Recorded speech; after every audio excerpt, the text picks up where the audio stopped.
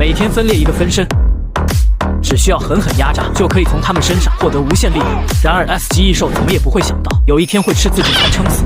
刚穿越的白晨就因无法忍受这群二货，直接被父母送进了精神病医院。操，终于出来了！老几人了，说好给我接风的，手机也没电了。算了，快回家吧。别怕，别怕，白晨，你可是有金手指的。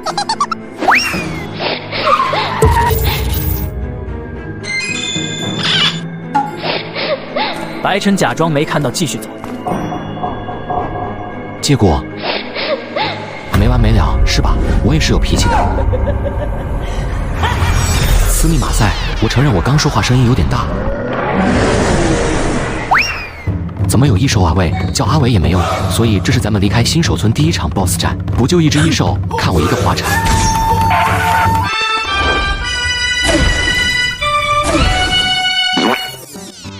异兽打了个嗝，歪头疑惑地看着白晨。这个人类好奇怪，明明已经吃掉了，为什么还站在面前？兄弟们，一起上啊！白晨分身全力飞出，异兽顿时呆住。这是天堂吗？只见异兽一口一个白晨，直接吃起了自助餐。就是现在！哼，这可是我所有分身力量一拳。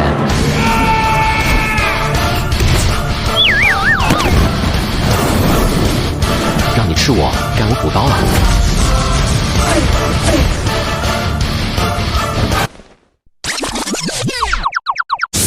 白晨冲上去，却不想异兽大嘴张开，一股吸力传来。不好，看我武当纵云踢！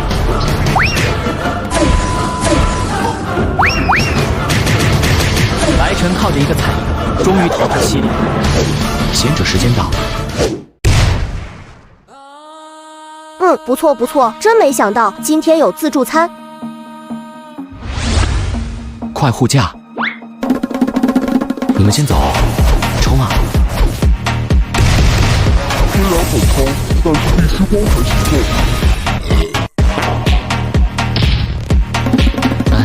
看着异兽倒下，剩下的分身顿时懵逼，又把白晨扛了回来。会不会是炸死？不会是吃太多撑了吧？活该，我们太牛了，撑死了这么大个异兽。话说，这好像不是什么值得骄傲的吧？凭本事撑的，为啥不能骄傲？白晨兴奋地搜刮起东西。嘿嘿，内丹，好东西，起价，回宫。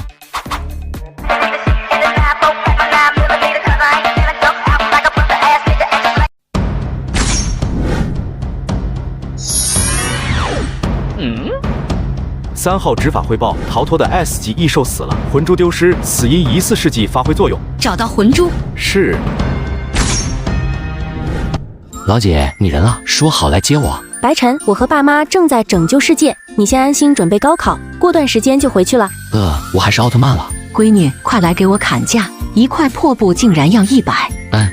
你大爷的白玉，合着你们就是出去旅游了啊！一组打来了，信号不好，先挂了。嘟嘟。无视的白晨只能研究起珠子。小说里这东西一般都能吸收啊。你来把它吃了。这么大，怎么吃啊？让你吃就吃，废什么话？白晨硬把珠子给分身塞进嘴里，然后一同感受了遍差点被噎死的感觉。有什么变化没？来了，大的要来了，有戏！果然是我的分身。你不会拉出去了吧？没有，我变强了。怎么说？我得到了他的能力，吞噬。请展示，就咱俩得有活物才行。好说，安排。来吧，让我看看你能耐有点撑。按照这个速度，1星期后才能再次进化吞噬。白晨也感觉自己小腹好像有火在燃烧。出来，吞噬。原来如此，分身的天赋可以共享给我，而且是强化版。白晨感觉美满，再次吞噬一个。哇哦，我要一个打10个。我们又失去了3位好兄弟，让我们默哀3秒，一鞠躬。白晨不当人啊，分身什么时候才能站起来？绝不可能。执法怎么找上门了？小哥有事。白晨，18岁，3个月后高考，在江城第一精神病院住院2月，于今日下午出院。这人是你吗？不是。没事就关门了。你就是？知道，你还问个毛？程序不能少。这人是你吗？不是我。看来我只能带你回执法部审问了。好吧，我是。今天6点你在哪儿？白晨只感觉一股正气冲进自己身体，感觉自己只要撒谎就会必死无疑。可惜白晨有无数分身一起承担。你有说谎吗？没有，如果有一个假字，就让我姐嫁不出去。要是想到什么可以找我。乖乖，2级武者就这么强，我得努力修炼了。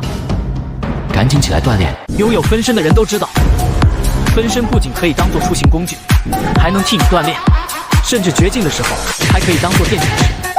就在白晨获得吞噬能力后，不想遇到耍酒疯的武者。白哥，来，今天这顿饭我请，庆祝你出院。我决定要好好修炼，参加武考了。你没咋喝，怎么就多了？我认真的，这是一个以武为尊的世界，想要出人头地，必须成为武者。就在白晨极力劝解胖子修炼的时候，嘿嘿，不错，带劲！来，老爷嘴一个。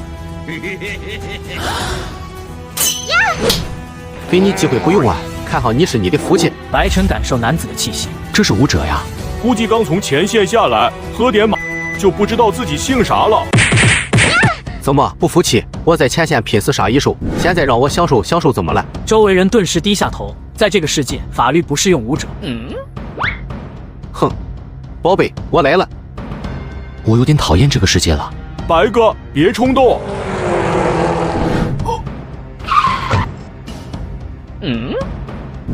不许动，立刻报上姓名、等级、序列。呵，我可是有功的1级武者，来打我呀！属员异常紧张，因为警署对武者没有执法权。哈哈，母众就让开，看我表演。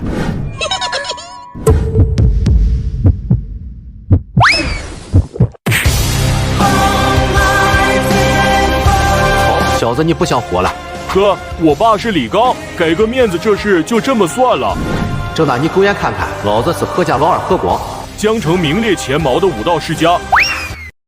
小兔崽子，你不是想当英雄吗？从这路钻过去，3声狗叫我就……哎呀，我操！跟班一眼懵逼，你俩在看啥啦？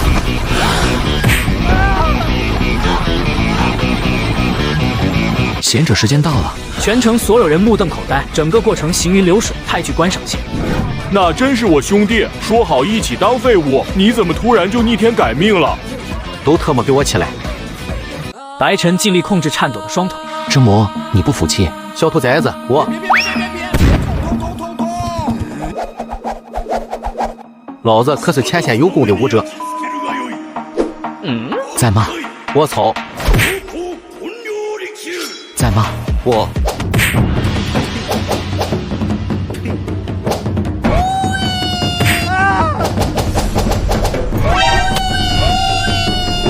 等下，我不骂了。不骂也得挨打。你欺人太甚！白哥，酒来了。执法来了！人群发出惊呼，一男子飞来。又是你！大人给我做主啊！闭嘴，我还没问你。执法不耐烦，拿出令牌，顿时一股浩然正气笼罩所有人，众人开始泪流满面，痛诉起来。老公，我对不起你，咱家孩子其实姓王。你刚才那杯啤酒被我偷偷兑了吗？一时间活活一副大型社死现场。还好我有分身可以分散，要不然我的下场啧啧。白哥，我也有话想对你说。白晨一个机灵，瞬间抽回手。别说你喜欢我。不是，我想当你姐夫，以后我和你姐在一起了，咱俩各论各的。好你个胖子，我把你当兄弟，你想泡我姐？哥，你找啥了？姐夫帮你找。我刀了。此时武者也爆出惊天秘密。我错了，其实我是逃兵，我没有军功，是冒名顶替的。一手那么大，那么大呀，我好怕，我好怕。得到想要的答案后，执法收起法牌，效果一散，所有人顿时尴尬看向一边。误会。把他们送去执法部。是。能在法牌面前保持情绪不崩溃的人很少，你很特别。完了，刚刚该演一下的。我会继续盯着你的。对了，看你是学生，给你提个醒，没有经过净化的魂珠直接吸收，身体也会易瘦。什么是魂珠？明天去问老师。呼，真难缠啊！白晨，谢谢你。我叫马燕，是你姐的闺蜜。索嘎，怪不得这么眼熟。回到家后想起执法话，赶紧把吞噬哥叫了出来。你身体变异了吗？怎么会？我这不好好的。啊，看来我不能自己吞噬。我发现我好像可以无限吞噬，但代价是加快变异速度。白晨这时语重心长：“你已经是个成熟的个体了，该自己拼搏了。就算你变成异兽，你还是我们的好兄弟。”吞噬哥小心，白晨在扑啊你！不是 KFC 吗？都不对，是达尔文效应。吞噬哥无视其他分身，点点头。那我就出去打野吧。保险起见，白晨又给吞噬哥安排5个分身。送走分身后，白晨恨铁不成钢地看着其他分身，看看人家吞噬哥都学着点，给我努力修炼。别催了，再练了，再练了。一个不热不冷的知识，由于本体你是个废物，继承了你一半属性的我们更是废中之废。扎心了，家人们谁懂啊？废物在催废中废修炼。已经习惯的白晨直接躺床上，开启摆烂模式。第二天早晨，打死蔓延的了，毕竟我们厨艺一脉相承。拥有分身的人都知道，分身做出行工具不仅拉风，还能替你锻炼，甚至还可以使用武当纵云梯。就在吞噬哥带领5个分身外出打野时，白晨也开始了自己的觉醒之路。哎，白哥，我前女友找我复合了。好事啊！可我现在的女朋友还没和我分手，手心手背都是肉啊。好解决，分一个。你要哪个？我特么叫你分手一个，不是分我一个。是何必？白哥你小心点，你把他2个弄进去了，他肯定不会放过你。白晨一脸无所谓。哟，白晨出院了啊！马上考试就剩3个月了，上来，我亲自指导你。所有人幸灾乐祸看向白晨，似乎等着他出丑。聚气？怎么聚？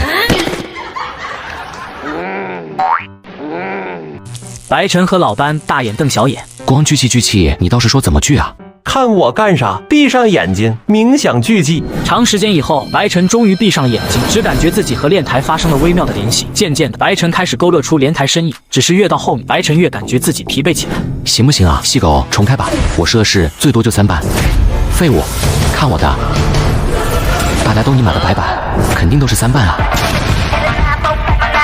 就在分身叽叽喳喳时，白晨成功勾勒出莲台。好家伙，话痨的分身才是对自己精神力最好的锤炼啊！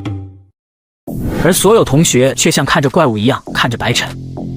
发生什么事啦？你应该勾勒1板吧？我说全部，你们信吗？信你个大头鬼！不错不错，还是有机会参加考试的。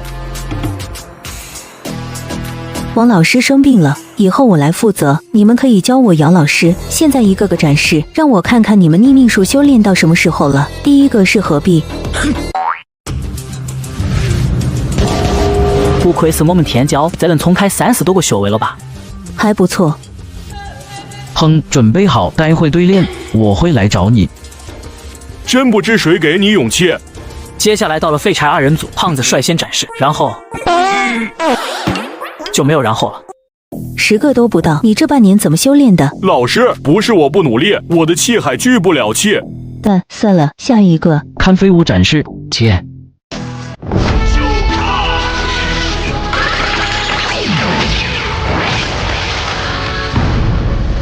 这真的是白晨一个废物，怎么冲的比我还多？不错不错，已经到第1层了，想不到这小地方还出了个天才。开始两对练吧。何必发现白晨笑嘻嘻的向自己看了过来，心里顿感不妙。我选他。你妹，不讲武德！白晨，我劝你好自为之。你俩合适，记得点头为止。那就点到为止，我也不想伤害你。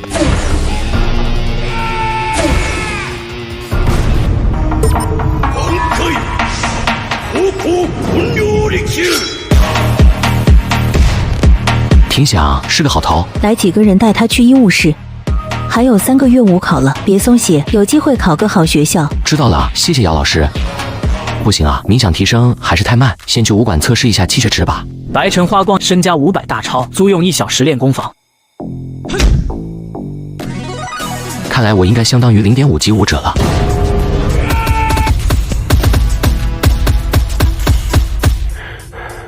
贤者时间到了，也就是说，我现在 buff 全开，能和1级武者打得有来有回了。突然一股畅快的感觉瞬间流遍全身。吞噬哥升级了，再来试试。白晨得到吞噬哥气血反馈后，再次试了一拳。卧槽，吞噬哥牛啊！这波顶我俩月冥想了，快说谢谢吞噬哥。吞噬哥心里苦啊，要被你这个老六吸血。多搞点魂珠啊！咱们分身一人一个，本体还不起飞，搞魂珠得去猎杀异兽。咱们这个等级面对异兽只能滑铲，这重任就交给吞噬哥了。不错，等段时间让吞噬哥去城外发育。没钱的白晨再次给姐姐打去了电话。弟啊，不是说了姐在和异族奋战吗？没事就别打电话了。后面跟上，马上到山顶了。和异族决战紫金之巅是吧？赶紧打钱，没钱吃饭了。哈，吃饭还要钱？多新鲜呐！谁吃饭不要钱？也是没听说过。喝西北风不要钱，你喝吗？我不喝。我也不喝。正经人谁喝西北风啊？那你还不快点打钱？喂，我这边信号有点不好，先挂了。嘟嘟。白晨无法，只能再次拨打爸妈电话，还是无法接通。我真的是亲生的吗？白哥，我觉醒了。觉醒啥能力了？看我展示。所以你的天赋是圣虚，这太邪门了吧？白哥，你没看到？看到啥？我刚才瞬移了啊！我的天赋能力是瞬移。胖子，你看我像傻子吗？是真的，我能瞬移5公分。白哥，现在5厘米，以后很有可能50公里。所以你能聚气了？不能，果然我还是个废物。换个思路，能觉醒天赋，说明是天选之子。白哥，你说的对，我果然是天命之子。我女朋友和我提分手了。哪个？2个都要和我分手。就挺不错的。后来胖子因天赋原因成功被武大录取，然后一定要把用不上的聚气丹送给白晨。然而下一集吞噬哥被执法者顶上，小丑团集体出，每天分裂2个分身，只需要狠狠压榨就能无限增强力量。这一次分身成立黑子马系统，开始拯救世界。艺术不要啊，就是派大星。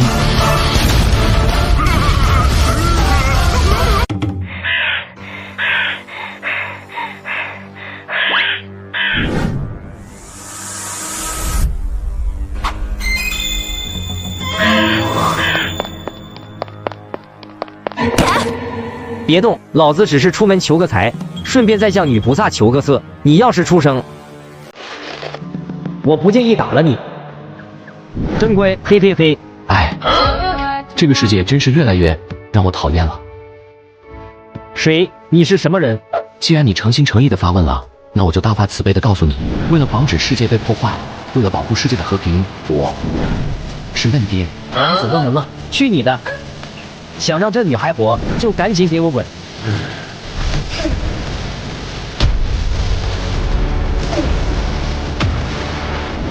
下次别一个人走夜路了。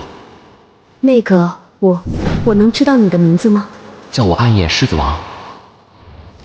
谢谢你，狮子先生。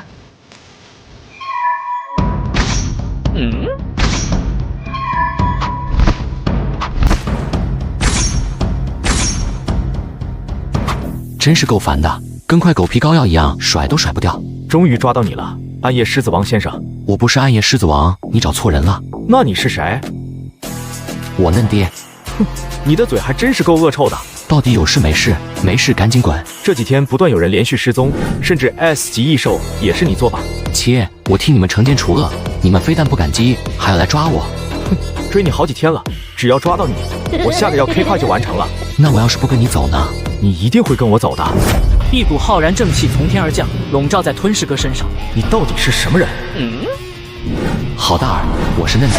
执法一人风中凌乱，他不可思议地看了眼手中的法牌，还真是见了鬼了，又一个可以抵消法牌力量的人。他想到了白晨，哼，这次别想再逃了。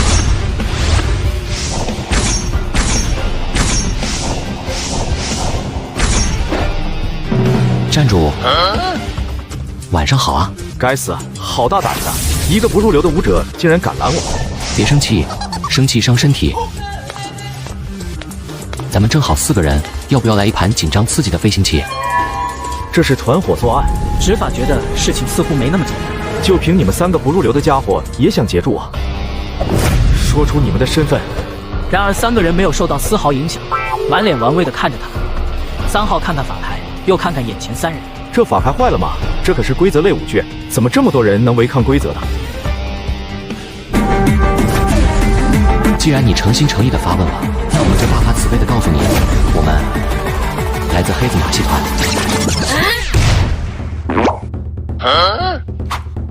这谁起的名字？哎呦，你干嘛？这个团体名很适合我今天特意造的型。真爱粉表示抗议，外人听了马戏团这名字会觉得我们是一群小丑，可以把小丑面具给本体。见三人聊得热火朝天，执法觉得自己完全被忽视。这到底是哪个精神病院里面跑出来的3个精神病？够了！诱惑来得好。执法愣住，喂，谁给你这个不入流舞者的勇气，敢和2级硬刚的呀？直到执法看到了身体不断变红，他才终于明白，艺术不要啊，就是派大星。艺术就是派大星，艺术就是派大星。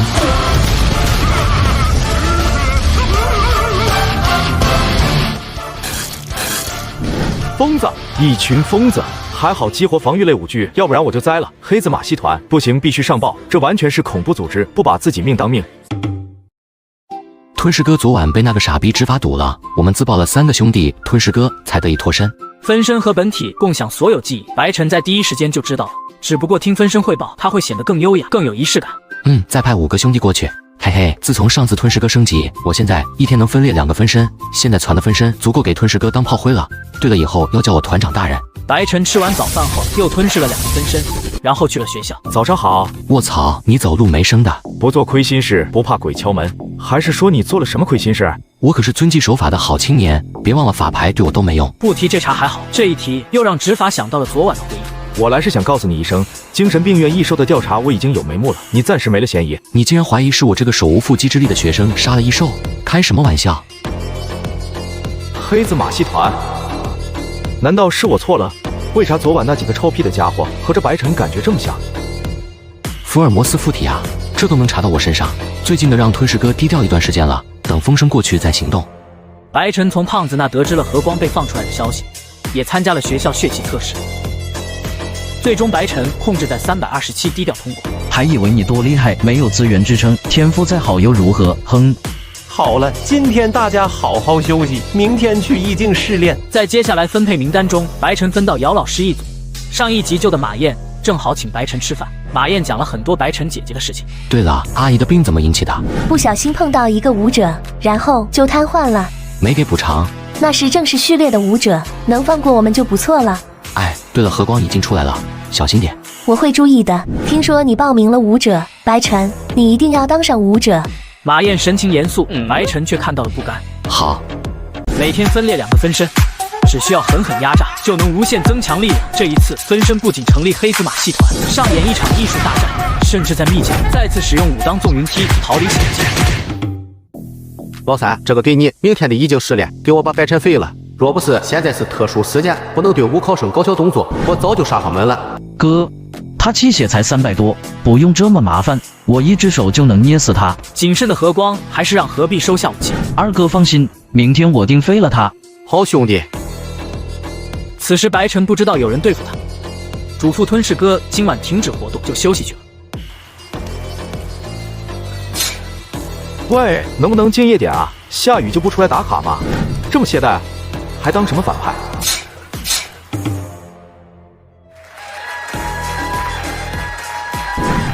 今天试炼任务，异兽大概在0.3级左右。任务：探索未开发区域，并绘制出地图，届时会根据大家的表现下发奖励。击杀异兽，绘制地图的进度都算在内。怪不得把意境提前开放，原来是找人跑图，这不就是前世流水线打工吗？妥妥工具人。跟我来。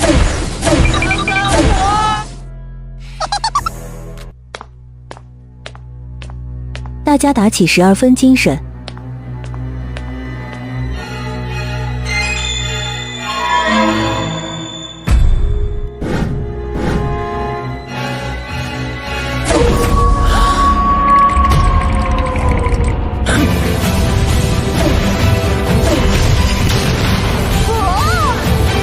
这和前面 S 级异兽简直没法比，大概估计就抵3只大鹅吧。白晨反应是最快的，这才是一个舞者应具有的气质。姚老师，我去趟厕所。快去快回。白晨很好奇这地方是什么样子，于是叫了5个分身去探索。分头行动。几分钟后，白晨回到了小队之前的房间，一个一个白晨走了出来。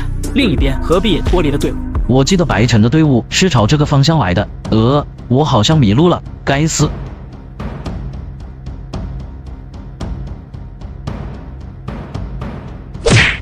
瞎呀！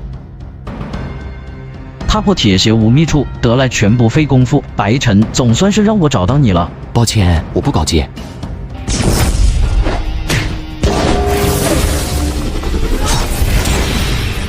卧槽，你这个老料！白晨，记住了，你腿子永远是你腿子，还想骑在我们头上拉屎，白日做梦。哼，二哥的是办完，我该归队了。白晨，刚刚不是已经被我斩了吗？怎么安然无恙在这里？分身也大吃一惊，怎么又是你这个老料？给我死！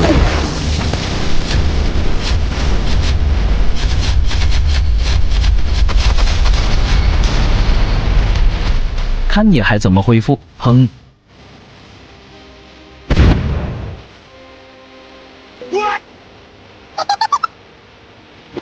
真是见鬼了！何必终于意识不对劲？臭老六，看我一个滑铲！找死！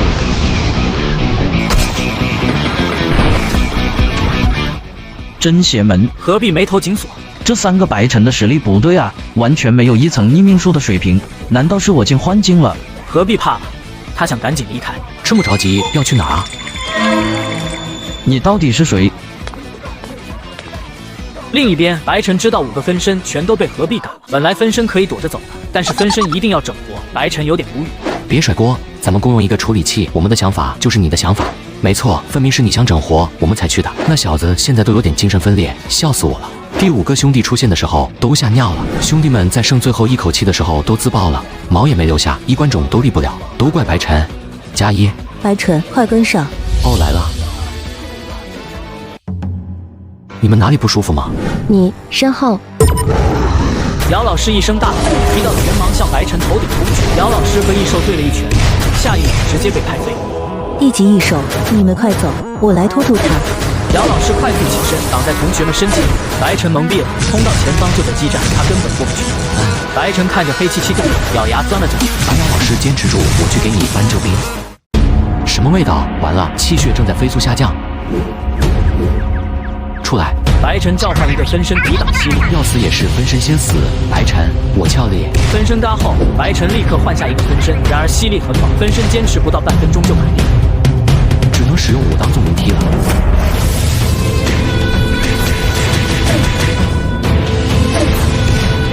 这是什么地方？一道红光从棚顶的一角投射到白晨身上，检测到有机生命体，开始扫描。扫描结果为碳基生物，地球人类，验证中，验证失败，非本避难所居民，表明身份，否则将会被当作入侵者处置。白晨有点慌，连忙掏出学生证。我是学生2中的学生。红光再度投射到学生证上，正在链接数据库，身份确认：白晨，江城2中毕业生，死亡于大夏历2050年7月27日江城受潮。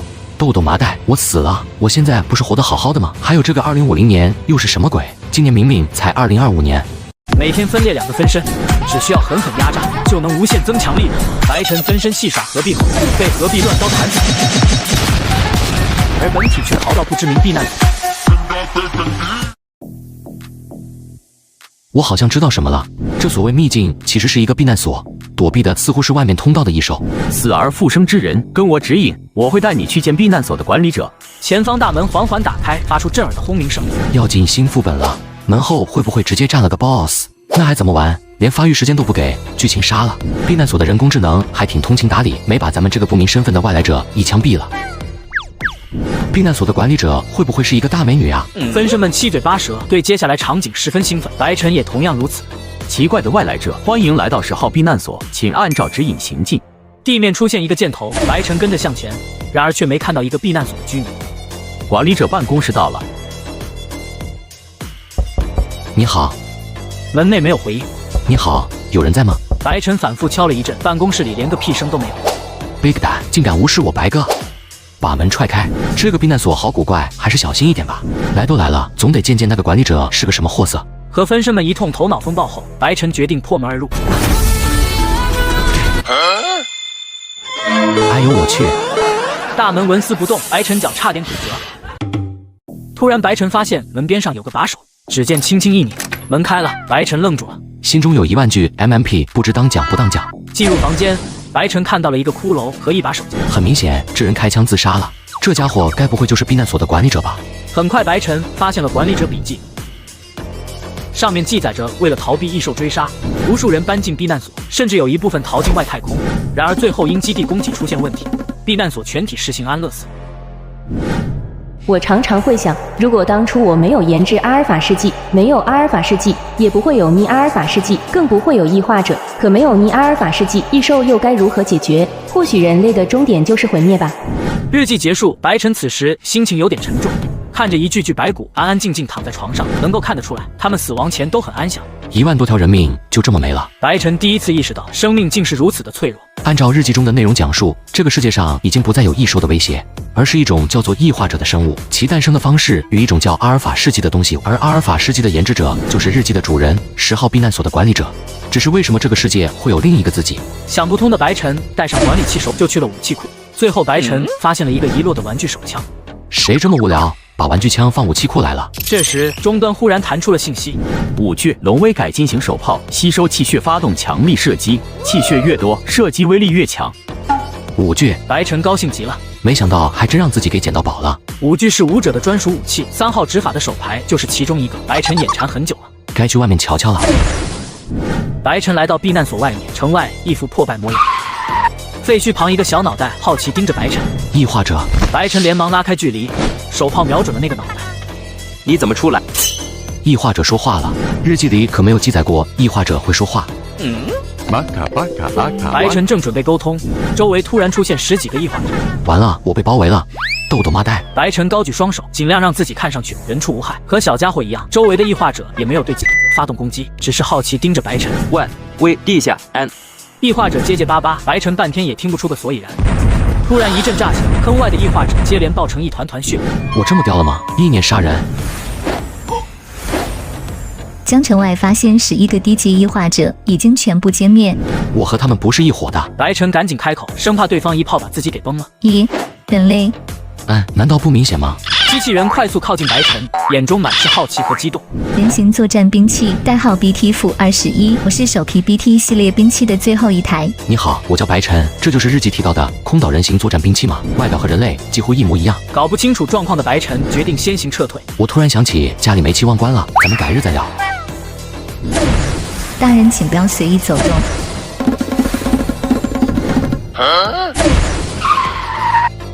附近有很多异化者，我已经联系了此地的全部战斗兵器，大家会一起护送您回空岛。白晨无语，我还不想去阿维。魂珠似乎注意到白晨视线 ，BT 摘下魂珠。人类大人是想要这个吗？可以给我吗？当然没问题。空岛博物馆中还有很多在展览。空岛还很多。大部队什么时候到？我已经迫不及待的想要见见我的同胞们了。家人们谁懂啊？即将白捡一堆魂珠。请稍等。白晨把玩着魂珠，这是 S 级魂珠。若不是当着外人，他都想让分身当场吞噬。会是个什么能力？一道道白色身影从天而降，包围白晨。我可以摸摸吗？对上那渴望的视线，白晨实在不忍拒绝，便点了点头。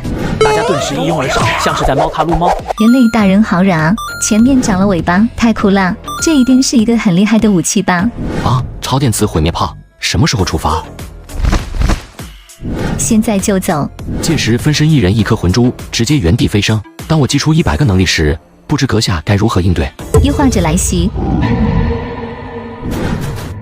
快点保护大人！随着 BT 一声令下，10几个人形作战兵器把秦泽围在里面，前面密密麻麻异化者狂奔而来。人类大人快藏好！外面的世界实在是太危险了。每天分裂2个分身，只需要狠狠压榨，就能无限增强力量。这一次误入意境的白晨遭遇异化者攻击，依靠人形兵器保住，白晨能成功脱险吗？大人危险，快往后！看着密密麻麻的异化者，白晨脸色刷白。自己要是一个人遇到这么大一群异化者，估计第2天就变成他们的大便了。只希望于这些人形作战兵器能给点力。在这一大群异化者靠近100米范围之内 ，BT 终于下达了开火命令。开火！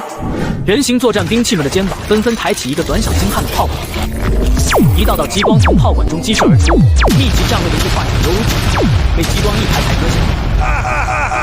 这战斗力看得白晨一脸懵逼。不明白，有这么强的人形作战兵器，为什么还会有人选择龟缩在避难所里？要是给李云龙这样一支部队，天皇都得认祖归宗。虽然异化者很强，但明显人形作战兵器更胜一筹。不到10分钟，将近200来个异化者就全部倒在了地上，甚至没有一个异化者突破封锁。结束战斗后的 BT 连忙跑到白晨面前，关切地询问：“您没受伤吧？”“我很好。” BT 检查一番后松了口气。附近有一个废弃机场，里面有飞船，我现在就带您过去。话落 ，BT 把白晨扛在了肩膀上，屁股朝前，头向后。好羞耻的姿势！我其实可以自己走的。哼，不行，机场有一段距离，必须抓紧时间。大人抓稳，我们要出发了。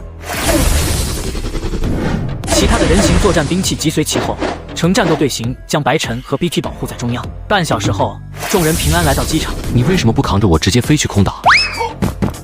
太空，您无法呼吸。空岛在太空？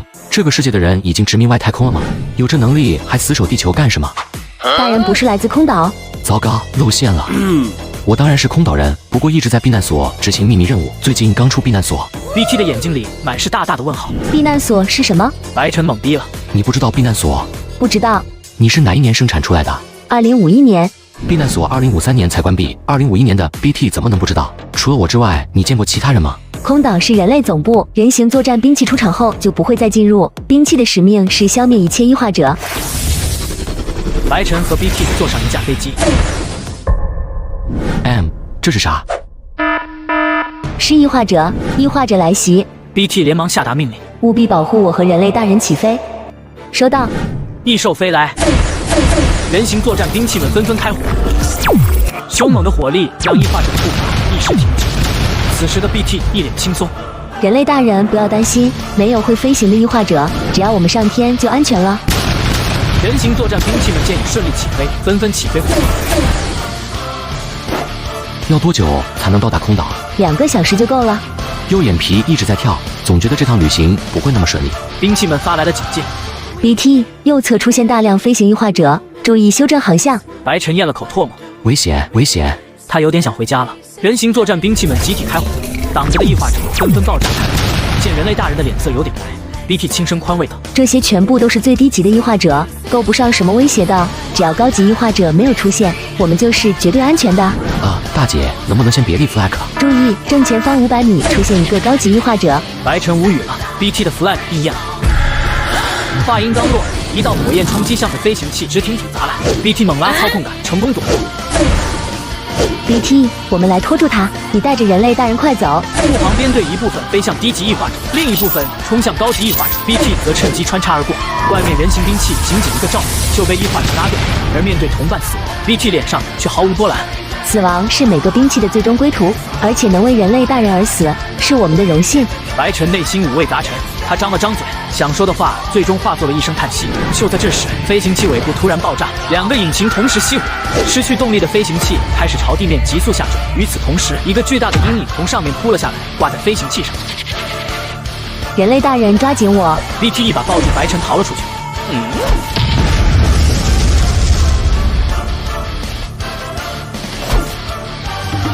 这里是我们的一个秘密安全屋，异化者是绝对找不到的。其他人了，他们什么时候能回来 ？BT 的眼中一条条数据流闪过，他们的待机信号已经完全消失。他们本来是可以安全撤离，一切都是为了掩护人类大人。出生入死的同伴死了，你不会难过吗？BT 歪了歪头。为什么要难过？死亡是每个兵器的归途，更何况还是为了人类大人而死。人有众生，众生随形。兵器嘛，上一秒还一口一个人类大人，下一秒就尘归尘土归土了。白晨拿出3根烟，点燃后放在桌子上，深深鞠了一躬，这让一旁的 BT 一脸无语。在我们那里有个习俗，人死之后敬上3根香，以示尊敬，并祝愿其来世一帆风顺。BT 愣了愣，所以人类大人是在为兵器的死亡感到难过。他理解不了，因为他的情感插件上没有这段程序。可他们并不是人类，这种舍己为人的精神要比绝大多数的人类更加高尚。旋即，白晨闭上双眼，一路走好，下辈子做个人吧。BT 也学着白晨动作，一路走好。看着燃烧的烟雾 ，BT 怔怔地看着，不知在想什么。异化者。我就知道安全屋就没一个安全的。BT 把白晨抱起，飞向天空。有内鬼。什么？所有安全屋的位置，异化者不可能知道，除非有兵器提前向他们透露。你不是说他们的信号都消失了？我在公共频道里向其他区的兵器呼叫过，他们也知道我们的位置。回疆场。是。大人没事吧 ？BT 身上的机甲损毁严重，半边身子一片焦糊。此时他们离安全屋不到1公里。避难所马上就到，坚持坚持。BT 拒绝了。大人快去吧，我掩护您。废什么话？白晨一咬牙，把 BT 扛在身上，一层秘密术爆发。这时天上的异化者已经到，四面八方将白晨包围起来。人类大人，如果我死了，您也会给我点燃3支烟吗？不会死的，我们都不会死的。避难所大门很快到，然而大门打开却需要一段时间。白晨疯狂点射 ，BT 的气息越来越微弱，连手都抬不起来。门全打开，异化者也会跟着进去，到时谁也走不了。BT 轻声说罢，随着一道电子音响起，后备隐藏能源已激活。BT 化作一道残影，冲向异化者。每天分裂2个分身，只需要狠狠压榨就能获得无限力量。这一集，白晨和机器人遭遇异化者围攻 ，BT 为救白晨，近翼猿独自冲向异化者。后备隐藏能源已激活。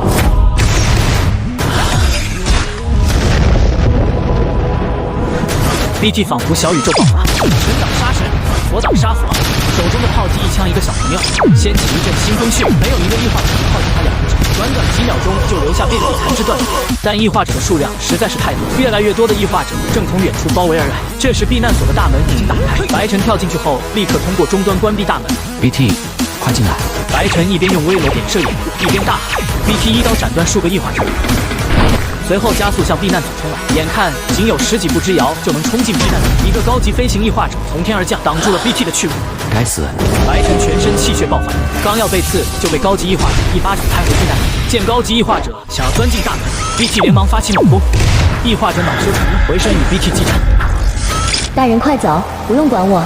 砰的一声，避难所大门关闭，而通过最后的缝隙，白晨看到了 BT 那不肯屈服的倔强。我要看大门外的场景，外面的监控设备已全部损坏，请及时更换。妈的！他知道 BT 刚才只是回光返照，坚持不了多久的。哎，就这样吧。无奈的白晨最终只能放弃，最后通过之前通道返回异己，然而却遇到一个意想不到的人。白晨看到被自己杀了5回的白晨，仍旧完好无损，何必迷茫了？这也太难嘎了！你到底是人是鬼？何必警惕的后退，与白晨拉开距离？还真是冤家路窄。虽然不知道你是怎么做到这么难嘎的，但无所谓，那我就再多嘎几次，直到你嘎为止。哟呵，5句，算你有点见识，能死在我的5句之下也是你的荣幸。还有什么遗言要说吗？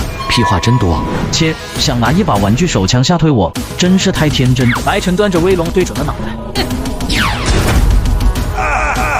这时何必认出了白晨手里的枪，5G，那是5G，一个普通家庭的普通学生为什么会有5G？他想不通，有钱有势就觉得自己高人一等，为什么哪个世界都有你们这种败类啊？相比之下，人形作战兵器更像个人，何必怕了？别！匹夫一怒，就算是泥腿子的怒火，也不是什么人都能承担起的。在嘎了何必后，白晨在旁边放了一个异化者尸体，伪装成被袭击画面。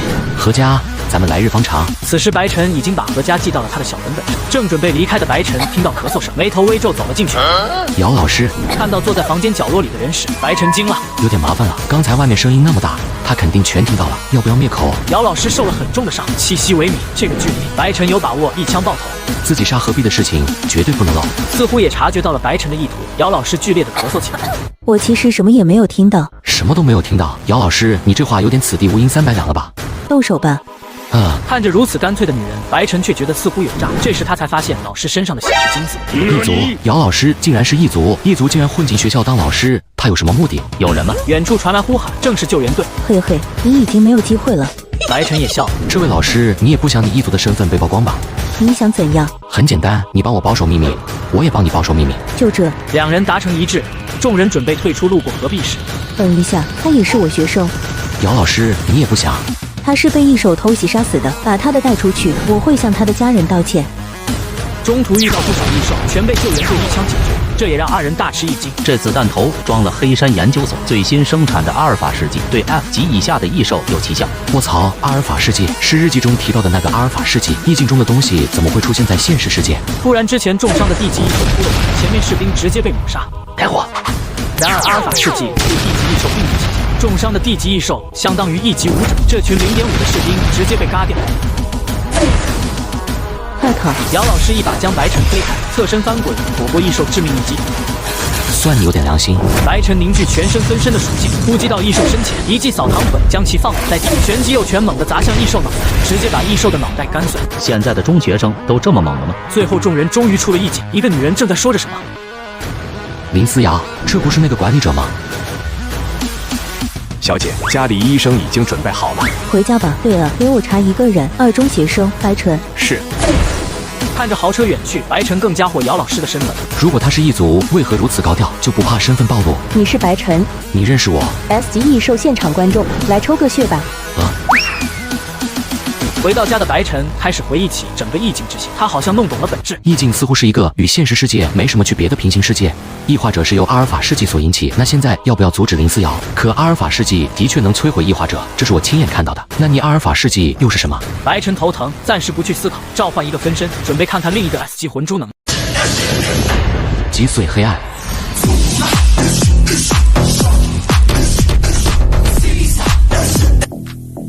出来。你来把它吃了，又拿我们做试验，不当人子。分身一边骂骂咧咧，一边把魂珠吞了下去。怎么样？看我以为便宜的。击碎黑暗。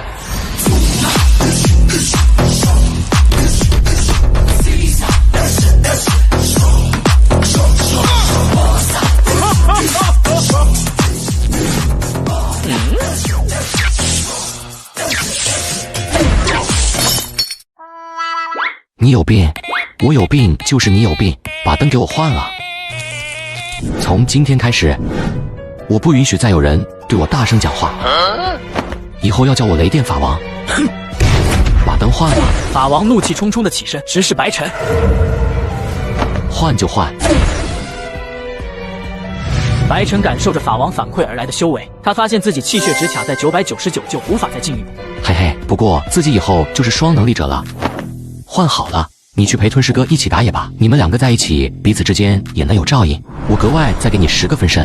在吞噬哥的带领下，黑子马戏团已经愈发壮大，再加之白晨源源不断的分身支援，他的眼睛几乎遍布整个江城。法王离开之后，白晨开始思考起来。不行啊，现在分身只剩下10个左右了，必须得苟一波了。白晨拿出3支烟点燃。BT， 这是答应给你的烟，我下次再去异境一定会给你报仇的。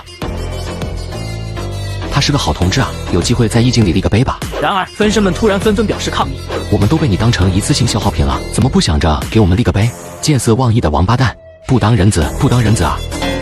自己给自己立碑。我有病。分身们却对此事兴致勃勃，开起会。我觉得我们应该立个碑，顺便开一场追悼会，以此来祭奠我们死去的那么多兄弟。俺也一样。这个碑得有个名字吧？叫什么好？黑子碑，黑个头，叫白晨碑吧。这个好啊，就叫白晨碑了。白晨找到姚老师寻求突破方法。18岁就要突破1级武者，难道这家伙真是天才？最后姚老师给了白晨一本淬骨法，加油吧！谢谢老师。等白晨走后，姚老师决定给予天才一点保护。今天把赔礼给何家送去，另外再强调一遍，何必的死与白晨无关。我知道了，小姐。刚才家主问了任务进度，什么时候进行下一步？就今天吧，通知下去，老鼠可以放了。是。回到家的白晨开始研究起淬骨法。这也太难了吧！等等，分身既然能够反馈修为，那能不能反馈淬骨进度呢？如果可以，那么多分身一起练，积少成多。说干就干，白晨立刻让现在的10几个分身全部开始淬炼。果真可以。分身们淬炼的时候，白晨明显发现进度条长了一捏捏。不错不错，可以继续躺了。淬骨是不可能淬骨，反正有分身在，自己只需要偶尔淬炼一下，意思就好。10几天后，吞噬哥带来一个好消息，黑子马戏团终于迎来了第1位客户。这是白晨为了赚钱，特意让黑子马戏团开辟了佣兵业务，不管是行刺暗杀，还是看场子抓小三，只要钱到位，一切都好说。出于对客户的尊重，白晨决定今晚亲自接见。不错，挺像那回事。你带这个，准备的挺全。一会人来的时候都给我绷住了，平时无所谓，在外人面前至少给我表现得像个人。如您所愿，我的团长大人。放心，我暗夜狮子王名声已经打出去了，我丢不起那个人。你们最好。团长，客人到了，把我的贵客带过来。公鸡哥转身带进来了一个黑袍人，黑袍人坐下后，先是打量了一番周围的环境。这俩人是最强的，已经突破了1级武者。自我介绍一下，我是黑子马戏团的团长，你称呼我为团长即可。好吧，林阁下，不知你的委托任务是什么？我的委托事关重大，不仅需要实力，还需要胆色，你有吗？对我们团长放尊重点。天赋能力者还是极其罕见，威力强大的雷电，恕我有眼无珠，请团长原谅。无关紧要的事情就让它过去吧，请说出你的委托，朋友。我要你们劫刑场。时间、地点、对象。大哥，你这么淡定吗？是去劫刑场哎，不是捉小三，也不是当狗仔。我说我需要你们去劫刑场。时间、地点、对象。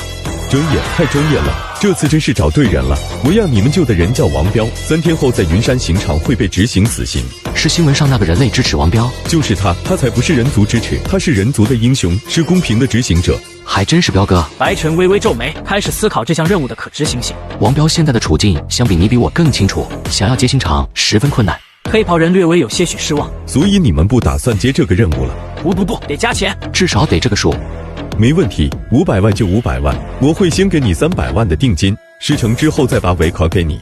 500万，天地良心！我想说的其实是50万啊！嗨，事先说好，王彪情况特殊，我们不能保证100%把他带出来。规矩我懂，不管人是否平安，定金都会给你们。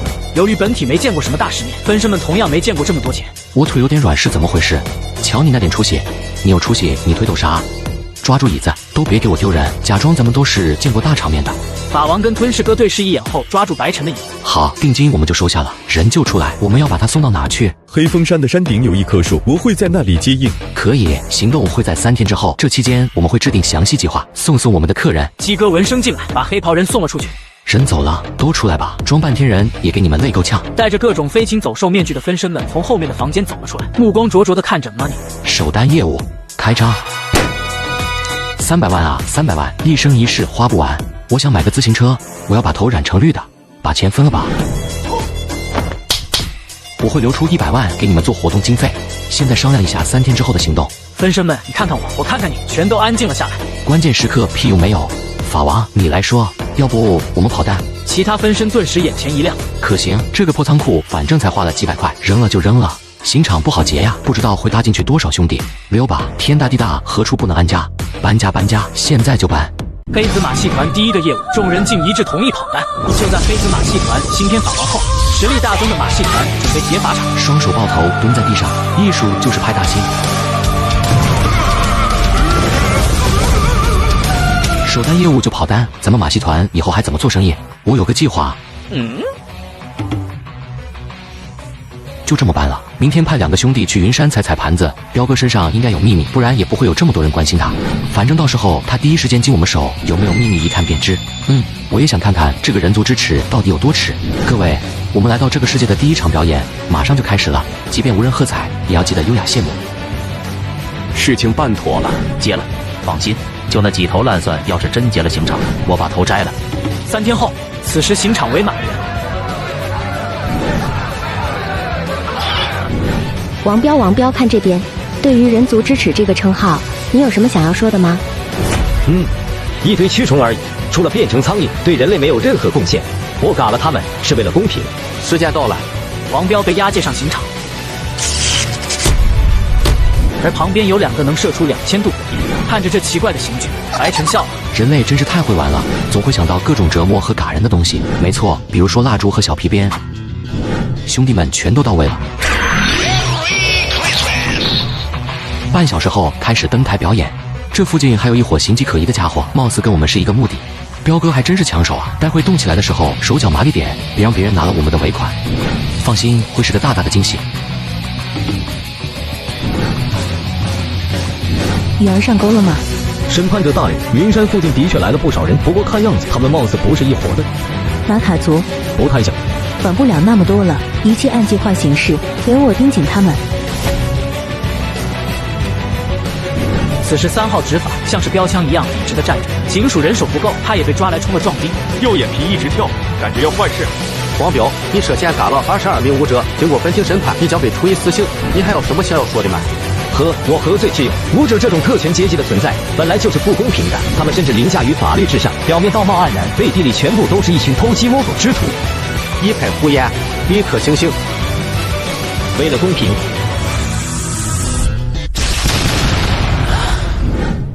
怎么回事？火焰喷射头被闪电击中了。大晴天的，哪来的闪电？雷从9天灵。暗游赤地声。随着小广场上的烟尘散去，大家看到了一个全身上下满是雷电牛头人。黑子马戏团。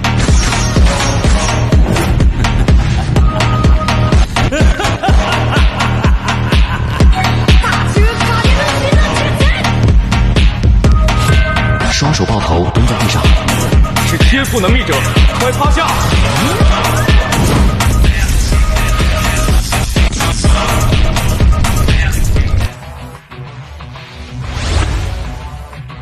这也太强了！短时间内马戏团就已经壮大到这种地步了吗？你们来的有点晚了，不过也还算是及时。你在说什么废话？法王起手，甩出闪电五连鞭。缺手防范式，闲杂人等通通闪开。小子，乖乖把人交出来，别饶你一条生路！就是你们想抢马戏团的尾款，自不量力！你们已经被我包围了，趁着爷爷现在心情好，赶快滚！都说天赋能力者一个个拿鼻孔看人，今天我还真是长见识了。兄弟们上，速战速决，别伤了我们的贵客。お前、俺の全盛期を知っているというのか？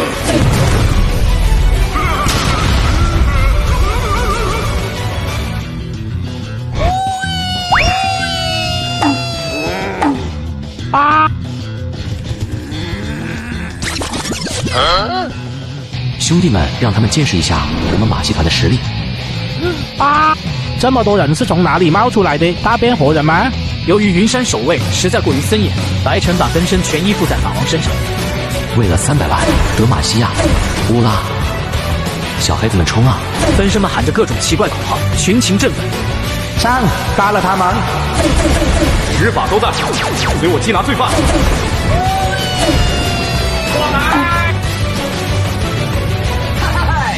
我又来了！艺术就是派大星。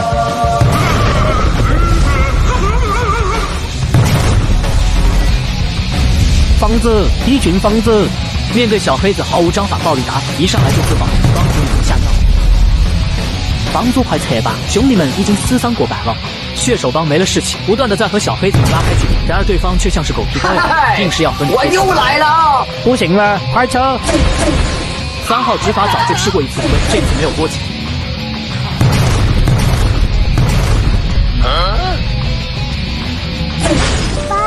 拜。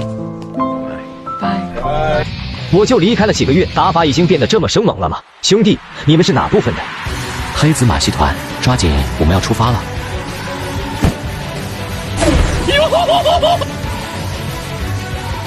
隐藏在最高点的姚老师将整个过程尽收眼底。附近没有发现公平会的踪迹，携手是本地一个老牌帮派。至于那个马戏团是最近才冒出来的，也就是说那2伙人都不是公平会的。目前为止还没有情报。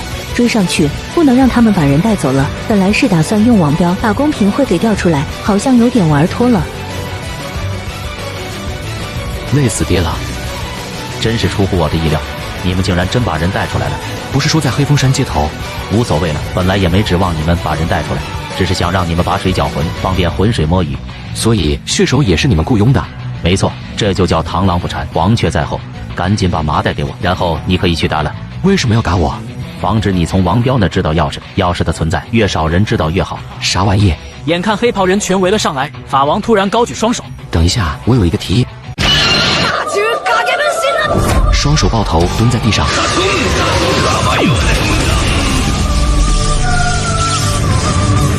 却不想黑袍人竟然过河拆桥。桥洞麻袋，我有个提议。你想要说什么？看在你今天成功把人给我带出来的份上，我可以给你一个说遗言的机会。此时的法王无比真诚，我想加入你们。你认真的？比丁真还真。黑袍人皱眉深思，不行 ，CP 又有点烧。他本来只想打了法王，没想到对方突然要加入自己的队伍。毕竟是个有潜力的天赋能力者，还真不好拒绝。那你先把这个吃了。穿肠烂肚散，3天不吃解药，5脏6腑就会全部腐烂。只要你老老实实，3天后我就会把解药给你。大哥，你来真的？怎么不吃了？刚才不还是说想要加入我们？看来你的心不够真。谁说我不吃了？快看，有飞机！哼，你还真把我们当傻肥了。既然你不吃，那我就亲自来喂你吃。快看，你们身后有人！你已经彻底把我的耐心耗尽了，兔崽子！什么人？我说真话，怎么就没人相信呢？师怎么在这？似乎还是个头头，周围的执法竟全部以他为首。所以姚老师这个浓眉大眼的其实是个执法。六啊，这年头异族都能当本族执法了。这次我本以为足够小心谨慎，还是被你们给遇到了。公平会，你们终于现身了，说出钥匙的下落，我可以给你一个痛快。嘿嘿，看来你们从王彪那没有得到任何有用的信息。很遗憾，关于钥匙只有王彪一个人知道。今天也不算白跑一趟，全部处决，一个不留。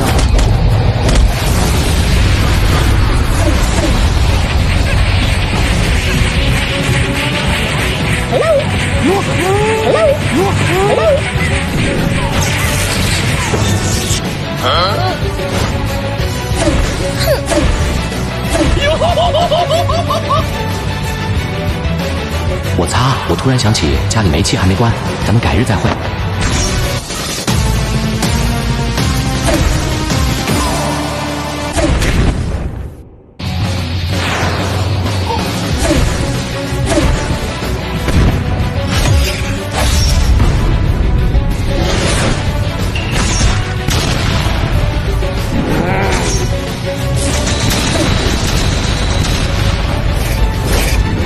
执法部的审判者不过如此，区区蝼蚁竟然也敢钓老虎。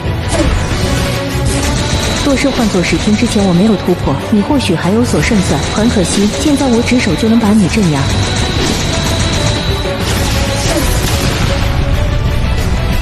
4级审判者，江城这种鸟不拉屎的地方竟然会出现4级审判者，我明白了，你一开始就是冲着我们来的。我知道了，你们是怕我们坏了你们和马卡族的好事，但我们可不是江城公平会的全部，为公平而战。黑袍人被打后，其他的黑袍人很快也都被解决。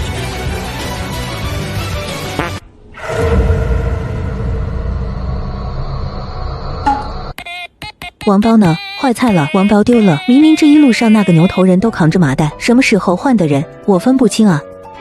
打完了吗？这货甚至懒洋洋的打了个哈欠。既然如此，那么我的任务也就完成了。分身迅速变身，距离太近，姚老师根本来不及打击。烟尘散去，姚老师灰头土脸的站了起来，他生气了。黑子马戏团，今天太阳真大呀！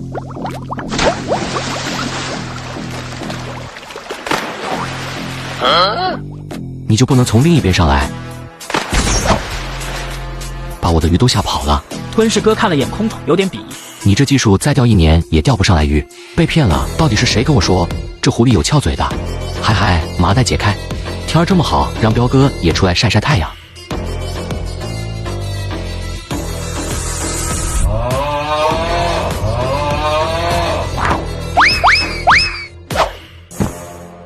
缓缓醒来的彪哥看着面具人，大脑有点宕机。你们不是公平会的人？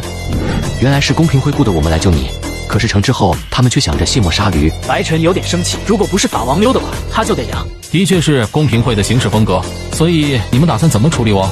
先问你2个问题，公平会是个什么组织？你不知道公平会？问你什么就说什么。部落平阳被犬欺，公平会力求打造一个人人平等、没有阶级的世界，他们的口号是为公平而战。一堆假大空的玩意。你也觉得公平会是痴人说梦？世界上哪有绝对的公平？就算是武者阶级消失了，可能还会出现一个文者阶级。我就不信公平会内部人人平等，每个人的权利都一样大。闻言，彪哥若有所思。公平会虽然从某种意义上来说的确虚伪，但他们不管怎么说，都想要消除这种矛盾。这么做毫无意义，就像你说的那样，假如公平会最终成功了，你怎么就知道公平会不会成为新的武者阶级？彪哥只感觉 CPU 有点烧，他的脑子里想不明白这么多东西，只是觉得他说的好像很有道理。这个世界从根上已经烂了，需要的是重塑秩序。一个武夫不和你扯了，说说钥匙。大概2个月前，我嘎了一个贩卖人口的组织，然后就获得了钥匙。话落，彪哥身体上往返浮现出钥匙，这就是钥匙了。开哪里的钥匙？不知道，听他们说是打开什么新世界的钥匙。后来被执法抓了，我就对电视说谁救了我，钥匙就给谁。没想公平会真的来了。执法就没发现这个钥匙？我不说，谁知道钥匙会在我身体里？既然是你救了我，现在钥匙是你的了。只见彪哥把右手按在白晨胸口，不一会白晨身上浮现出钥匙身影。就这么给我了？我留着又没用，就当是给你的报酬了。正好公平会那边没给你结尾款。他觉得眼前的白晨很聪明，有点狗头军师那味。我收下了。怎么突然就没人搭理自己了？喂，你们到底要怎么处理我？滚吧，爱去哪去哪。你们就这么把我放了？不然呢？还留下请你吃饭？这种武将不适合养在身边，太克义父还是放生了好。接下来我要为了你的新秩序而战。我说的新秩序是什么？是什么无所谓，反正我觉得你是对的。你是几级武者？我急，再见。卧槽，装逼失败，气血还没完全恢复。为什么不把他嘎了？他要是到处胡咧咧，要是在咱们身上，咱们不成众矢之的了？没听说他是5级武者，就算现在没了气血，光站在那儿，就凭咱俩都破不了防。无所谓，彪哥也是个乐子人，我还挺期待下次和他见面的。白晨不知道的是，他无意间的举动和决定，让日后的马戏团有了个忠诚的传教士。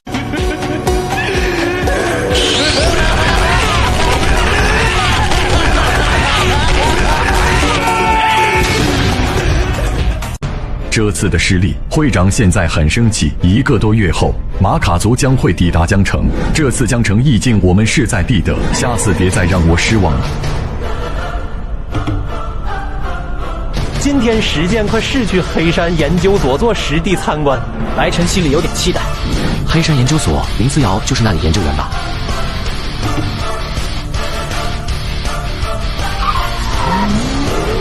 同学们，欢迎来到黑山研究所。一群身穿制服的工作人员早已等候在此。众人看见了 F 级异兽到 S 级异兽，即使是标本，也给学生们带来极强威压。老师，我想去厕所。去吧。我也去。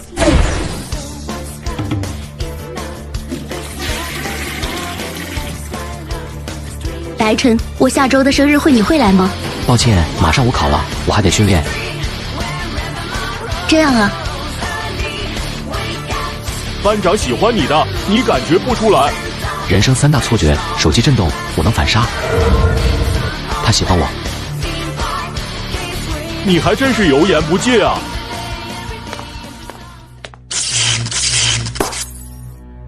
搞什么？欠电费了？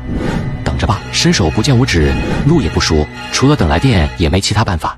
变电器出现故障，工作人员正在紧急抢修，请大家待在原地，不要随意走动，很快就会恢复正常。咱们还真是够倒霉的，什么事儿都给碰上了。白晨微微皱眉，他的第6感在预警。是班长。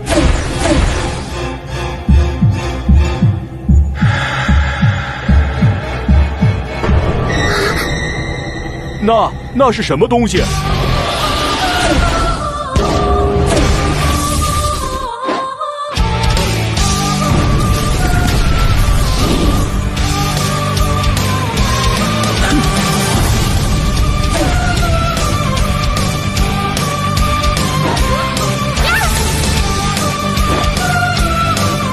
异化者吗？异化了，但是又好像没有完全异化。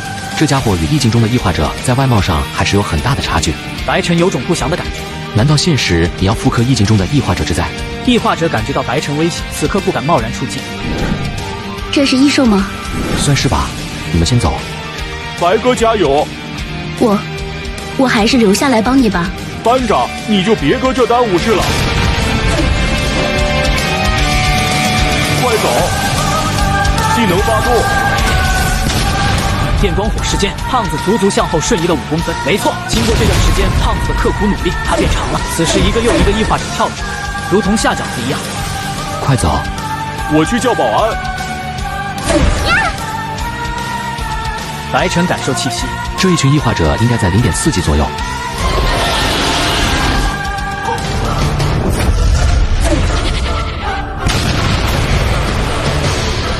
总算是来了个能打一点的。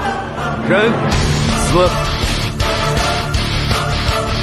以为就你们人多吗？依附在秦泽身上的分身们一个个走出，大块头惊愕的瞪大了眼睛，实在是想不通这些人是从哪里冒出来的。来啊，兵对兵，王对王。异化者们一边捶胸大喊，一边发起进攻。面对如野兽一样凶残恐怖的异化者，分身们个个像打了鸡血。德玛西亚，为了团长大人，乌拉，干就完了。双方激烈碰撞，沙喊声响成一片。分身们的等级普遍在0.4到0.5级，水平上和异化者不相上下。然而有数量优势的分身开始留。偷袭，攻他下盘。西德。我在前面假面以诱敌，你在侧面打。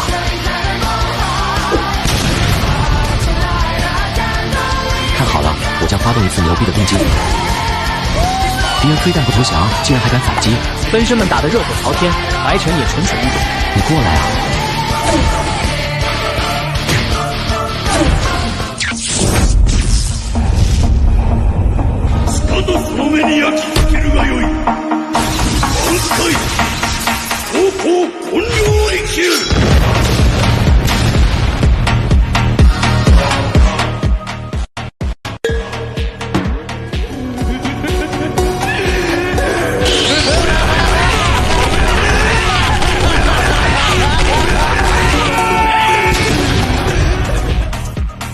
太弱了，让我来解决你吧。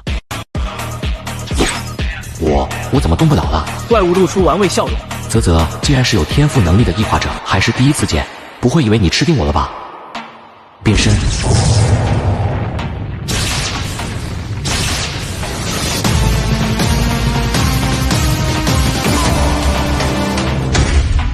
行不行啊，细狗？我们这边都结束了，就剩你那头还没打完。要帮忙的话，就跟带爹们说一声。本体是真地贵物啊！分身们的战斗已经结束，所有异化者都被解决，分身的伤亡为0。把你们的狗眼都睁大，好好看着。你们大爹永远都是你们大爹。哟，装起来了，让我康康一拳，能不能把那货电穿？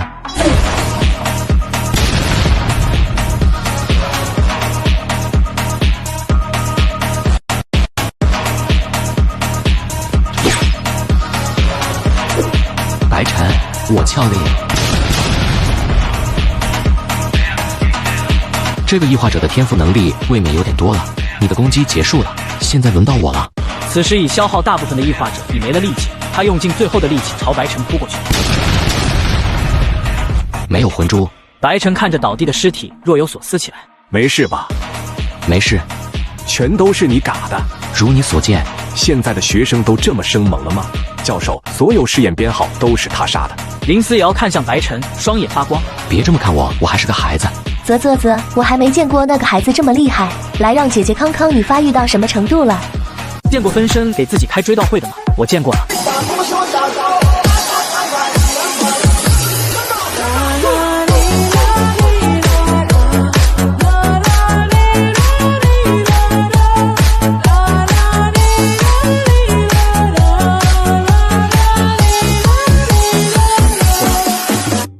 小弟弟，让姐姐检查检查身体啊。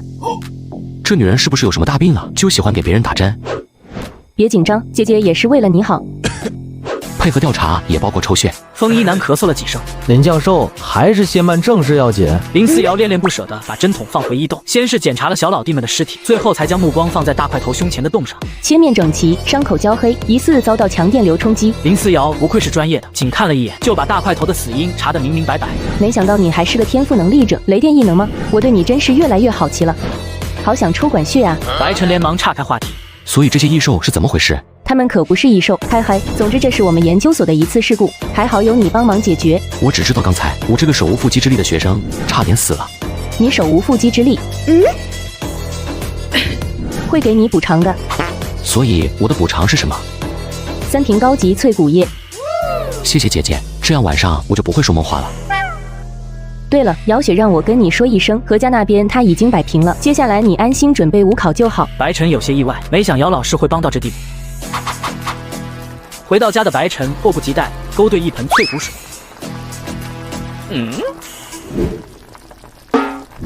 白晨，你特么在翱翔吗？还好不是吃的，快把手放进去看看是什么感觉。看得我有点饿了。这位更是重量级。分身们开始幸灾乐祸，能看本体乐子的机会可不多。白晨迅速插进了盆里，一股酥酥麻麻的感觉瞬间流遍全身。思国一舒服，像做了一次大保健。你做过？我幻想做过。本体与分身之间的感官共享，分身也都体验到了脆骨水的美妙触感。不得不说，这么一泡，脆骨速度还真变快了。按照这个速度，用不上半个月就能完成一次脆骨，貌似还可以再快。白晨又去厕所兑了一盆脆骨水端出来，让分身们一起泡。反正都是白嫖来的，造就完了，给分身们也都提提速。一时间，房间里哼哼唧唧的声音响个不停。接下来，白晨请了一个星期假，在家里脆骨，恨不得一天24小时都把手搁水里泡着。分身们同样苦不堪言，好好的手泡成了白鸡爪，不过效果斐然。终于再次经过77、81小时后，从现在开始就是1级武者了，以后的兄弟起始就是0.5级了。妈的，生不逢时，老子拼死拼活才刚0.5级，你可以回炉重造。要不要开个 party 庆祝一下？上次的追悼会还没开，那就一起吧。好耶，开追悼会 party 了。分身们叽叽喳喳的在客厅里忙活了起来。白晨懒得跟他们一般见识，转身走进厨房泡了个面。出来时，白晨发现外面的气氛极其沉重和诡异。分身们神情肃穆的站成3排，面前摆着一张白晨的大头照。各位亲朋好友，大家晚上好。今天是白晨的追悼会，几十个兄弟用他们的血与肉换来了如今本体的突破。以后的兄弟们再也不用开荒，他们生下来就是0.5级武者。这并不是因为本体有多么的慷慨，而是因为我们来过。一个分身担任主持人，富有感情的念诵提前准备好的追悼词，其他分身都低着头，神情哀伤。白晨靠在厨房门口，一边嗦面一边看自己的追悼会。怎么说呢？自己参加自己的追悼会就挺神奇。这块白晨碑上将永远铭记逝者所做的一切，历史不会遗忘，我们更不会遗忘。1鞠躬，2鞠躬，3鞠躬。礼毕，分身们齐齐行了3遍。主持人把遗照和白晨碑推到一边。追悼会结束，现在是 party 时间。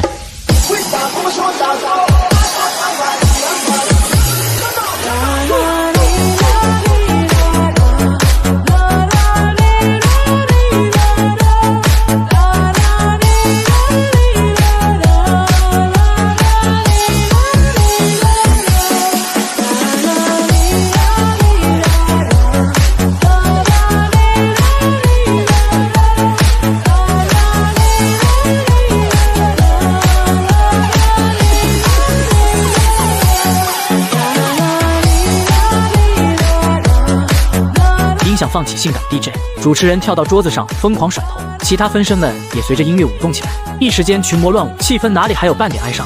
真是疯了！做完面的，白晨回到房间，舒服一躺。穿越而来，压抑这么久，就放纵一次吧。如今成功突破1级武者，总算是有了些自保之力。这时，白晨在犹豫要不要即刻去1级，思索一阵后，白晨决定还是再发育一波。突破1级武者后，一天能生3个分身，等分身攒个100-200个，再杀入意境也不迟。到时候带上吞噬哥和法王一起，他们俩也快要2级了。伴随着客厅的劲爆 DJ， 白晨很快入睡。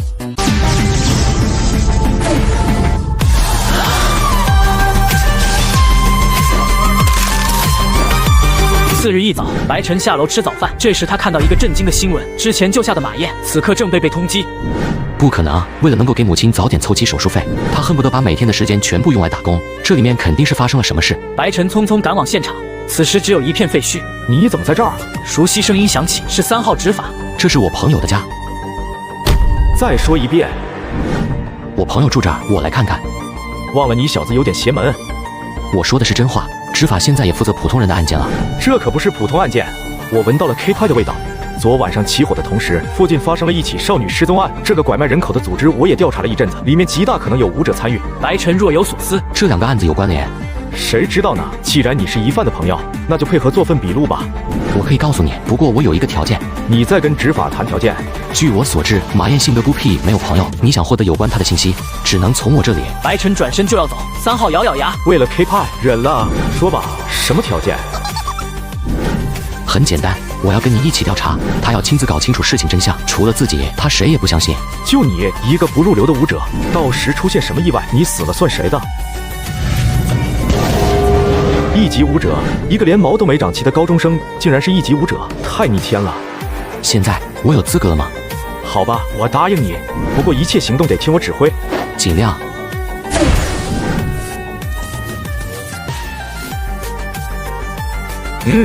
小屁孩，你有什么事儿？你们是来调查马燕姐姐的事情吗？我昨晚看到了些东西。把你昨晚看到的东西全部说出来。一股浩然正气降临，男孩无法抗拒。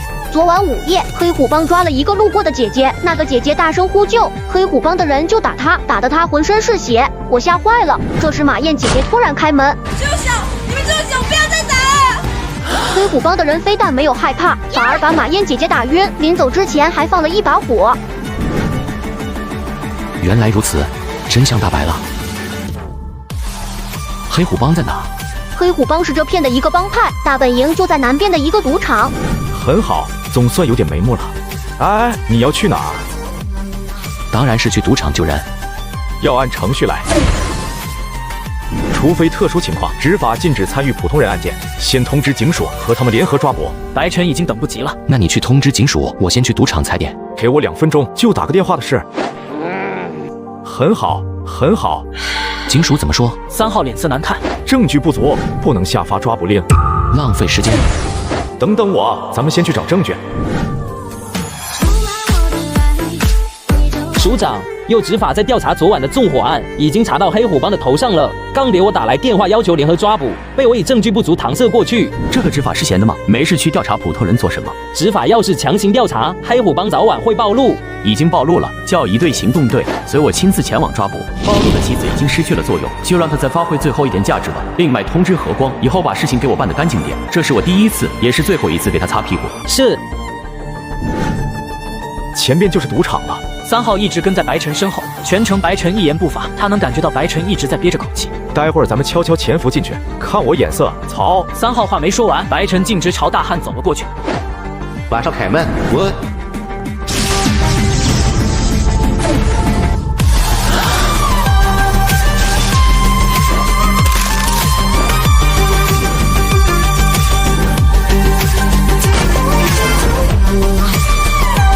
妈的，哪个不长眼的？知不知道这里是黑虎帮的场子？别！白晨一层逆命术瞬间爆发，朝着最近的几个打手冲了上去。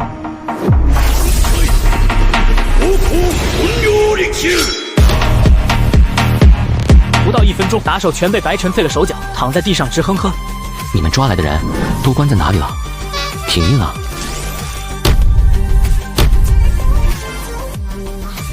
全都在后面仓库里。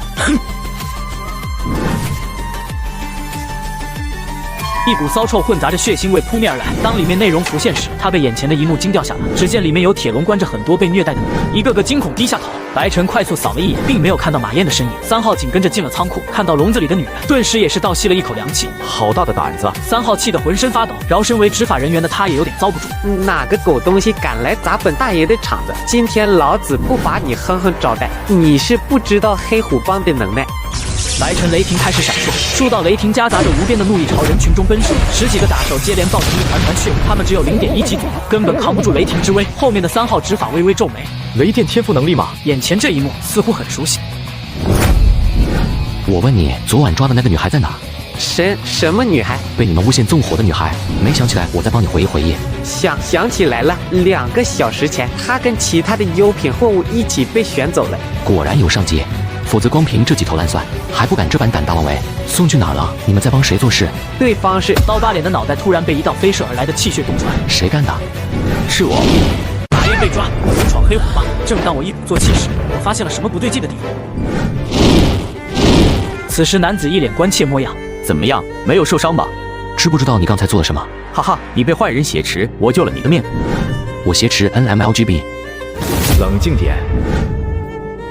你们做的不错，我会给你们颁布一面锦旗的。一队全副武装的行动队鱼贯而入，还在喘气的打手全被押送下去，仓库里的女人们也得到了解救。半小时前，你们可是跟我说没有足够的证据施行抓捕，我那不是害怕打草惊蛇吗？这个活跃的拐卖人口组织终于被一网打尽，我代表江城的老百姓感谢你们。动作快点，把尸体都带走。2个队员上前抬走刀疤脸的尸体，一张黑色的小纸片从他上衣兜里掉了出来。趁谁都没有发现，白晨抬起右脚踩在了上面，现场很快被封锁。白晨和3号2个闲杂人等也被轰了出去。你们执法不是挺牛逼的吗？怎么变得这么唯唯诺诺？白晨有点鄙夷。官大一级压死人，懂不懂？那家伙是江城警署2把手，我就一执法部的普通打工人，除非是执法部审判者在。那人有古怪，他出现的实在是太巧合了。我会将此事上报给审判者，这件案子会移交给执法部的。不过在此之前，我还有一个问题比较好奇。话落，3号面色严肃地审视着白晨，白晨心里咯噔一下，他这时才想起来自己的雷电能力暴露了。刚才实在过于着急，没考虑那么多。而劫刑场那天3号可是亲眼见到了雷电法王。不久之前，我见过一个雷电系的天赋能力者，他的招数跟你很像。某一瞬间，我甚至看到了你们2个人的影子重叠在了一起。天赋能力又不是唯一。再说了，雷电的攻击方法就那么几种，大同小异。这么说来，他不是你，又在搞什么谜语人？谁是我？既然你心里没有鬼，敢不敢和我去总部用法杯验证？去就去，虽然不知道法杯是个啥，但这个时候气势上不能输，气势只要一弱，嫌疑就被坐实了。那就跟我走一趟吧。爷爷，您是，我知道了。接电话的时候，3号脸色不是很好看。喂，到底还走不走？我还有事，改天我可就没时间了。嚯，这波算是侥幸蒙混过去，但不能一直靠运气，必须得想办法解决这个麻烦。白晨思来想去，只想到一个方法，干掉3号。不过执法死了，麻烦怕是会更大。算了，车到山前必有路。白晨抠出了那张黑色卡片，冰波打了过去。早上不是刚交过一批货，现在打什么电话？我是帮主的亲信，一大早就出去寻找猎物。刚才我回来的时候，发现大本营已经被警署端了，死了好多兄弟，帮主也被带走了。对面沉默片刻，我知道了，从现在开始不要再打这个电话了。那我手上这批抓到的猎物怎么办？有几个姿色都挺不错的。男人再度沉默，这次足足过了5分钟。今晚7点，还是魔方大厦后门。我知道了，嘿嘿，线索又有了。不过他不打算告诉3号，今晚独自行动。突然他想到一个绝妙主意。胖子干什么了？打游戏？怎么了，白哥？我记着今晚是班长的生日会，由于上次研究所的事故，班长把聚会也推迟了。是啊，今晚你陪我一起去。白哥，你终于想明白了。想明白个头！晚上7点集合，别迟到了。很好，这样就有不在场证明。晚上7点，魔方大厦，一辆黑色面包车停在了后门，一个戴着头套的男人走下车，同时走出10几个头上套着袋子的女人。货到了。几个黑衣人上前数了一遍，然后把一摞现金交到男人手里。以后不要再来了。男人开车离开后，黑衣人将女人们带进大厦。好了，现在开始验货。几个黑衣人嘿嘿笑着上前，让我先来看看狱卒。哎，什么都狱，只会害了你。狱卒踢在黑衣人胸口，黑衣人瞬间倒飞了出去。同时头套缓缓摘下，一个戴着黑面具的男人出现。芜湖也出来了，快看看你爹的足浴不浴 ？OK 了，全体目光向我看齐，塔塔开。有个黑衣人还没来得及大喊，被白晨一脚踢晕过去。其他分身们如脱缰野马，一发不可收拾，几个保镖根本就不够他们分的，3下5除2全部解决。找人，分身们找了一圈，一根毛也没有，于是四散开去。走了一圈，白晨发现这里可不一般，每个房间里都有一个极其漂亮的女孩，只不过她们的境况都不怎么好，正在遭受变态的折磨。白晨心急如焚，整层楼找遍了，也没发现马燕。恰好这时转角出现一个服务生，白晨一把将其拉进空房间。今早到的女孩都在哪？还在培训室。培训室在哪？狄龙打拐。培训什么？他们现在不会有事的，在服务贵客之前都要经过培训，然后把一切奉献给贵宾。白晨一巴掌拍晕服务生，带上法王和吞噬哥急匆匆前往。走廊尽头，终于看到一扇门，女人的低声啜泣从走廊的尽头隐隐传来。白晨一脚踹开走廊尽头的大门，门后各式各样的小道具，其中几个女人抱在一起，瑟瑟发抖。而房间右侧地面上，2男1女躺在血泊中，一女人正在啃噬着什么。看着那个熟悉的背影，白晨上前小声呼唤：“马燕姐。”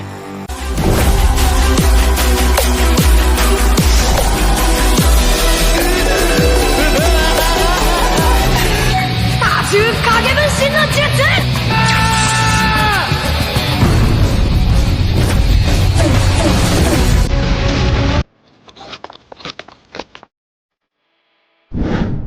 马燕姐。白晨。转过身的马燕不像马燕，血红色的眼睛，甚至嘴里还叼着什么肉。我是白晨。白晨。我这是怎么了？我在干什么？白晨，我干人了，我真不是故意要干他们的，我不知道自己为什么会变成这样。哎，没事了，我带你回家，我们回家。听到家这个字，马燕身体一颤，她抬起头，泪水连连地望着白晨。没有家了，大火，妈妈死了。白晨心里有一口气，他不知道怎么去安慰马燕，也不知道事情为什么会变成这个样子。武者真该死啊，会好起来的，一定会好起来的。原来是你，我就说是谁吃了雄心豹子胆，敢来老子的风楼闹事。何光带着10几个保安走进培训室，边上还跟了个2级武者。看着地上的尸体，何光眼睛里快喷出火来了。好啊，干了我的培训师，今天你们谁都别想活。大哥千叮咛万嘱咐，让我别找你麻烦。今天是你主动送上门的，那我们就新账旧账一起算。等我5分钟，咱们一起回家。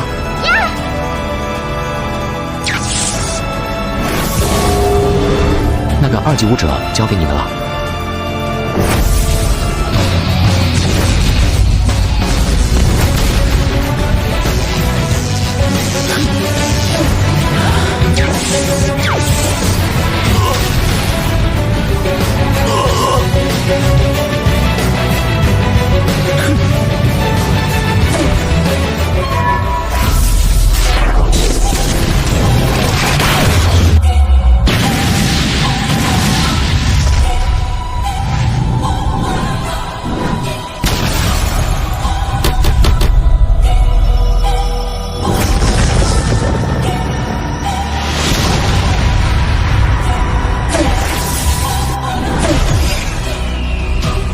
白晨，你已经成为我的心魔了。昨晚做梦我都会梦到你，梦到把你撕成碎片。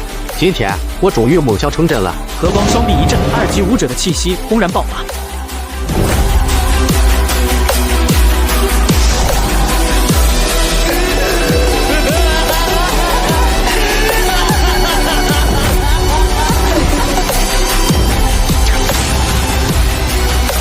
天赋能力者。和光眼中闪过一抹惊讶，天赋能力者成长起来实在是太可怕了，此子绝对不能留。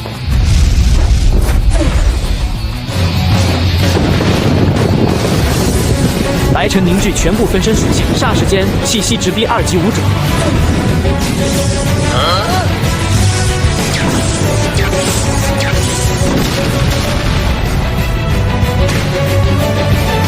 趁着和光麻痹还没解除，白晨迅速近身。拳头如同雨打烂芭蕉，疯狂地落在和光头顶。这是什么实力？为什么即便自己成为2级武者，也完全不是他的对手？这个年轻人实在是太可怕了！救我！此时2级武者自己都分身乏术，哪里还顾得上和光？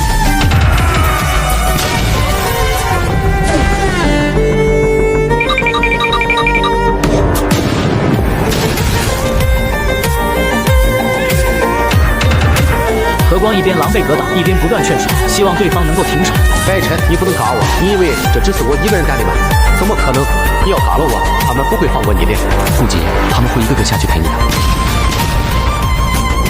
现在是审判时间。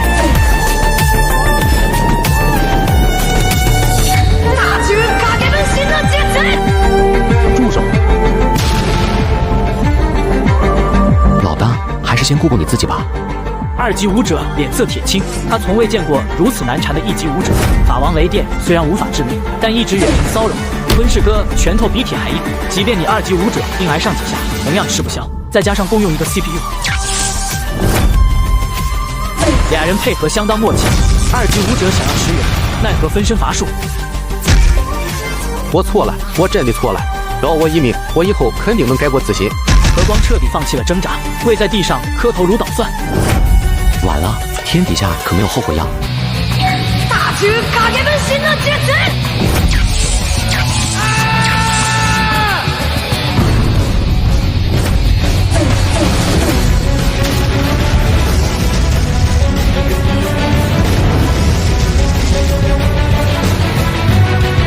该死！你们全都该死！他的任务就是保护和光的安全。和光死了，他就算活下来也吃不了兜着走。2级武者一咬牙，身上的气息节节攀升，直逼2级巅峰。这老登爆发小宇宙了，爆发小宇宙又能如何？可千万别小看我们之间羁绊的力量。白晨已经到了贤者时间，别墨迹了，快点结束战斗。收到，收到。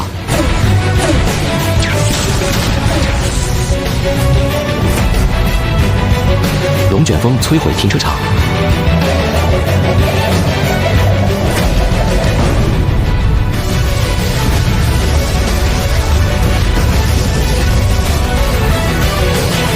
真是太不优雅了！再逼逼，信不信把你也撅了吃？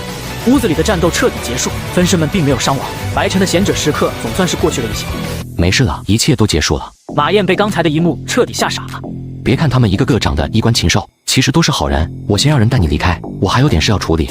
白晨带领黑子马戏团成功捣毁黑棒，一众999人被集体铲除。然而更大的危险还在后面，让本座来会一会你们。我先让人带你离开，我还有事情要处理。白晨找到一个账本，上面记载了这里的每一个开支，甚至每个月的分红和分红对象。嘎王笔记有了。这晚的江城执法部来了一大群女孩，她们眼神惊恐，犹如受伤的小兽。执法一调查发现，来的女孩全是最近失踪的，原本下班回家的执法全都被紧急召回。这一晚的执法部通宵灯。在人们无数次沉默里，怎么还有条白晨，你接着唱，我尿急出去一趟。有事？我之前以为你和马戏团里那个雷电能力者是同一个人，现在看来的确是我错了。马戏团什么年代了？谁还看传统马戏啊？跟你说的不是一个东西。随即把马燕被救的事说了出来。真的吗？谁干的呀？实在是太好了。来了一个执行官，他亲自给马燕翻案。我来就是和你说一声，你那个朋友很安全，正在医院接受治疗。明天早上记得看新闻。这执法官不一般，岂止是不一般，那是相当不一般。听君一席话，如听一席话。今晚那些女孩自己来到执法部，还上交了账本。这下好了，执行官大人直接照着账本上的名单开始挨个抓人。没想这人这么雷厉风行，看来账单的副本用不上了。在执法体系里，执行官地位很高吗？最下面的是普通执法，就是我这种劳碌命的打工人。在网上是审判者，实力大概3、4级。审判者上面就是执行官了，每个执行官都是6级以上的高级武者。江城有什么地方需要高级武者出手？要知道，江城的城主不过才是中级武者。坏了，是冲着江城义进来的。3号脸上满是憧憬和向往。执行官上面是9大执政官和总长，据说他们全部都是9级武者。白晨伸手在他眼前挥了挥，想什么呢，打工人？这个月的 KPI 达标了。30年河东，30年河西，莫欺少年穷，死者为大。懒得跟你扯，我去抓人了。他一脸严肃，连招呼还没来得及打就匆匆跑开了。苦命的打工人啊！白晨心里松了口气，身份危机总算是解除了。黑虎帮出事的同时，白晨在 KTV 唱歌，3号彻底消除疑虑。但谁又能想到，在 KTV 的白晨只是一个分身呢？这一晚，江城掀起了一场腥风血雨。少爷，他飞好了。大人，此案共武者48名，普通人126，怎么处置？都干了，以儆效尤。虽然早就想到，但审判者心里还是掀起一阵惊涛骇浪。48名武者可不是普通人，其中有些还身居高位。不先审审吗？不审，马上执行。是。还有，给我好好查查这个黑子马戏团，在眼皮底下出现这么大一个组织，你们竟然毫不知情，一群饭桶。大人教训的是，我这就亲自去调查。我让你去江城，不是让你去扫黑除恶的，别忘了正事。我干的难道不是正事吗？你知道我在说什么？你也知道我在说什么。对面沉默了足足2分钟。我的电话刚才都被打爆了，有人跟我求情，希望你能放几个人。完了，在你打这个电话之前已经全打了。好好好。对，就这。病房里面，马燕躺在床上，双眼无神，宛如一个失去灵魂的木偶。马燕姐，我来看你了。白晨，你来了。有没有感觉哪里不舒服？此时电视新闻正在播放新闻，黑帮被连根拔起，马燕也沉冤昭雪，但她却无论如何都高兴不起来。白晨不知道如何安慰，吃个苹果吧。然而马燕却拿了个空，伸手拿了几次，都没有拿到白晨手上的苹果。马燕姐，你的眼睛4创，该打针了。护士，我能问下她的眼睛怎么了吗？情绪波动过大，加上过度伤心，双目暂时失明了。什么时候能好？这就得看他自己了。心情越不好，越不利于眼睛的恢复。白晨想到了马燕昨晚右眼心火，浑身是血的样子。马燕姐，坏人都得到了应有的惩罚。阿姨的在天之灵也不想看你每天都这么浑浑噩噩，振作起来啊！马燕仍旧没什么反应，像是没有听到一样。几个身穿白色制服的人走了进来，其中几位还是1级武者。你们是什么人？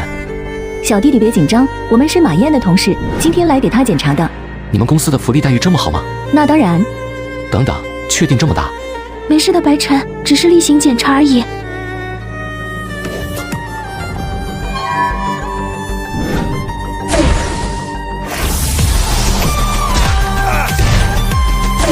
一大早，一个神秘的黑袍人便冲了进来，嘎的血手帮尸横遍野。我问你，王彪呢？什么王彪？黑袍人一个巴掌下去，帮主牙齿尽碎。云山刑场，王彪，想起来了吗？没想起来，我再帮你回忆回忆。想起来了，我想起来了。帮主委屈极了，问东西就问东西，干嘛要嘎人啊？早知如此，当初就不应该见钱眼开接那个活。现在好了，钱还没等花完，人要没了。王彪人呢？当时被一个叫黑子马戏团的组织带走了，他们的头是一个雷电天赋能力者，他太强，我们不是对手就放弃任务了。被带到哪里去了？不知道，我真不知道。黑子马戏团平时的踪迹就非常隐秘，云山事件过后，基本上就没看到过他们。他们原本的大本营，现在也早已人去楼空。爷爷，小的知道的就只有这么些，放过我。一群破坏公平的渣子，黑子马戏团，让本座来会一会你们。乞丐每次乞讨都会把碗放在离自己100米的地方，然后双眼直直盯着天上。这样的乞丐，江城有无数个。一张大网悄然笼罩整个城市。就在神秘强者血洗血手帮后，白晨正无聊地摆弄着意境终端。这是……只见屏幕缓缓出现一批武者，领头的是一个大帅比，颜值上。白晨觉得对方能和自己打个来回，周围的武者明显以大帅比为尊，连大气都不敢喘。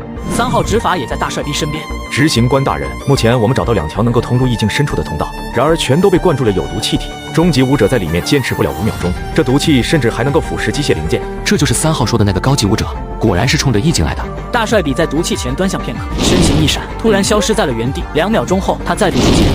好快！这家伙速度快到连摄像头都很难捕捉，气体直接作用于细胞，就算等级再高的武者都扛不住。看来我们只能等待马卡图的到来。虽然隔着屏幕，但白晨仍感觉自己像是被一头洪荒巨兽给盯上了。高级武者的感知竟如此敏锐。执行官大人，您有什么新发现？有老鼠在盯着我们。众人心头一惊，纷纷在想谁这么不知死活。毕竟他们这群武者的平均等级在3级，最高的执行官7级。毫不夸张地说，这支力量都能屠了江城。敢监视他们，和自杀没什么两样。这是监控摄像头。这个设施虽然不知道存在了多久，但从一部分地区的电力系统还在运作，能够看出来并没有被彻底荒废。有摄像头也是在情理之中。摄像头并不是仅仅运作那么简单。刚才有人在摄像头后面看我们。您怎么知道的？直觉。众人眉头紧锁，意识到了事情的严重性。高级武者的直觉等于是直接实锤。难不成这个意境深处还有生命存在？这可是个大发现。如果里面真有生命存在，他们想要的东西极有可能得到实现。谁知道呢？即日起，意境封锁，没有执法部文件，任何人禁止入内。是。看着黑漆漆的终端屏幕，白晨不禁起了一身的鸡皮疙瘩。高级武者的实力竟恐怖如斯。这2天白晨还在为自己突破了1级武者沾沾自喜，现在一对比，1级武者算个屁啊！变强必须努力变强。别摸鱼了，全都给我开始修炼。修炼？练个屁！本体真是贵物啊！变强全得靠你的代爹们。叫声好哥哥听听，上回那脆骨液挺爽的，再给我来上100份。虽然嘴上骂骂咧咧，但同样感觉到紧迫感的分身们全部开始了冥想。突然，分身那边传来意外，有小黑子被杀了。行行好吧，我就要饿死了。行行好吧。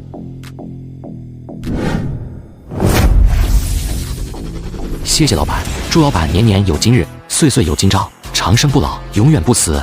在北城要饭，你也真是个人才。此时的江城人均富婆，治安很好。乞丐无奈拍了下面的双腿。我也想去别地方，动不了，腿被废了。那你还真是够可怜的，跟你打听个事。您问。我想找黑子马戏团，有点事想和他们聊聊。你知道他们人在哪儿吗？乞丐脸上笑容消失。还真不知道，这不是我擅长的领域。那你擅长什么？你要是问谁家寡妇俏不俏，哪家姑娘俊不俊，老王晚上在不在家，我肯定能告诉你的清清楚楚，明明白白。那还挺遗憾。是挺遗憾。看着双鱼座转身离去，乞丐转身就跑。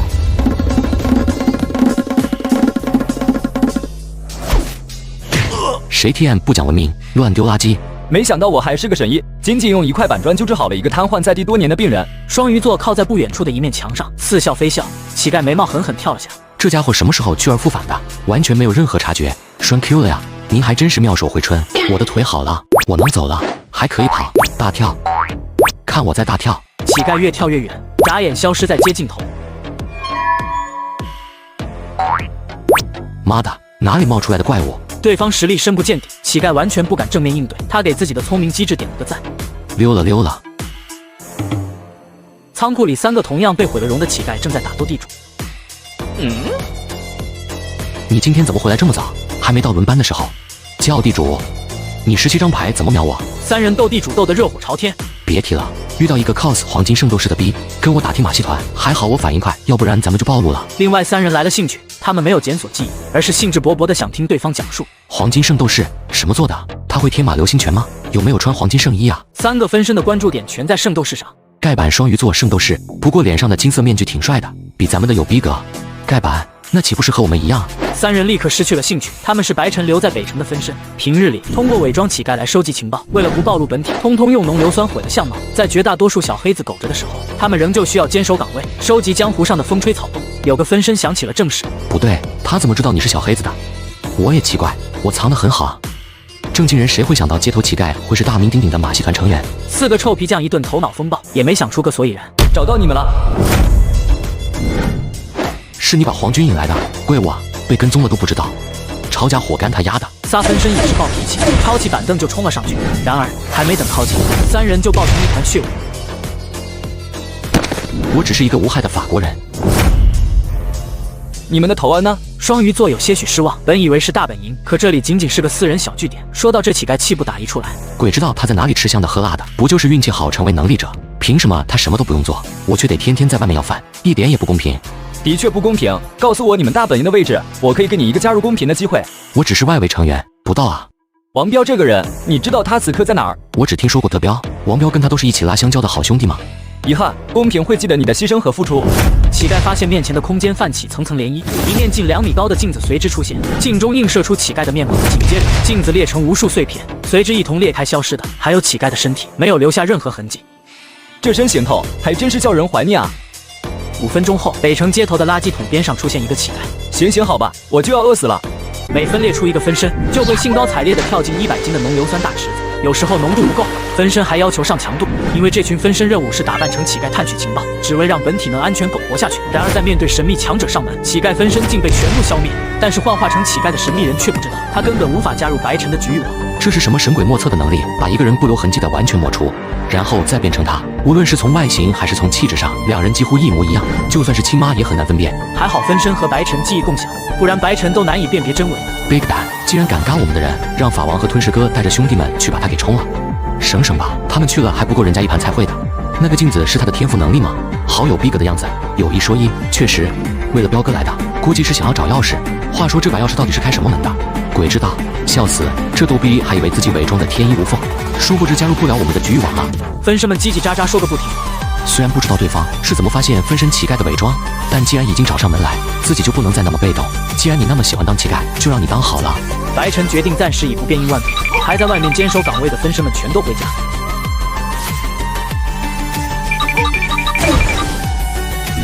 白晨看了眼胸口栩栩如生的钥匙，到底是个什么东西？竟然会让这么多人为之趋之若鹜？这么多人想要，那肯定是个宝贝。我可以不知道钥匙是干什么的，但是绝对不能没有。今天已经修炼了1个小时，真是辛苦自己了。睡觉，你们都别睡啊，努力修炼。你们这个年纪怎么能睡得着觉的？白晨，我俏丽。下午，老师带着一票人浩浩荡荡走过来，为首的正是大帅逼，身后一群大佬。人群中的3号朝白晨一顿挤眉弄眼。这是在抽什么风？接下来，小胖子作为天赋能力者，被第一个安排表演。胖子一声大喊，身体陡然向前瞬移了5.5公分。是的，距离上次黑山研究所那次，胖子又进步了，场面有点尴尬。大帅比却是来了兴趣。你的天赋能力有很大的开发潜力，在实战中很有用，往往能出奇制胜。得到执行官的亲自夸奖，胖子挺起胸口，像是一只骄傲的大公鸡。对了，听说贵校有个把逆命术修炼到1层圆满的学生，不知道是哪个？白晨，你出来，执行官大人要看看你的逆命术。白晨有点忐忑地来到大帅比前，这是他第一次直面高级武者。你好像有点害怕我。我是第一次见高级武者，是很紧张。大帅比直视白晨的眼睛，笑容缓缓消失。第一次见面，你的反应不太像是第一次见到我。白晨的心瞬间悬了起来。高级武者的直觉这么敏锐吗？危险，危险，危险！哈哈哈，逗你玩的，瞧把你给吓的。别说，你的反应挺可爱的，像个小麻薯。让我看看你的逆命术。白晨特意把气血值控制在了700处，挺不错的。你有机会成为江城下一个刀王。刀王是江城目前走出的唯一8级武者，是全江城人的骄傲。你手腕上戴的那个东西是什么？忘记把管理者终端提前摘下来了，一块披着小天才外皮的电子表，挺有意思的。这小东西哪里买的？我自己做的。能不能给我也做一个？我可以付你手工费。可以是可以，不过得挺长时间。没问题。这颗进化过的魂珠就当做是提前给你的手工费。白晨呼吸变得急促了一丝。这就是有钱人的任性吗？魂珠说给就给。周围一众武者们同样目瞪口呆，他们想不明白执行官大人为什么如此看好这个气血值普通的学生。执行官大人放心，我肯定给你好好 DIY。白晨打算下次进入意境的时候，去避难所仓库里翻翻。二中你说的那个学生我见了，怎么样，符不符合你的标准？挺有意思的一个小家伙，还知道藏拙。你刚才说藏拙是什么意思？这小子明明已经突破1级武者了，却只展示700-800的气血。不可能，这才半个多月的时间，就算有高级淬骨液辅助，也不可能这么快。闻言，大帅比一愣。你的意思是，他只用了不到1月时间就完成了初次淬骨？不错。要是这样的话，他要能在5考中考个前3，就勉强符合我的标准了。魂珠给他了吗？给了，按你的要求没提你的名字，你就这么看好他？他还没出什么成绩就大手笔投资？你懂个屁！雪中送炭才最能让人感动。马上就到审判者考核了，好好表现，不能每次都让我给你开后门。哥哥给妹妹开后门不是理所应当的吗？听着电话里的滴滴滴的忙音，大帅比无奈叹了口气。确实有点大呀。白晨试着往嘴里塞了几次，硬是没塞进去。看到本体翅膀，分身们乐此不疲的开始调侃。法王和吞噬哥表示，这我熟啊，没想到你白晨竟然也有今天。我不是这方面的专家，但我还是想要发表一下我的观点。在我仔细看过你的问题，并经过长时间的思考后，我其实也不知道要怎么回答。正如我一开始说的，我不是这方面的专家。用力啊，废物，狠狠塞。你吃，真就不当个人了是吧？你吃了，我也可以获得能力。我吃，只有我有能力。这么分配是为了利益最大化。可恶，我一时竟无法反驳。那就赶紧吃。分身深吸一口气，在白晨的帮助下，硬是把魂珠给吞了下去。这颗魂珠的品质不是很高，甚至不如吞噬哥吃的那颗。不过分身也只差一点突破1级武者。这个能力挺有意思，我可以随意变成任何一个我见过的人的样子，而且只要愿意，可以一直维持下去。听完分身的解释，白晨也迫不及待对着镜子试了试。试完之后，他发现了一个缺点：千面的能力虽然可以改变样貌，却无法改变气质。看着落地镜里彪哥的脸，白晨突然想到了一个对付那个乞丐的绝佳点。分身每次在睡觉前都会盯着路人一直看，直到路人骂他一句神经病，他才恋恋不舍转向下一个人。因为只有他自己知道，才获得千面能力的他，能变成每一个看到的人。在白晨也亲自感受千变的能力时，他想到了一个对付神秘人的方法。这一波什么都不做，气血就涨到了1238，这效率不知是冥想修炼的多少倍。虽然今天什么也没做，但还是辛苦我自己了。睡觉，你们别睡啊，给我继续修炼。白晨，我俏丽。周末大排档聚餐，此时胖子正兴奋地向白晨展示他这几天刻苦修炼的成果。就这，瞬移距离又增加了0.01公分。白哥，这虽然只是我的一小步，却是全人类的一大步。老板，再来2串腰子，要原油的。3号执法的突然出现，让原本热闹的大排档瞬间变得冷清。你还真是个瘟神。你不就是上次的那个3号？对，就是我。时间这么晚了，附近又不太平，我这也是在贴身保护你们无考生的安全。这个月 K-POP 达标吗？就开始摸鱼。3号脸上露出轻松的微笑。托你的福，执行官大人把纵火案的绩效算在了我的头上。别说这个月，下个月的 K-POP 也达标了。这一片都是我的巡逻区，我巡逻完吃串腰子怎么了？你老人家开心就好。看着白晨和执法谈笑风生，胖子不禁感到佩服。真不愧是我泽哥。执法什么时候变得这么 low， 干起巡街的活了？3号严肃了起来。最近你们晚上没事别出来瞎溜达，不安全。我得到了确切消息，城里来了至少一个恐怖组织的高级武者，一直还没找到对方的踪迹。白晨突然想到了那个乞丐，要不要给3号报个点？思考片刻，白晨还是觉得算了。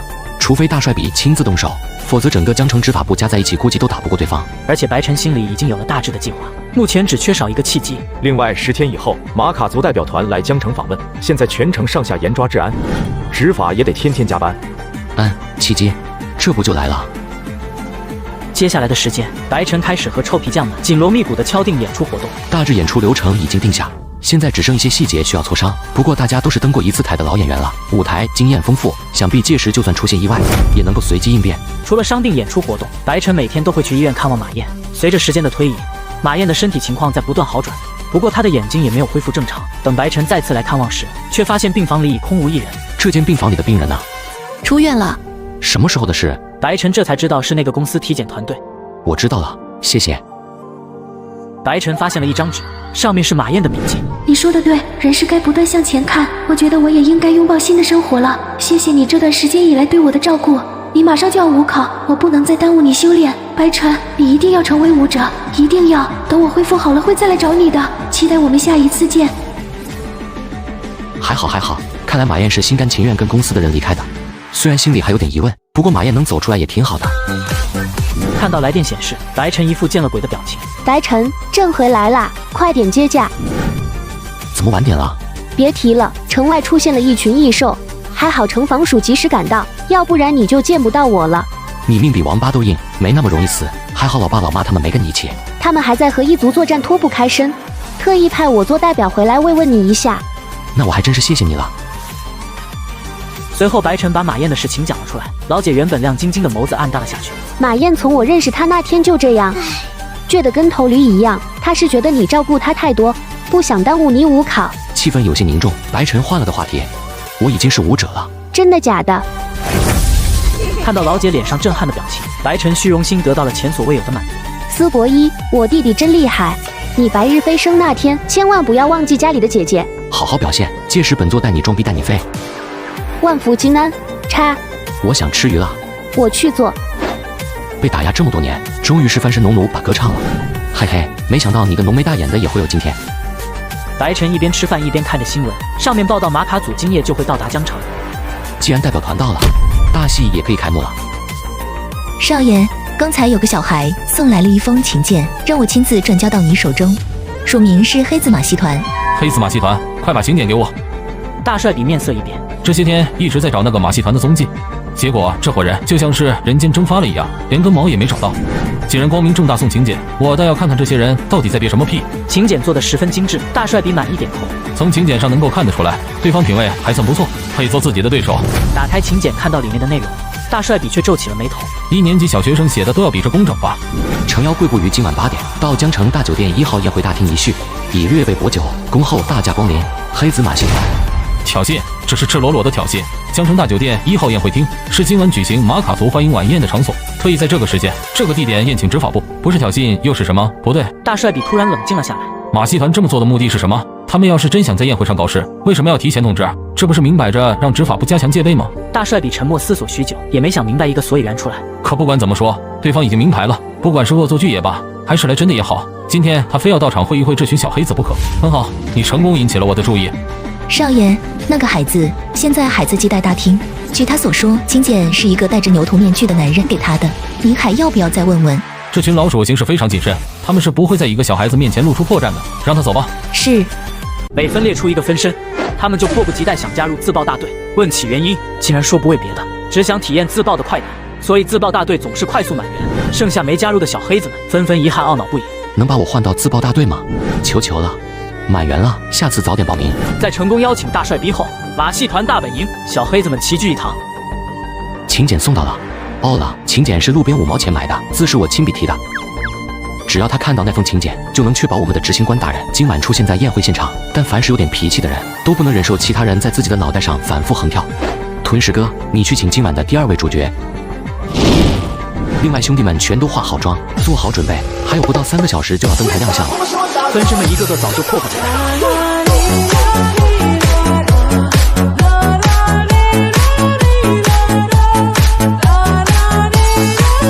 哦了，咱可都是老演员了，可以不可以把我换到自爆组？我想感受一下自爆的滋味。我们自爆组满员了，下次早点报名。纯新人，第一次登台表演需要注意点什么？我好紧张啊！北城垃圾桶旁边，一个浑身破烂的乞丐正在乞讨。即使没人施舍，乞丐也都会祝福对方永远不死。他们弟已经在这里伪装乞丐10来天了，还没有人来接头。马戏团了，小黑子了。他甚至一度以为自己的伪装被发现了，但他的能力就算是9级武者都极难发现，更别说一群菜鸡。难道应该是这个据点太小，马戏团不太重视？算了，继续等就好了。他相信马戏团总会派人过来接头。而且这种乞讨生活还挺叫人怀念的，多体验几天也未尝不可。一道身影突然出现在双鱼座面前，顺口溜习惯性脱口而出：“老板发财又健康，威名鼎鼎震八方。”接，是我，2级武者。大人，不管怎样说，2级武者在马戏团肯定是中流砥柱了，恭敬点准没错。我刚刚去了据点，其他3个人哪去了？他们都跑了，这些天一直都是我一个人。这群叛徒如果被我带到，定将他们碎尸万段。你做得很不错，组织目前急缺人手，正需要你这样忠诚的勇士。终于能打进内部了吗？大人尽管吩咐，上刀山下火海，我在所不责。不错，跟我来吧，晚上带你去参加宴会。在下何德何能，怎么能够陪同大人参加晚宴呢？听一个高级武者拍自己马屁，虽然对方是装的，但狮子的尾巴都要翘上天了。你还真以为是去吃饭的？想屁呢！上次云山那个混蛋摆了我们一道，听说他今晚会出现在一组的欢迎晚宴上，我们小黑子向来是有仇必报，今晚必须得给他点颜色瞧瞧。云山是王彪，双鱼座内心狂喜，原来王彪没有落入马戏团手里。既然如此，那要是肯定也还在，顺水推舟，跟着这些人混进会场，那他可真是该死。跟我来，有重要任务交给你。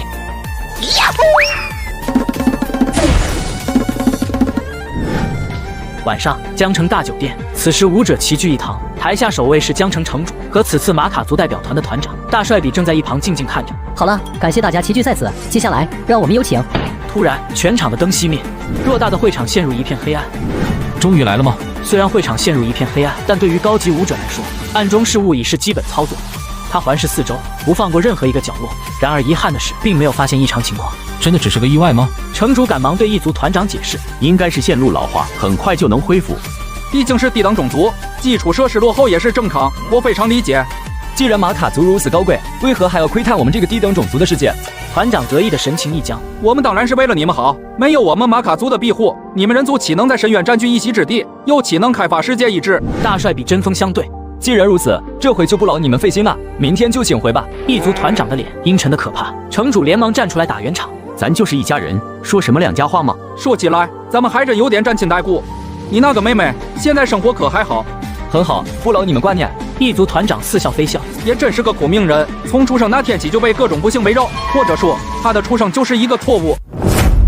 强大的气息从大帅比的身体中轰然爆发，异族团长右手拍在椅子的扶手上，高级武者的气势同样释放，两股气息碰撞在一起，针锋相对，谁也不退让。被夹在中间的江城城主可就倒了大霉。你们两个人有没有想过，我只是个终极武者，经不起你们这么折腾啊！来人，快给高贵的马卡族团长重新换把椅子！喂！随即传出一道高分贝刺耳的电流脉，毫无准备的众人脑瓜子顿时嗡了一下。我敲，不好意思，第一次操作出现了点失误。喂，现在应该能听清了吧？后台到底在搞什么名堂？不行，等宴会结束，非得把今晚宴会的总负责人脑袋拧下来。大帅比微微皱眉，他嗅到了一丝别样的味道。主持人家里煤气忘关回家了，后面的节目由我来主持。现场一片漆黑，只有音响里不断传出声音。Ladies and gentlemen， 接下来请大家欣赏舞台剧《群魔乱舞》，表演者黑子马戏团，请大家以热烈的掌声欢迎小黑子们闪亮登场。Ladies and gentlemen， 接下来请大家欣赏舞台剧《群魔乱舞》，表演者黑子马戏团，请大家以热烈的掌声欢迎小黑子们闪亮登场。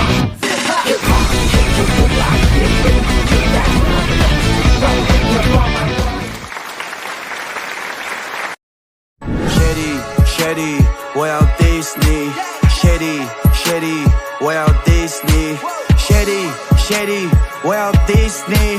Shady，我要 Disney。慷慨激昂的音乐瞬间燃爆全场，大帅比眉毛一挑，目标已出现，全体按预定方案行动。大帅比面色严峻，这群小黑子竟然真的敢来，简直就是胆大妄为。今日非把这些小黑子一网打尽不可。异族团长来了兴趣，身为马卡族的外交官，他见过无数场迎宾表演，但像今晚这场如此奇怪的表演，他还是第一回见。搞得神神秘秘，貌似还挺有意思。只见10多个戴着禽兽面具的家伙顺着绳索从光柱中快速下降。此刻城主终于意识到了不对劲，安保呢？把这些人给我全部拿下！守候在内场的40多个武者保安立刻朝舞台上冲去。这时音响里又响起了主持人的声音：第一幕，艺术就是派大星。几乎就是在主持人声音落下的一瞬间，舞台上的禽兽面具接连自爆：艺术就是派大星。那些冲到舞台上准备擒拿小黑子们的保安毫无准备，被炸得七荤八素。几个冲在最前面想要抢1等功的家伙，甚至被轰飞出几10米远，身子嵌在了墙里，抠都不一定能抠得出来。马卡族号称战斗民族，他们就喜欢这种热血沸腾的表演。艺术果然太艺术了，那个自爆效果是怎么做到的？简直和真的一模一样。一旁的城主忍不住翻了个白眼，这种问题怎么能从你的嘴巴里问出来呢？你要让我怎么回答？城主脑瓜子有点懵，10多个人在面前同时自爆的场景，实在是太具有冲击力了。他想不明白，这群疯子到底是从哪里来的？他们想要干什么？一群不入流的武者自爆，还真痴心妄想伤到外宾，也就只能威胁低级武者。爆炸后的现场一片狼藉，本就黑漆漆的会场又变得乌烟瘴气。在场的高级武者只有大帅比和异族团长，除了他们，其他人什么也看不到。趁着现场一片混乱之际，又有一票戴着禽兽面具的家伙从后台冲了出来，嘴里喊着乱七八糟的口号：板仔，为了部落，德彪给我滚出来！是你马王彪啊，王德彪给我滚出来受死！幕布后的双鱼座有点懵，10多个大伙人说自爆就自爆，不带一点犹豫的，而且自爆之前一个个都无比兴奋，甚至都还在抢手爆。这个马戏团到底是什么成分啊？洗脑技术竟恐怖如斯，我们公平会也没这么疯啊！这马戏团才真的全都是疯批。双鱼座现在甚至很想见见马戏团的团长，想跟他讨教讨教，这是如何把手下人训练的如此忠诚，死士都没有这么忠诚。发什么愣呢？现在轮到你出场了。旁边的吞噬哥打断了双鱼座的思绪。大人，我的任务是什么？今晚的目标人物王彪化妆成服务生，隐藏在异族代表团的后方。照片之前已经给你看过了，记住他长什么样子了吗？记住了。那就好，你的任务就是跟他们一起，趁着现场混乱冲到人群中，把那个王彪给我揪出来。找到王彪后立刻爆点，我会想办法对付他。对了，他身上有个钥匙，看到钥匙之类的东西，若是能拿到手，我会给你奖励。双鱼座心里不禁冷笑，真是一群蠢货，还真以为钥匙就是钥匙。目前看来钥匙还在王彪身上，只要按住王彪，会长大人交给自己的任务就算完成了。又尼玛发呆，快点上！还别说，高级武者脑袋的手感还真不错。双鱼座心里的火气蹭一下就升起来了。多少年了，没人敢这么对我。为了不暴露身份，忍住，忍住。随着最后一批小黑子冲了出去，吞噬哥见状微微一笑，在局域网中说道：“他已经上了，很好，可以让千面登场了。”随即，白晨拿起麦克风，下面请欣赏第2幕。彪哥哪里逃？台下的大帅比面色一凝，我听到了什么？王彪也在现场。王彪，小黑子嘴里也都在疯狂喊着王彪。大帅比恍然大悟，原来马戏团是冲着王彪来的。可王彪不是被马戏团偷梁换柱了吗？莫非后来又跑了？而且王彪来这里又想干什么？大帅比突然有种深陷棋盘被当作棋子的感觉，可具体是哪里出了问题，他又说不上来。此刻他很想安静地捋一捋事情经过。另一边的一族团长还在鼓掌，这是我看过最棒的迎宾表演，太棒了！城主满脸黑线，大哥，你这个脑子是怎么活到今天的？团长先带着你们的人避一避。一族团长一头雾水，避什么？他一把推开挡在面前的城主，自然是我还要看表演。一个小黑子手里拿着棒球棍冲到面前，俩人一时间大眼瞪小眼。这一族老登为什么不躲？现在到了场下互动环节吗？卧槽，这么硬！城主率先反应过来，一拳轰在小黑子胸口，小黑子跟个沙袋一样倒飞进后场。一族团长一脸怒容，赵城主，今日只是你最好给我一个解释。堂堂高级武者，竟被一个不入流的武者当头一棒，这事要是传出去，别人怕是会笑掉大牙。我这就派人护送贵方先离开现场，待我收拾完这群暴徒后，一定会给你们一个解释。一族团长皱起眉头，他们不是演员。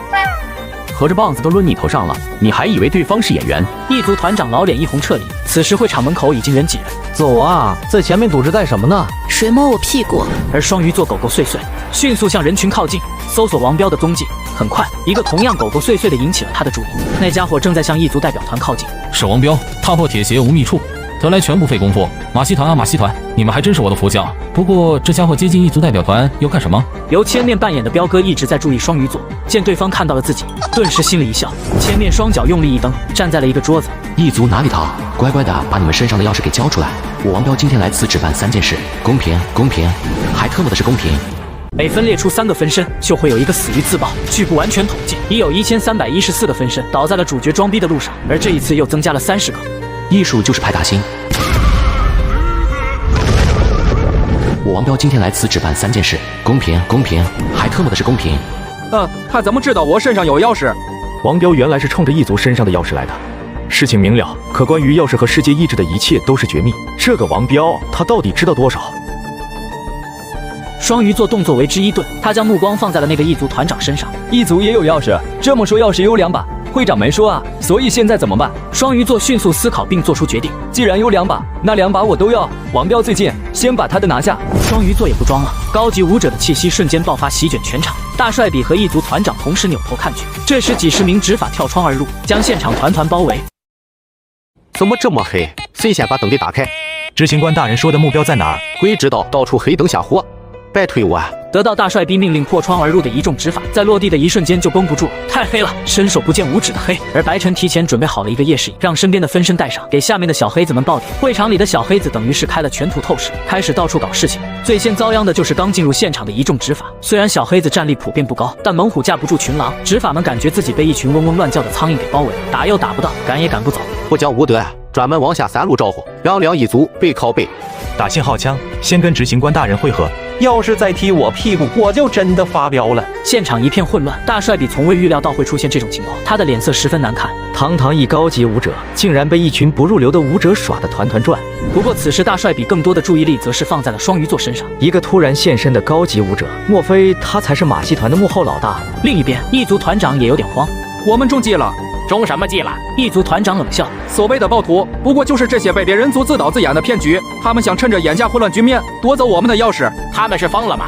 这么做等于直接撕毁马卡族和人族之间的盟约。管不了那么多了，全力突破，必须保证钥匙的安全。马卡族代表团除了团长是高级武者外，还有一个中级武者和一个低级武者。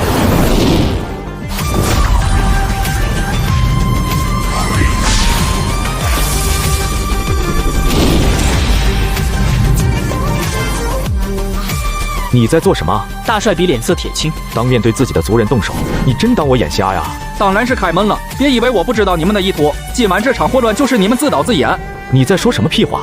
既然不是，那现在就让我们走。走，今天一个也别想走。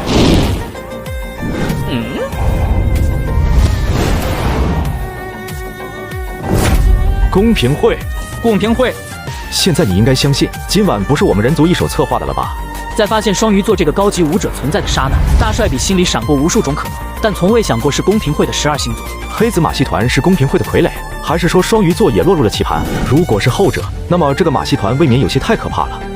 钥匙交出来，本座可以给你们一个痛快。双鱼本要先按住王彪，结果发现异族代表团这边要跑，到嘴的鸭子绝不能让其飞走。至于王彪，小小的5级武者，等解决完眼前碍事的家伙后，可以随便拿捏。吓死爹了！双鱼座盯上他释放气息的一瞬间，他还以为自己要以身殉职。局域网里传来了白晨的消息，快点跑位，马上要下一幕了。闻言，千面彪哥开始向外巧移动。与此同时，高级武者的战场已经开打，异族团长率先出手。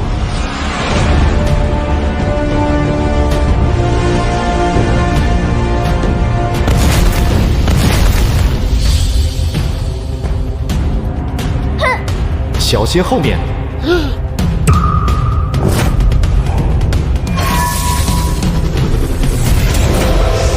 一点寒芒先至，随后剑气如龙。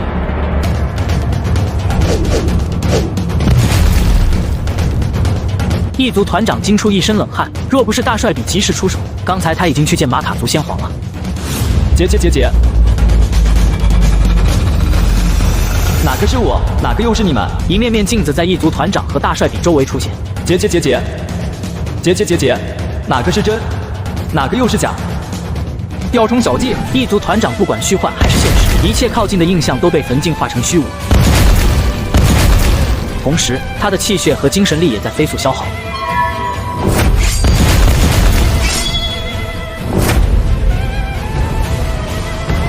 到此为止了。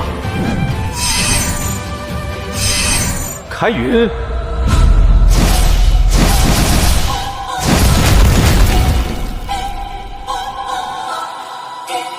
导演室中的白晨瞪大了眼睛，这就是高手之间的对决吗？招数一个比一个华丽，好羡慕，好想拥有。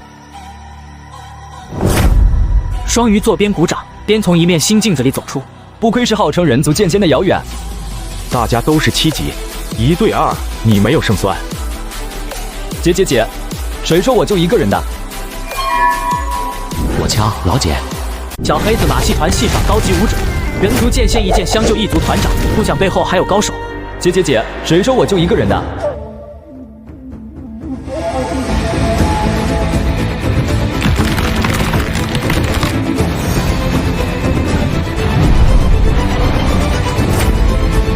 我敲老姐。姐弟俩人在一起生活了18年，别说戴着面具，就算化成灰也能认出来。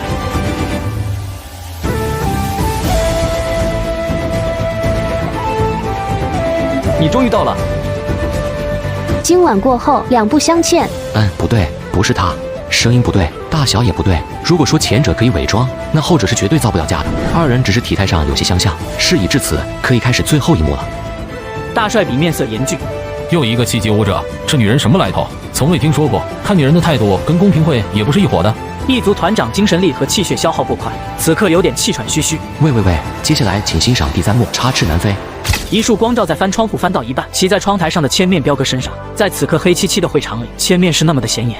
一时间，在场所有人都齐刷刷扭头看了过去。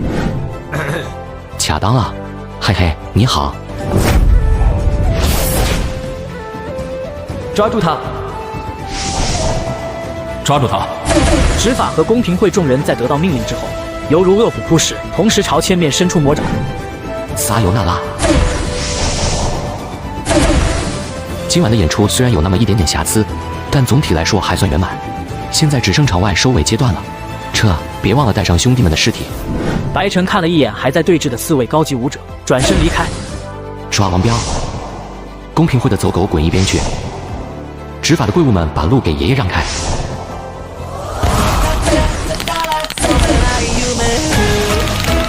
千面跳窗后在前面一路狂奔，一众执法和公平会众在后面玩命追。2伙人本就水火不容，再加上又是一个目标，很快就打成一团。只有10几个执法和公平会的会员继续在前面追赶。此时双方也保持了默契，在没有抓到人之前都没有互相动手。穿红色服务外套的是王彪。听到身后的喊声，千面快速脱下外套扔到路边。穿白色衬衫的是王彪。光膀子跑的是王彪。没完没了是吧？千面一个漂亮的甩尾漂移便管了进去。哎呦，我一不小心摔倒了。在倒地的同时，一个戴着面具的分身走了出来。好兄弟，剩下的交给你了，我定会将你亲手刻在白尘碑上。千面满脸悲壮，分身却不以为然，甚至跃跃欲试。正好这回没挤进自爆组，一会我也能亲身体验一下自爆的感觉。分身快速起身，朝身后追兵喊道：“过来啊，你们带爹在这儿！”为了掩护千面，分身朝另外一个相反的方向夺命狂奔。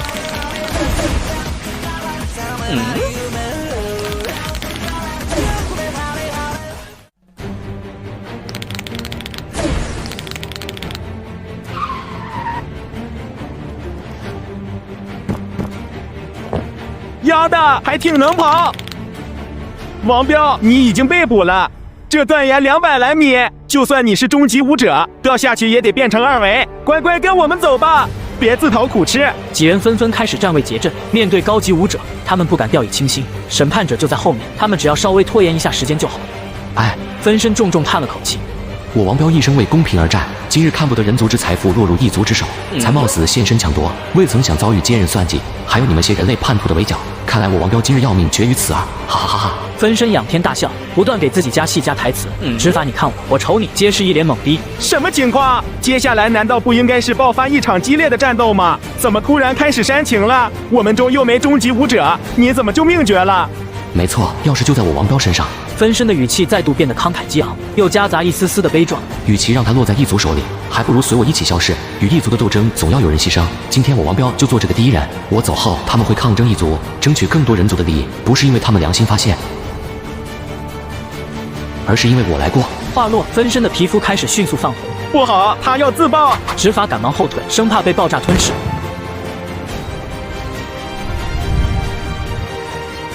7名执法返回崖边，面面相觑。刚才他在逼逼什么？风大没太听清。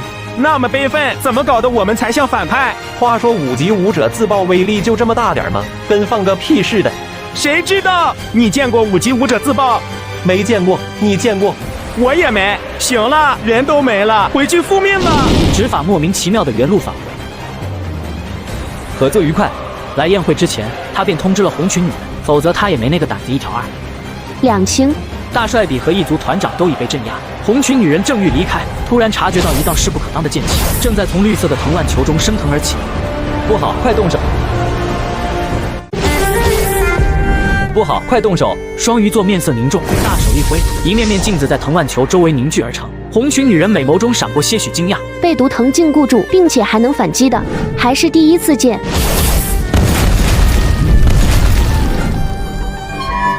他突破了，双鱼座心里惊涛骇浪，二话不说，转身就钻进身后的镜子里。红裙女人动作更快，大帅比半跪在地上，他身上的气息瞬间变得极度微妙。哎，还是无法完全控制这股力量。旁边脸色苍白的团长瘫坐在地上。这就是你们人族的待客之道。团长语气不善，今晚差一点他就去面见了马卡族先皇。公平会议向神龙见首不见尾，没有人能预测出他们的行动。换而言之，今晚的一切只是场意外。好好休息，多2天我们再开会商讨如何共同开发江城一境。刚才虽然九死1生，但要是保住了，江城一境也还能继续开发，自己此行的任务就不算失败。高级武者恐怖如斯，虽然今晚演出很成功，但不可能每一次都这么幸运，把高级武者当成棋子，无异于是在刀尖上跳舞。白晨决定了，今晚就好好鞭策分身们，让他们不要偷懒，抓紧修炼。不管怎么说，双鱼座的麻烦总算是解决，而且从现在开始，也不会有人再怀疑马戏团身上有钥匙，一切都随着彪哥自爆烟消云散。事已至此，先吃饭吧。老姐，我知道你在里面，快开门。要死啊你！白晨迅速打量老姐一番，她似乎真的一直在房间里睡觉，没出去过。而且一对酒店那个红裙女人至少是 C 级强者，对不上，没有任何气血波动，想多了。小黑子复盘时间，咱们马戏团今晚算是彻底打出赫赫威名了。赫赫威名，我看是上了重点通缉名单还差不多。以后咱也是老演员了，没有吞噬哥和法王，光凭咱们小黑子也能撑起一场戏，这就叫量变引起质变。分身们吵得白晨有点烦，别逼逼了，赶紧修炼！你们不努力修炼，我怎么变强？哇靠！从未见过如此厚颜无耻之人。白晨到底什么时候死啊？还是别，他死咱也无了，那就一起无喽。我想看血流成河。俺也一样。分身们又逼逼了会，终于是安静下来。目前眼下有2件事比较重要，一个是50天后的5考，还有一个是意境。他隐隐有种预感，钥匙和意境似乎有着某种程度上的关联。你到底是开什么门的？王彪这么做的目的是什么？仅仅是为了用自己的死来警醒世人，那真的是太愚蠢了。还有马戏团死了那么多人，最后什么好处没捞到，落荒而逃。哎，搞不懂，要长脑子了。执行官大人，意境出事了。出什么事了？突然涌出一大群 S 级异兽，我方人员伤亡惨重，目前已经全部撤出了意境。这群异化者到底在发什么疯？目的明确，行事风格一致，总感觉异化者像是被统一操控。会不会跟我们一样共用一个 CPU？ 巨是一坨屎，赛事满天吸了属于是。吞噬哥和法王都突破了2级，是时候去搏一搏，干就完了，想那么多干嘛？城防署现向自由舞者发布雇佣召集令，进入意境剿灭异兽将会获得丰厚的报酬。机会来了。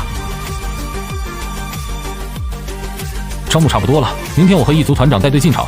既然行动方案已经制定完毕，接下来是否应该讨论一下如何划分这次的世界支援了？还是老规矩，一方一半。不，人族2播放吧。遥远正要拍桌而起，我知道你很急，但是你先别急。深渊潮汐要到了。听到深渊潮汐4个字，遥远面部表情变得凝重起来。我需要打个电话，请便。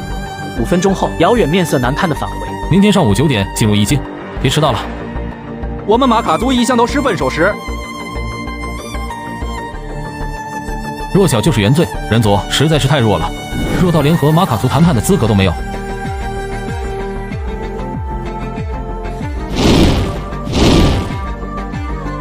王彪死了，你的任务失败了。会长大人现在很生气，出了点意外，本来是可以把王彪拿下的，所以现在要是没了，我的任务还要继续下去吗？继续。遥远和马卡族代表团的团长身上都各有一把钥匙，既然我们没有自己的钥匙，等他们划分完世界支援后，直接抢他们的。老大，你让我单挑人族剑仙遥远，有点太看得起我了吧？哼，双鱼会协助你，这次要是再失败，后果很严重。看来我们这回又得联手了。哥，你别拖我后腿就算好的了。此时意境人满为患，白晨早已等候在此。大家都出示一下武者证。武者证咋整？舒服。兄弟，有个事要你帮个忙。我尼玛！大哥，您说要我帮什么忙？把你的报名卡和武者证借我用一下。大哥，你能不能换一个？好，你这么玩是吧？男人一脸怒容，随即大吼：“借就借！”表现不错。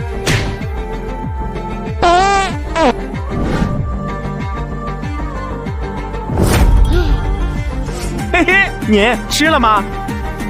你什么时候在这的？从理论上来说，我是第一个出现在这个厕所的。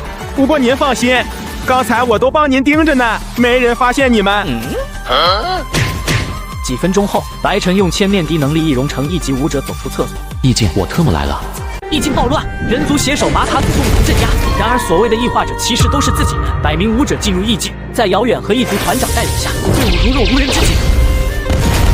随处可见高级怪兽尸体，白晨化作1级武者悄悄跟在其最后。突然，大量高级异化者冲向队伍，白晨趁乱进入隐蔽大门。链接中，链接成功，欢迎回家，管理者。那个避难所的人工智能，东区的管理权限现在还有多少？9%。告诉我这群人的行进方向。他们行进的方向是东区大门，大门被异化者攻破，并在那里筑巢。白晨眉头紧锁，你有3封邮件未读。你是谁？你是谁？再不回复，我们就要攻击了。3封邮件的署名都是同一的，空岛作战总指挥中心。白晨不禁想到了最近避难所里的异化者暴动，这就是他们的攻击。可空岛的敌人不就是异化者吗？异化者为何会听命于他们？头好痒，要长脑子了。你爹来了！你到底是谁？白晨想了想措辞，我不是相关方面的专家，关于我是谁，我也不太好回答。正如我开头所言，我不是这方面的专家。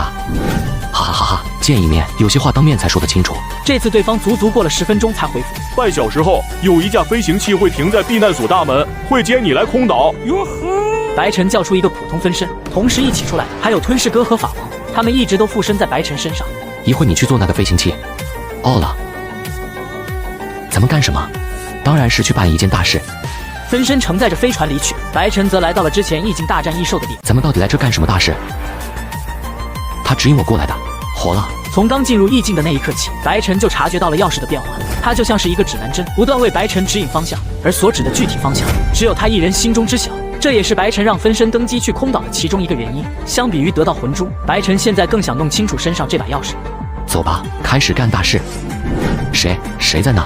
耶，你们怎么出来了？这不是上次遇到的小东西吗？看着小东西的意思，这里还有其他人。出来是从哪儿出来？空岛反抗军不是专门猎杀异能者？3个臭皮匠合计了一会儿，也没想出个所以然。我们为什么不能出来？不能出来，就是不能出来。你们得赶紧回去，被发现不好。腿长我身上，我想去哪去哪，我要自由。组长说危险。白晨眼前一亮，总算是捕捉到了关键信息，能带我们去见见你们的组长吗？我们有事想问他。小异化者犹豫了片刻，最后还是点点头。你们跟我来。周围的异化者都朝白晨3人投来好奇的目光，他们眼神清澈，只是微微泛红，没有任何要攻击白晨3人的意思。一路穿行来到废墟最深处，白晨看到了一个极其苍老的异化者。我在外遇了3个人。组长挥了挥手。你们到底是什么？跟你们一样，我们也是人。即便早已料到，但听到答案，白晨心里还是掀起一片惊涛骇浪。你们为什么会变成这个鬼样子？组长深邃的目光望着白晨。看来你们不是从那里出来。白晨也没再装。我们来自一个挺远的地方，具体是哪没办法和你解释。跟我来吧。组长起身，带着白晨3人继续往废墟深处走。几人来到一处洞口。到了，你们进去就知道了。组长说完就原路返回。下不下去？来都来了，当然要下去看看。我觉得咱们现在就像是在打单机游戏过剧情，下面很有可能是最终的通关 BOSS。下面真要是通关 BOSS， 咱3个臭鱼烂虾能打得过？我操！白晨把法王拽到第一个。你先进。为什么？谁让你这么亮，跟个大电灯泡似的？你走第一个方便照明，关键时刻还能够吸引火力。后面那句才是最关键的吧？没再继续婆婆妈妈。法王双臂一震，加大了身上的电流，以便让自己变得更亮，随即走在了第一个。白晨第2，吞噬哥殿后。3人终于到达一个大厅，此时大厅中正站着一队全副武装的士兵，30多个黑洞洞的枪口对准了白晨3人。我们没有恶意。中间的士兵忽然向两侧分开。欢迎来到反抗军总部，神秘的外来者。这一边分身也终于到达了空岛。怎么会是你？没想到你这个浓眉大眼的胖子竟然能混成总司令。在登上空岛之前，白晨曾经预想过很多种可能，绝对没想到小胖子竟是司令。这个外号可是好多年没有人叫过我了，还真是叫人怀念。胖子脸上露出缅怀之色。你的声音很像我的一位故人，能摘下面具让我看看你的脸吗？白晨缓缓摘下面具，内心五味杂陈。当看到白晨面具之下的脸，即便早有心理准备的胖子还是不禁动容。泽哥，白晨眉毛一点。果然，这个世界的胖子也觉醒了瞬移的天赋能力。刚才2人相距足有7、8米，竟能如此相似。你应该有不少问题想要问我吧？我其实也一样。异化者是怎么来的？能和我说说吗？当然可以。胖子看向浩瀚星海，缓缓开口讲述。2030年，深渊潮汐变得越来越频繁，深渊入侵的速度也在逐渐加快。为了降低武者的死亡率，阿尔法试剂由此诞生。它可以直接作用于异兽细胞，能使其细胞组织发生崩坏。白晨微微皱眉。现实世界的林思瑶也正在研发阿尔法试剂，并取得初步进展。意境在演化几十年后的地球。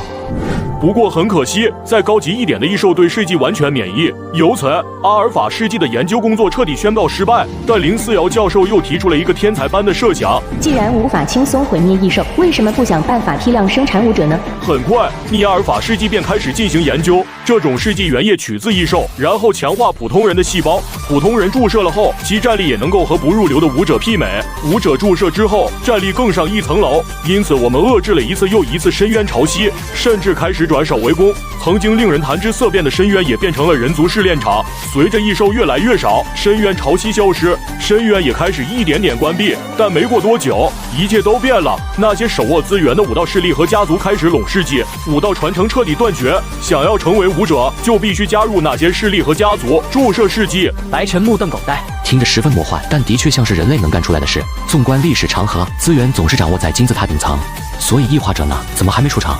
在深渊快要关闭的时候，那些注射过尼阿尔法试剂的人开始异兽化，他们变得嗜血狂暴，甚至完全丧失了理智。异化者其实就是人类自己啊！这老六拥有分身无数，每天工作就是催分身修炼，自己在一边晒太阳。偏偏这群分身有事是真傻，一个二个巧死了。这一次，白晨带着分身二进一进，真相终于揭开。胖子，我以为你是个好人。异化者其实就是人类自己。后来，异化者在女王带领下，人族面临灭族危机。林思瑶教授的避难所计划和另一个空岛计划被提出，然而9个避难所接连沦陷，10号避难所也失联至今。话落，胖子的眼神落在了白晨手腕上的管理者中段。林教授一直觉得异化者灾难由他一手造成，他从开始就不应该这手阿尔法试剂的研发。可若是没有尼阿尔法试剂，人类又该如何战胜异兽？白晨在林思瑶的日记中也看到了这句话，这似乎是一个死结。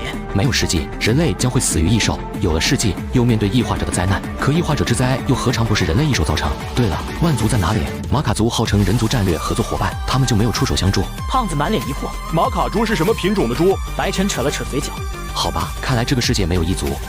那这算什么？演化了，又没有完全演化。空岛反抗军只在空岛，就没有地面部队吗？胖子微微皱眉。什么意思？我出避难所的时候遇到过2个自称是反抗军的士兵，还要带我去什么总部？闻言，胖子的呼吸变得急促起来。他们的总部在哪儿？我怎么知道？男孩子一个人出门在外要保护好自己，我怎么能随便和2个陌生人走？所以他们也是你的人？胖子摇了摇头，深恶痛绝。他们根本不是反抗军，他们是叛徒，一群可耻的叛徒。空岛根本不是反抗军总部，胖子是一个可耻的叛徒，他背叛了人类。一间宽敞的办公室里，3人面见了反抗军总司令7级武者南宫星夜。白晨也向他询问了异化者的由来。南宫星夜前面的回答和胖子大差不差，但当后面提到空岛反抗军时，他的情绪突然变得激动起来，并大声怒斥胖子是个叛徒。所以，到底谁才是叛徒？抱歉，我刚刚有点失态了。无所谓，能具体说说吗？空岛到底发生什么了？白晨很难相信浓眉大眼的胖子会背叛。那胖子是异化女王的走狗，他们早就暗中勾结在了一起。白晨3人局域往内快速交流一番，水有点深，磨磨唧唧，直接跟胖子对峙吧。钥匙的最终方向是这，还在更深处。多尼玛谜语人，钥匙也是谜语人，谜语人统统去死！是天赋能力者。痛！他身上电量太多，偶尔需要释放。天赋能力吗？可以理解。如果你们想深入了解，我可以讲讲空岛上的那场叛乱。当时人形作战兵器取得重大突破，然而负责人身死，人形兵器无法进一步研究。司令部失去了耐心，准备重启武道。这和胖子坚持人形兵器理念冲突。直到有一天，他亲把一群高级异化者带上空岛，那是一场屠杀，大家都死了。我带着剩下的人一直生活在暗无天日的地下室，躲避胖子和异化女王的追杀。异化者突袭空岛的时候，人形作战兵器都在哪里？所有的人形作战兵器都被胖子外派出去执行任务。从那以后，空岛就是胖子一个人的空岛。片刻，情绪恢复的南宫星夜满怀期待地问道：10号避难所里还有多少人？有多少武者？10号避难所的人其实很多年前就死了。我3个来自一个很远的地方，无意间获得了10号避难所的权限。南宫星夜的眸子瞬间暗淡下去。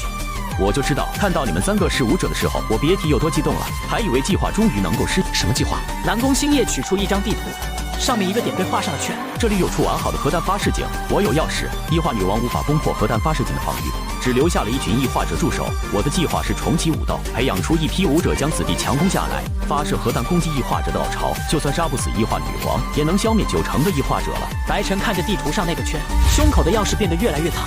要是想让自己拿下这个发射井，你现在有多少武者了？南宫星夜低下头，轻声叹息。驻守在核弹发射井附近的异化者有近200，其中还有2个高级异化者。保险起见，至少需要200名武者。而以地铁的现有资源，这个计划还需要70年，将近1代人的时间。现在能够了吗？白晨的声音在耳边响起。南宫星夜抬头，看到眼前的一幕，瞬间愣住。只见他的大办公室不知何时突然出现了近100个戴着各种猫猫狗、飞禽走兽面具的人。通过气血感应，这些人的平均等级在0.8到0.9级。你的天赋能力是操控尸体。闻言，分身们不乐意了。你丫的才是尸体，你全家都是尸体，我们是他爹。什么狗屁眼神！我给你一次重新组织语言的机会，老大。被分身们一顿亲切的阻安问候后，南宫星夜总算是回过神。抱歉。所以够了吗？够了。这种诡异的能力，他还是第一次见。现在我还有最后一个问题，外面的那些异化者是怎么回事？南宫星夜有些无奈，他们一群苦命人罢了。那些混蛋包庇异化者，异化女王占领了黑山研究所，事迹直接被他用作人工降雨，幸存者全被感染。结果那些混蛋包庇感染者，说什么没有完全异化，纯放狗屁。异化过程是不可逆转的，与其等到完全异化，还不如趁现在他们没什么威胁的时候清除干净。幸存者不是全都进入了避难所和空岛，怎么还有人会被淋雨？无论是避难所还是空岛，容纳空间都很有限。你真以为所有人都能进去？至于普通人，在他们眼中和蝼蚁没什么不同。南宫将军想从我手中拿到人形作战兵器的控制权限，我自然不同意。于是，一场乱战便在空间站爆发。白晨还有几个问题要问。胖子突然看了眼时间，时间不早了，我得去午休了。在胖子走后，白晨继续搜索着文件。没问题啊，可是胖子，你有问题。他们保留了一部分人的思维，我又不像胖子那样丧心病狂，实在无法把他们当作异类对待，只能让他们在外面安营扎寨。偶尔我们也会提供一些必要的帮助和物资上的赠礼。你还真是个大善人，善人不敢当，本是同根生，相煎何太急。我能做的也就是让这些苦命人生活好一点。不过等我们拿下核弹发射井，解决了异化者危机，我们会重返地表，带他们一起迎接崭新生活。怎么迎接生活是你们的事，我现在只想知道什么时候可以行动。给我1天时间制定计划和动员，明天这个时候我们就出发。白晨大手一挥，分身瞬间消失回到他的身上。南宫星夜再度一惊，真是叫人匪夷所思的能力。离开办公室后，白晨3人被带到了住宿区。你去通知外边那老东西，让他挑出200个青壮年，明天随我们一起行动。是，司令，我们真的能成功。无论成功与否，这是我们夺回空岛的最后机会。白晨躺在床上，一遍遍回忆着之前和南宫星夜的对话。南宫星夜太老好人了，一个纯粹的老好人，是绝对无法带这么多人活下来的。这老小子去了一趟那老登的办公室，随后又通过一个秘密通道离开，不知道干什么去了。嘿，叫什么名字？眼镜男瑟瑟发抖，把头扭向一边，硬是不吭一声。还一身傲骨，交给你了，吞噬哥。哼！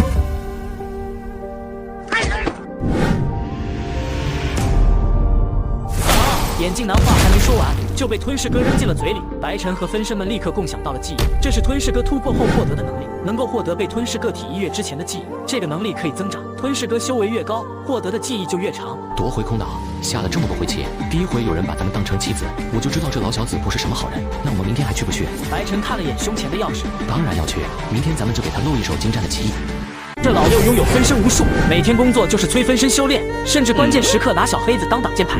而这次面对儿时 BOSS， 分身再次启动派大星，艺术就是派大星。这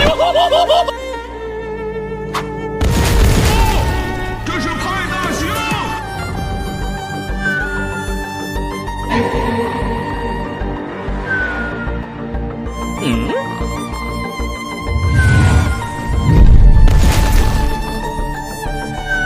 是假的。你似乎很失望。你耍我！关于你白天给我讲述的那个空岛故事，我这里还有另外一个版本，你想听听吗？几十年前，某人为了保证下一代人形作战兵器的顺利展开，不知用什么方法把异化者送上了空间站，那些反对他的人都死了，只能回到地面苟延残喘。嚯，哈哈哈哈！看来你早就见过他们了。胖子，没想到你这个浓眉大眼的，有一天会变成反派 BOSS。上次就是你一直通风报信、安全屋才暴露的吧？如今10号避难所里的异化者，也是你的手笔。上次的事件是一个意外，我是真想把你接来空岛聊聊。异化女王同样好奇你，所以才一路围追堵截。至于安全屋的暴露，是因为人形作战兵器的通讯频道被异化女王破获了。10号避难所里具体是什么情况我不清楚，邮件只是威胁你而已。至于所谓的反派 BOSS， 那我就要问你一个问题了。什么是好人？什么又是坏人？白晨刚要开口，胖子却打断了他。知道我的腿是怎么没的吗？当年我爸死的时候，公司被一众武者瓜分，我的腿就是他们的杰作。我当时恨啊，恨我为什么不能修炼，恨我为什么不是天赋能力者。他们难道就是好人吗？如今世界变成这个样子，都是因为武者。他们倒是可以躲在避难所，躲在空间站。那些普通人呢？只能等死。他们冠冕堂皇地说没有完全异化就是我们的同伴，笑话！他们不过是需要一群能在地面活动、帮他们做事的狗而已。你来告诉我，他们是好人吗？这回轮到白晨沉默了。现实世界，武者说不上有多好，要不然也不会有公平会出现，可也说不上那么邪恶。毕竟他们一直站在对抗异兽的第一线。他们当年不应该重启武道，武者就不应该存在。他们的存在只会让这个世界变得越来越糟。我要创造一个没有武者的新世界。我要做赵高。我就是要一步的追到最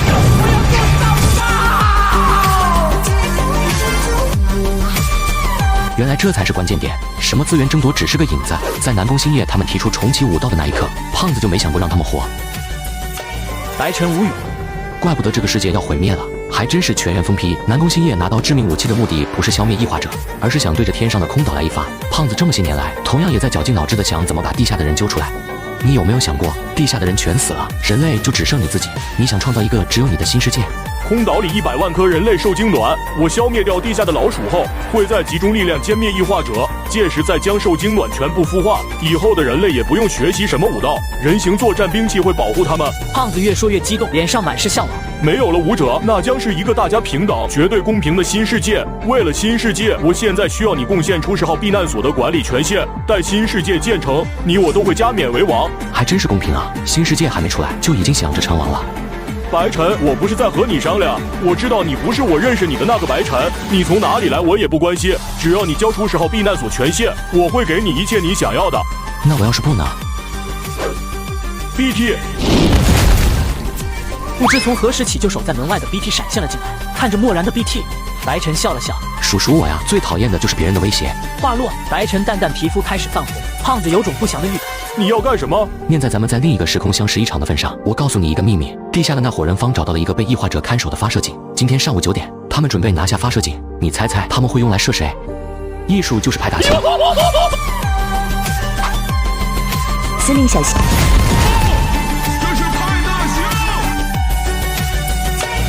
这群该死的老鼠，不过也好，他们主动从老鼠洞出来，也倒省去了我不少麻烦。诸位，我们可以出发了。南宫星夜推开大门，看到客厅里的场景，为之一愣。抢地主，都你妈安静点，老子在修炼。几点啊？还让不让人睡觉了？几十个分身乱哄哄的，打牌的打牌，睡觉的睡觉，哪里有开战前的半点紧张气氛？南宫星夜咽了口唾沫，一定是我看你的方式不对。老大有事？所有飞禽走兽突然盯了过来。南宫道有点不好意思，那个要出发了，等着我去叫我们 boss。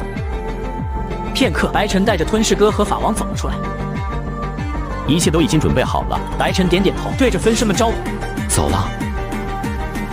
分身放下手头上的东西，头也不回地跟着白晨浩浩荡荡出门。南宫星夜满脸羡慕，好想拥有这样一批忠诚的手下。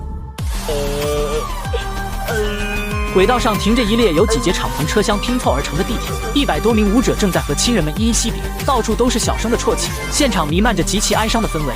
突然，一大群戴着各种动物面具、穿着统一的黑白色制服的家伙出现在站台，这些人一个个看上去吊儿郎当，时不时对周围的东西评头论足。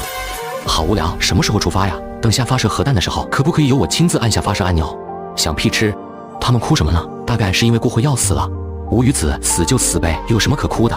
正在依依惜别的舞者和其亲人们被分身的一番逆天发言惊呆了，他们从未见过如此悍不怕死的人，就连南宫星夜和一旁的副官也不免心生敬佩。怪不得司令有必胜的决心，这伙人简直比死士还要恐怖。这伙人的来历有些神秘，但现在已经不重要了。等拿下发射井后，我们有的是时间调查。时间到了，南宫星夜来到一众舞者面前，开始进行战前动员。40年，我们在这暗无天日的地铁里足足生活了40年。在这40年间，我们重启了武道传承，培养出了100多名武者。我们终于有了再次立足之力。虽然面对如同蚁群一样的无尽异化者，我们还很渺小，但星星之火可以燎原。我们今天变作那第一点星火。今日我们将重返地表，向异化者宣战。我知道有很多人可能会倒下，但后继者将会以你们为丰碑继往开来。你们会是新世纪的英雄，永远不朽。话说我们要不要也来个战前动员？白晨想了想，在局域网中吧，好好干，争取让我早日开上路虎。操，城99。1万米的城墙太高进不去怎么办？那就贴上3个小黑子，然后离城墙远远的。艺术就是派大星。这是派大星。 2个高级异化者由我负责，你们清理剩下的杂兵，争取在20分钟内结束战斗。在解决2个高级异化者后，我会立刻进入发射井发射核弹。没问题。这里是最近的出口。白晨抬头望向天空，也马上开始。胖子，你可别迟到了。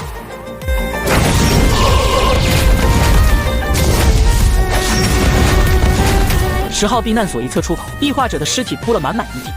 感受到了吗？ 错不了，钥匙的指引越来越强烈了。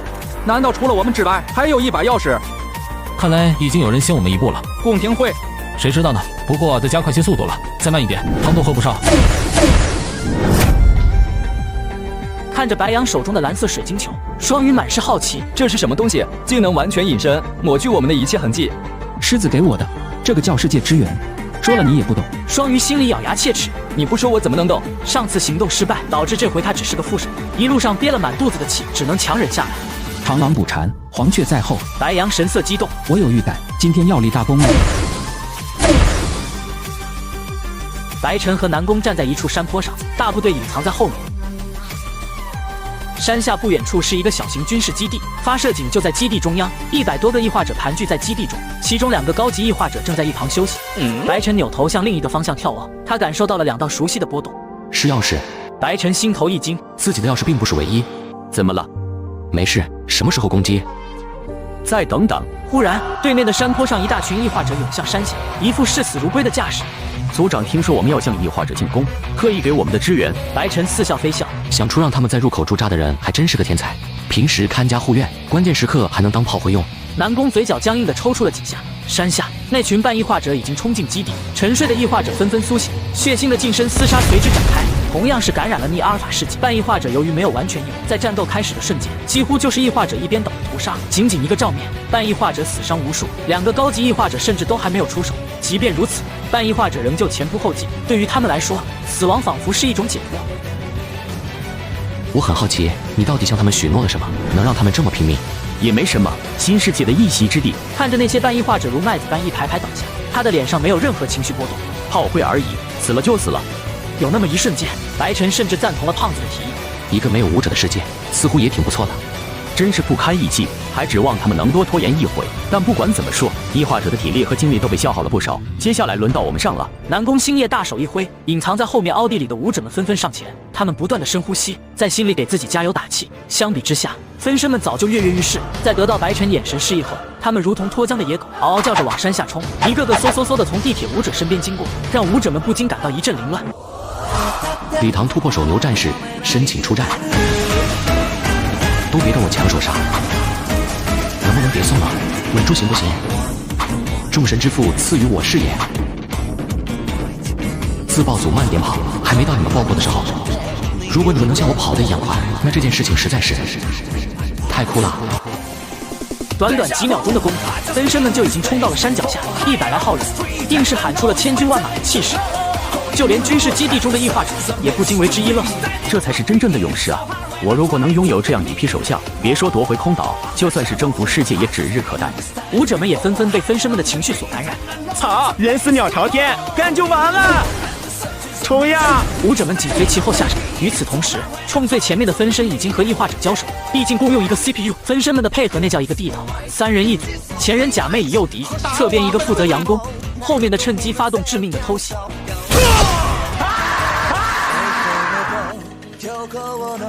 大门口处的低级异化者很快就被清理的差不多了。基地只有一个入口，四周都是3米来高的围墙，入口最多仅能容纳3人并排而进。爆破组上！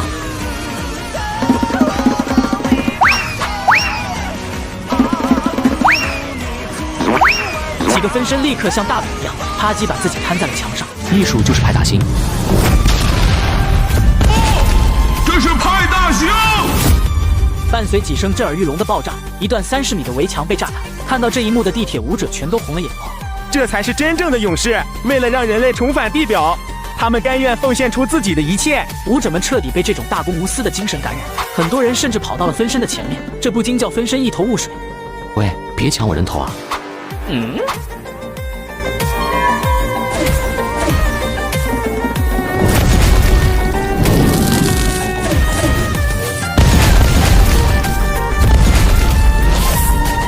你们的对手是我。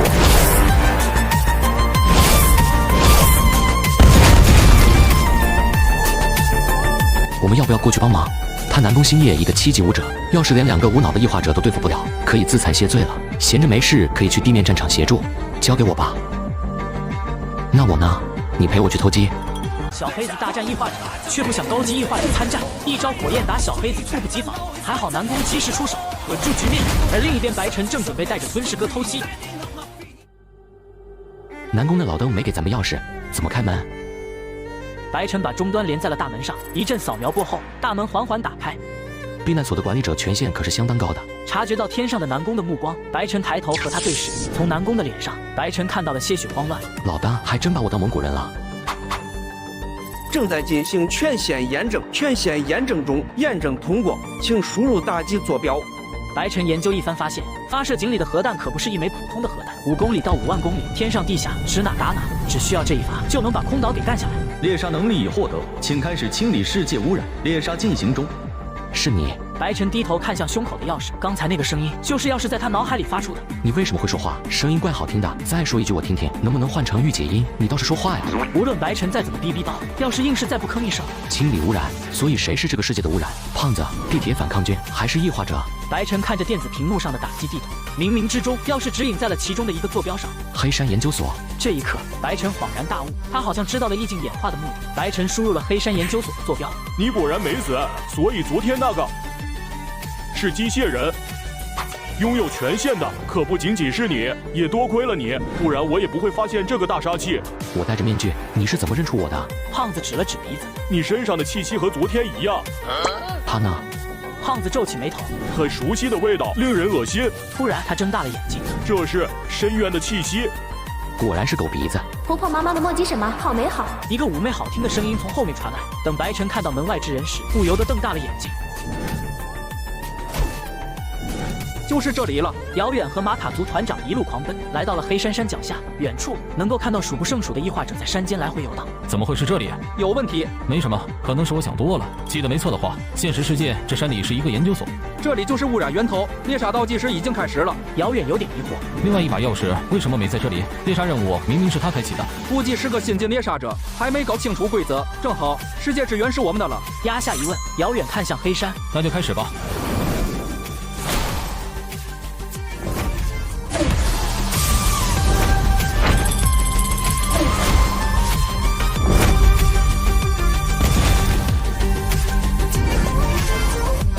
山下的异化者一个回合就被遥远和马卡族团长清理，两人没做半刻停留，继续开大向山顶杀去。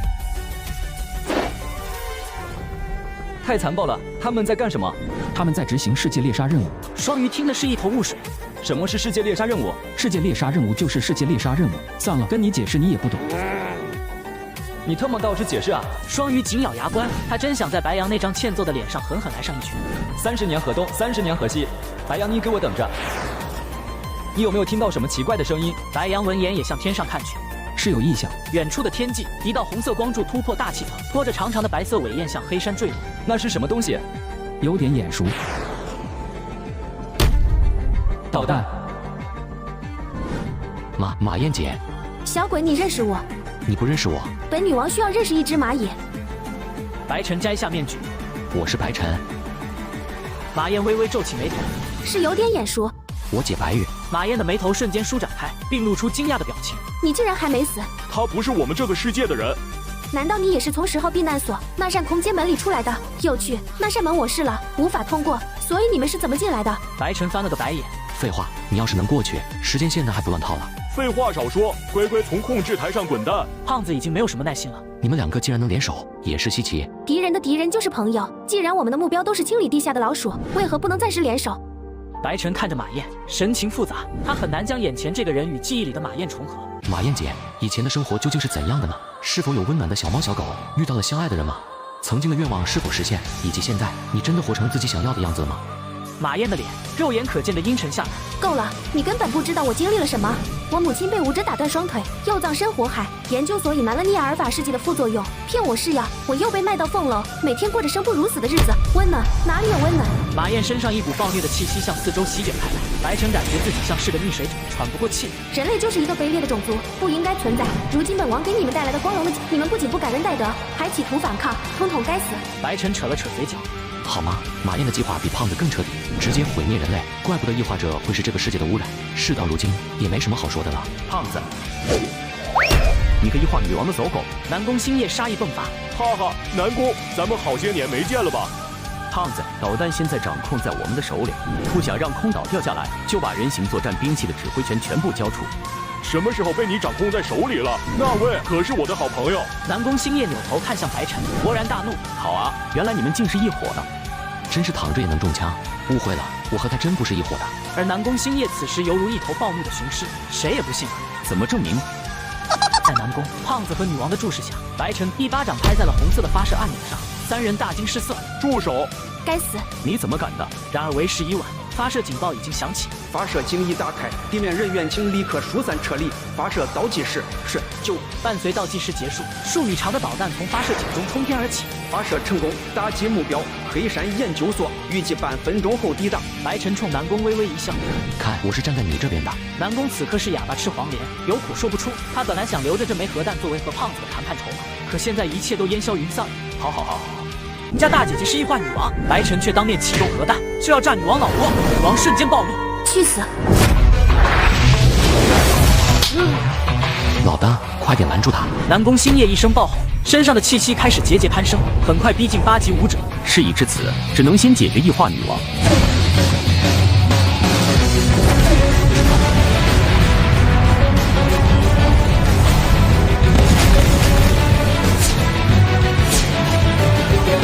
啧，都开始燃烧寿命了。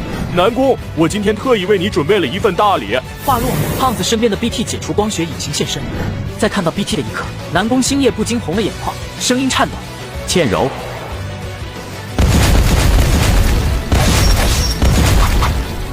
此时的遥远和玛卡团长还在山下奋杀异兽，有没有听到什么声音？两人同时抬头，看到了那从天而降的火柱。玛卡族脸色发白，我好像知道巧计是什么了。伴随着一股100米高的蘑菇拔地而起，黑山研究所被正中打醒。顷刻之间，世界和平。操！别让我知道是谁干的！遥远抬头看向刚刚核弹来袭的方向，还有一个次要猎杀目标，过去看看。我倒要看看是哪个傻鸟猎杀者干的。难道不知道这个猎杀已经是我们玛卡族的吗？不远处，白羊和双子也解除了世界之源的庇护。核弹怎么就没把他们给崩死呢？他们走了，还要不要追？当然要追！今天哥哥带你立大功。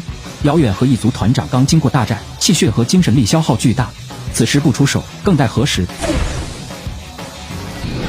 立大功，别被遥远一剑劈死就算好的了。污染源已清除，主要猎杀任务已结束，次要猎杀目标已标记，猎杀倒计时。新的猎杀目标。白晨抬头看向女王，不禁一愣。好家伙，已经红名了！新猎杀任务是认真的吗？女王至少是7级武者的实力，自己才是个刚刚突破1级的小菜鸡，拿头猎杀呀！另一边，南宫星夜眼眶湿润。倩柔，你不记得我了吗？这个1.8米的糙汉子罕见的露出温柔，而 BT 声音一如既往的冷静。我叫 BT 系列最后的人形作战兵器，你认错了。你叫南宫倩柔，我南宫星夜的女儿。BT 双眼中一条条数据快速闪过。抱歉，你认错了。哈哈，南宫，睁大你的狗眼看清楚了，他是人形作战兵器 BT。南宫星夜再也忍不住，给我死！南宫气血迸发，整个人快如闪电。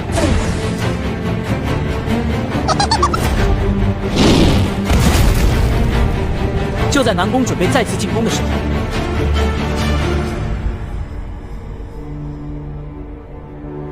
，BT 拦在了他面前。南宫星夜不忍对女儿下手，只得不断格挡后退。倩柔，我是爸爸。可 BT 却什么也听不进去。小鬼，现在没有人帮你了。女王嘴角露出残忍微笑。白晨一发核弹把黑山研究所送上天，他数十年的心血化为泡影，想要刀一个人的眼神是藏不住的。白晨心急如焚。老大，快看看我！很遗憾，南宫现在眼里只有自己的女儿。白晨算了算还剩下的分身数量，足够争取跑路时间了。刚要凝聚全部分身属性行动，门口突然传来一声感慨：“还真是热闹啊！”白晨看见遥远和玛卡族团长出现在门口，这一刻他仿佛看到了青羽。大哥，你终于到了！你交给我的任务我已经完成了，剩下的你来摆平。遥远一头雾水，不知道白晨在说什么屁话。他也从未料想到新晋猎杀者会是马戏团。你就是团长了吧？大哥，现在还不是叙旧的时候，快点打怪吧！女王彻底暴走，不管你们是谁，今天谁都别想走。玛卡族团长再度烧了起来，他就是次要猎杀目标了，快动手！二话不说，玛卡族团长第一个冲了上去，然后被女王一巴掌拍飞出10几米远。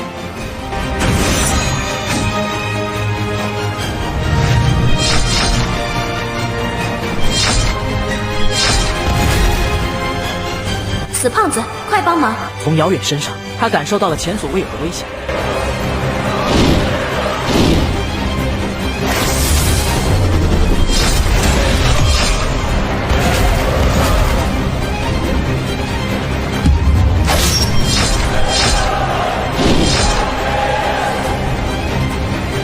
有趣的能力。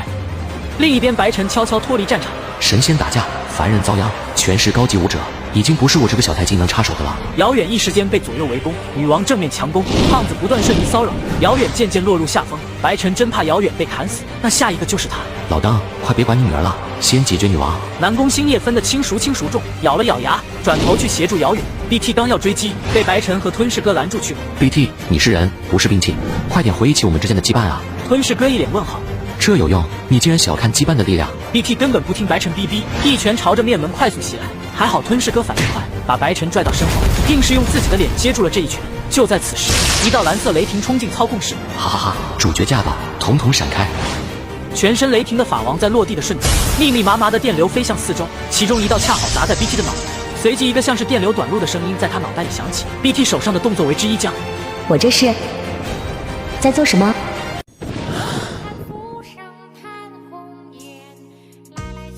我是谁？我在哪？我在做什么？倩柔痛苦蹲坐在地上，大量记忆不断闪回。997，998，999，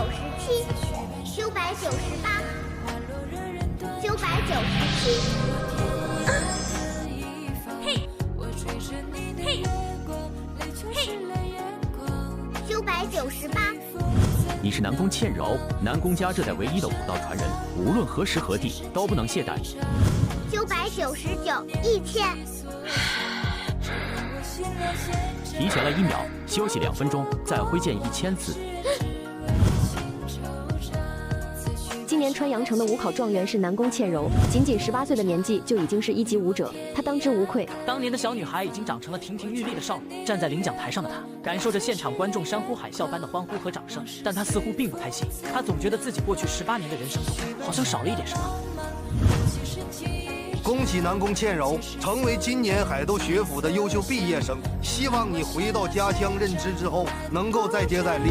回到家乡的少女得到了父老乡亲们的欢迎，城主府大摆宴席庆祝着少女的入职。那晚，她第一次喝酒。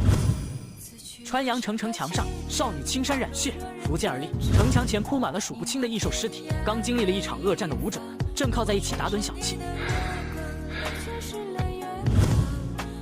少女眉头紧锁，她已经不记得这是这个月第几次的深渊潮汐了。川阳城真的还能守住吗？大人，城内出现一批异化者，执法请您去协助。知道了。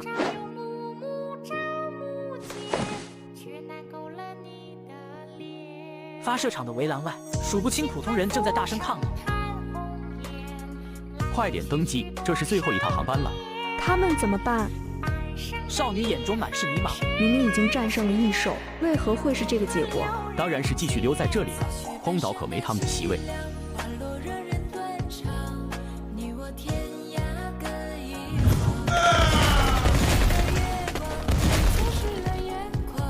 倩柔，爸求求你了，你体检都通过了，就加入兵器计划吧。书房里，中年人苦口婆心的不停劝说，少女却是紧咬着嘴唇。可是我不想变成改造人。怎么能是改造人？这是你变强的机会，而且也是复兴人类的希望。你要是加入兵器计划，我也能够进入空岛议会，届时咱们南宫家将重回巅峰。好疼。我是谁？为什么什么都想不起来了？很好，第一批人形作战兵器的改造非常成功。从今天开始，你的编号是 BT。BT， 这是我的名字吗？好奇怪的名字。A1区出现数量不明的异化者，立刻前往剿灭。收到。战斗，战斗，战斗，只剩下了不断的战斗。异化者数量实在太多，似乎怎么杀都杀不完。他们从哪儿来？我是人形作战兵器，代号 BT， 是首批 BT 系列兵器的最后一台。眼前的男孩似乎被自己的举动吓了一跳，有趣，好多年没见过人类了，自己和他们长得真像。在我们那里有个习俗，人死之后敬上3根香以示尊敬，并祝愿其来世一帆风顺。这里没有香，我就以烟代香了。少女对眼前的神秘仪式感到十分好奇，她一时有些羡慕那些死去的同伴，她也想被人铭记。少女学着她的样子，双手合十，她第一次许下了一个愿望：如果真有来世，我想做一个普通的女孩子。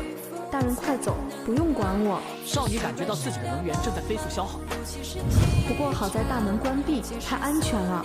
好累，好想休息，就睡一小会，应该没有问题吧？真希望他能记得，给自己也举行那个神秘仪式。少女像个沙袋一样被高级异化者拍飞，这一次她再也没能站起来。总算是修复好了，记住，以后只听我的命令即可。少女看着眼前的胖子，懵懂地点了点头。你叫南宫倩柔，我南宫新叶的女儿。你叫南宫倩柔，我南宫新叶的女儿。我叫南宫倩柔，可我不是人形作战兵器 BT 吗？头好疼，我到底是谁？他怎么了？脑子短路了？我可以对灯发誓，刚才我绝对不是故意的。你也知道，主角必须要有个酷炫又炸裂的登场，酷不酷炫不清楚，反正倒是挺炸裂。没有头的吞噬哥摇摇晃晃起身，法王瞪大了眼睛。我去，头爆了都没死，太爆了吧？这还不赶紧大笑一波？你懂个钩子，爷的身体可没你们那么脆弱。白晨没有理会法王和吞噬哥的臭屁，他很担心 BT 目前的状态。BT， 你还好吧？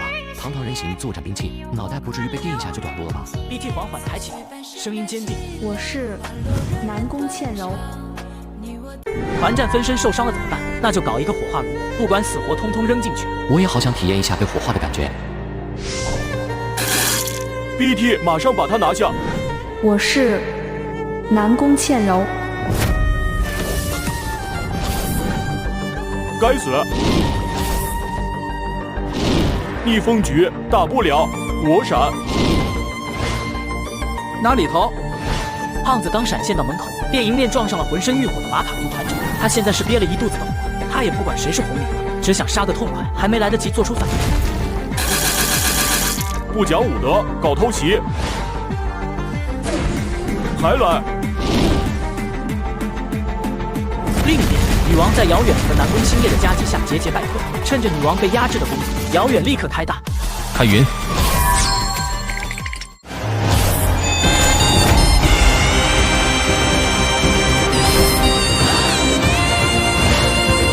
女王脸上罕见的露出惊恐，她有种预感，这一剑她若是硬接的话，会死。然而周围的空间已经被剑气封锁，无路可退。女王低吼：“别以为这样就想赢我！50年，你们根本不知道这50年间我忍受了多少。”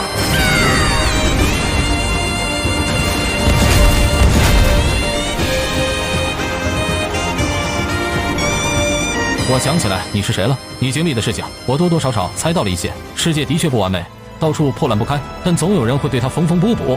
哈，缝补！若是有人缝补，世界会变成今天这样，我会沦落至此。不，我说的是另一个世界，虽然它不平等，可仍旧有一些人在孜孜不倦地努力着，为了人族的存续，甚至献出生命。在那个世界，你的生活尽管不那么如意，可于黑夜中也能看到光明。果然，每个人类都擅长编织美好的谎言童话。平等，只有在坟墓里，每个人才是平等的。女王不再听遥远继续讲话，似乎回光返照，她的脸色变得逐渐红润。某一刻，女王的样子忽然在白晨的心里和马燕重叠。这个世界还是毁灭了吧？不好，还要自爆！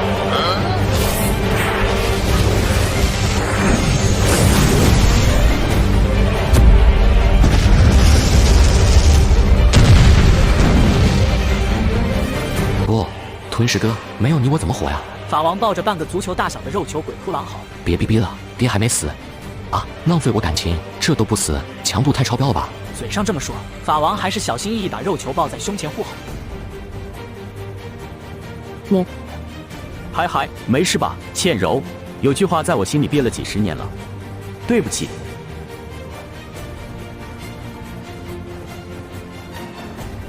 次要猎杀目标已死亡，世界猎杀任务完成，100单位世界支援已发放，当前世界即将关闭，世界修开始进行。离开意境后，联系我。呵，呆萌一场。马卡族团长骂骂咧咧地朝白晨走开。难道你没有看到我们的马卡族的世界公告吗？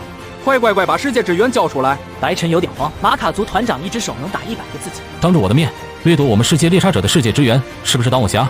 你什么意思？难道你要违抗你们人族高层的命令？我何时违抗命令了？那就快把这小兔崽子身上的世界之源给我！我想你好像误会了些什么。这世界猎杀任务并不是我们完成的，之前的合作自然不算数，自然也就无法分享世界之源。马卡族团长的脸色阴沉的可怕，他看出来了，遥远是想要死保，眼看到手的鸭子就这么飞走。记住你刚才说的话，我会一字不差的向上汇报，你就等着我们马卡族的制裁吧。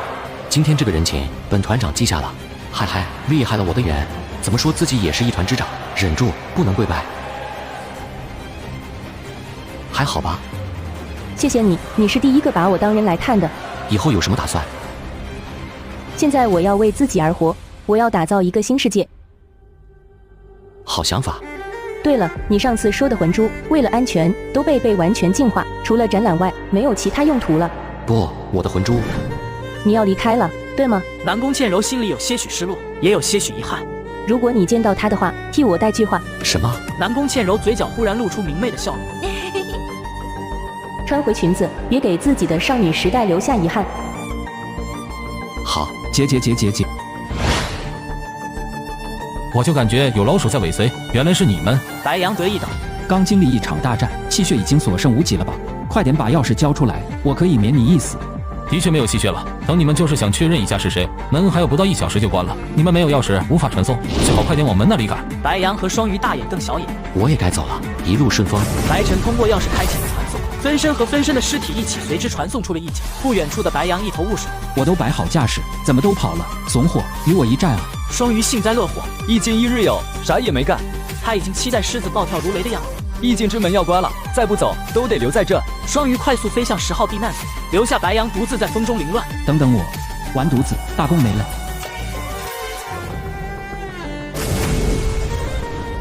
白晨和分身们传送回了马戏团总部，刚经历了一场奇幻冒险，每个分身都异常亢奋。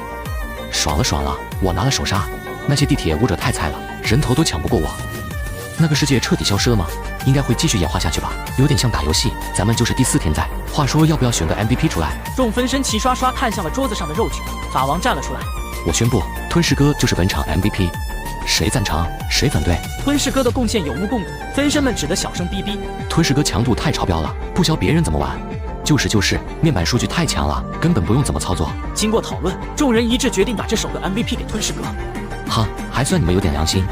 意境里，白晨放出了99个分身，牺牲了1/3，无论是尸体还是伤员，现在全部都传送回来。活着的分身开始搬运尸体，2个分身正在不断的往里面扔尸体。你说被火化是什么感觉？其中一个分身眼神直勾勾的盯着炉子里熊熊燃烧的大火，心中被勾起浓浓的好奇。好奇就试试呗，不过你得最后一个，这么多尸体全交给我一个人，我忙不过来的。好奇哥点了点头。最后一个就最后一个，到时候我亲自操作，你别插手。你以后一直就是这个调样了。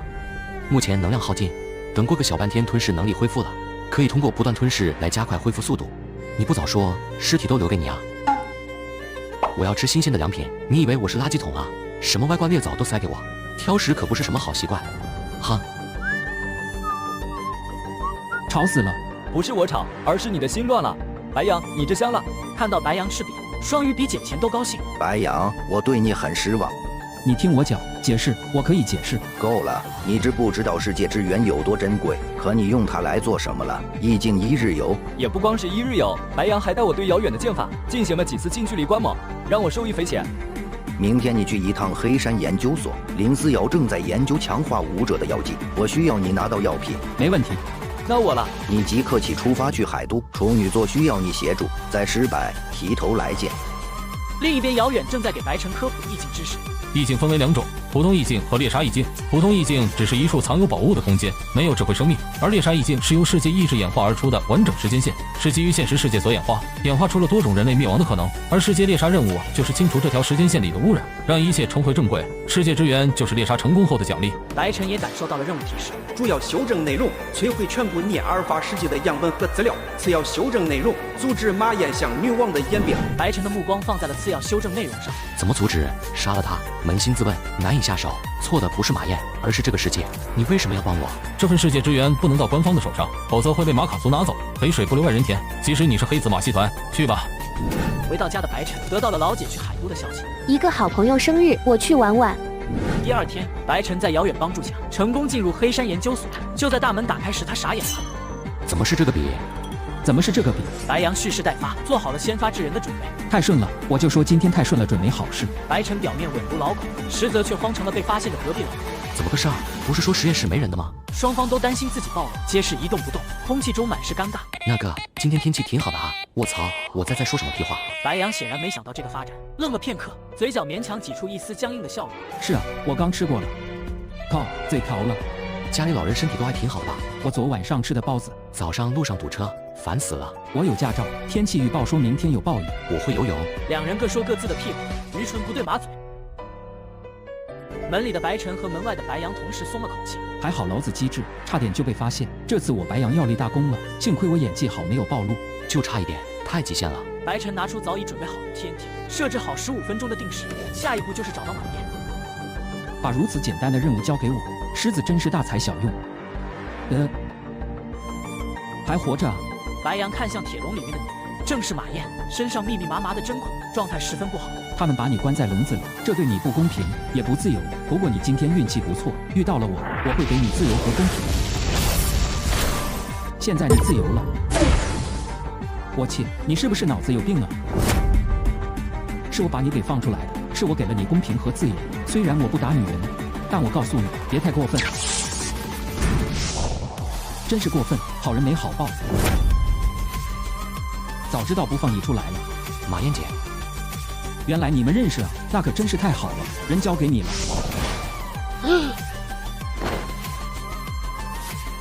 白晨，是我是白晨。他难以置信地伸出手摸了摸白晨的脸。真的是你？我是来带你离开的。真的不是一场梦吗？当然不是梦，梦里是不会感到疼的。你掐一下自己。闻言，马燕掐了掐白晨的脸，看到白晨咧嘴，他不禁莞尔。看来真不是梦，我就知道这个世界还没有那么糟糕。次要修正任务已经完成。白晨一愣，他没想到这么简单。本以为马燕死了才算彻底抹除女王的隐患，也做好了放弃任务的准备。这次的任务应该很简单，兵符确认就能完成。看来马燕经历的人生虽然也有很多悲剧，但并不是完全悲剧。我们回家。终于抓到老鼠了，你准备带着我最完美的实验品去哪儿？我说我在拯救世界，你信不信？是你在阻止我拯救世界。白晨无奈地叹了口气。为什么真话就没有人相信呢？虽然不知道你从哪里来的权限卡，但现在你被捕了，我会把你转交给执法处置。我拖住他们，你快走。你先走，一群臭鱼烂虾，我会解决。马燕微微皱眉，脸上满是担忧。相信我吗？我信。去市场买只鸡，上回我还没吃到。好。今天你们一个也走不了。声音是从4层传来的。猜对了，想不想？炸弹是我亲自放的。你知不知道你干了什么？那些研究资料和样本是我10年的心血，你亲手葬送了人族的未来。林思瑶，醒醒吧！逆阿尔法世纪的副作用，你这个项目负责人是再清楚不过的。异兽危机没解决，你还想再给人类创造出一批怪物出来吗？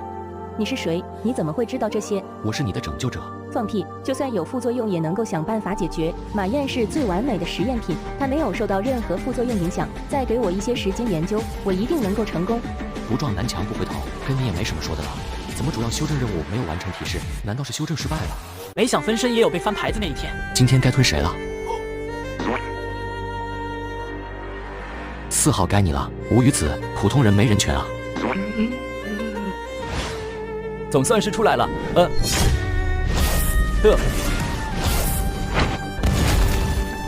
本来只是例行打卡，没想到还有意外收获。来的正好，上次双鱼那个废物拖我后腿，没打爽，今日就让我来好好领教一下人族剑仙的实力。早就听说公平会12星座，每个人都有一种独一无二的天赋，今天也算是让我大开眼界了。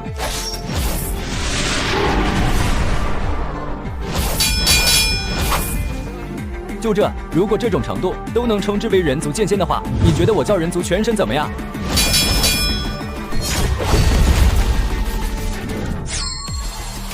开云！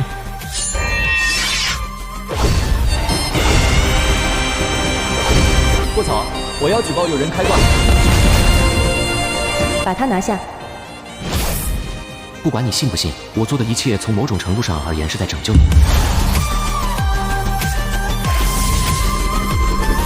大举影分身！林教授小心！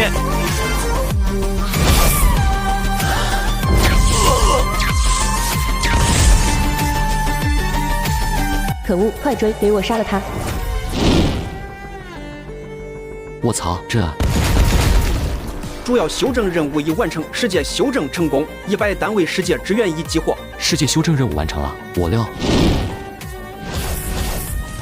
马燕跟丢了，应该是世纪副作用，全力奔跑，没人追得上。不过至少马燕是安全的，还找吗？回江城吧，等他意识恢复正常，他会回来找我的。还好有会长的报名底牌，差点去轮回了。完犊子，世纪也破碎了。天无绝人之路，我白羊要带最立功了。你来得太晚了。是公平会12星座之一的白羊座亲自出手，这样的结果也在情理之中。不过你可以放心，他没有把样本带走。已经没有意义了，涅阿尔法世纪的资料和样本全毁了，完美实验体也逃了，这一切重新来过，你知不知道需要耗费多大的人力和精力？我不知道，也没那个兴趣知道。我现在需要你们执法，立刻把那个实验体抓回来。我们不会帮你抓人。另外，我来是要通知你一个消息，你阿尔法世纪的项目已经被上面终止，所以林教授抓人已经没必要了。什么？这是谁的决定？他们根本不知道涅阿尔法世纪会对人族的未来有多大帮助。这是世界意志的决定。世界意志。我在拯救人族，也在拯救你。他是猎杀者，所以认清现实吧，林教授。难道涅阿尔法世纪真是错的？林思瑶陷入了深深的迷茫与自我怀疑。爷爷，您陈老师，小瑶，我开展了一个关于天赋能力的课题，现在正缺人手，咱们师徒合力，肯定能取得成功。马戏团总部经过1天时间的休养，吞噬哥总算是恢复了吞噬能力。全都站好了，挺胸抬头，都已经准备好了。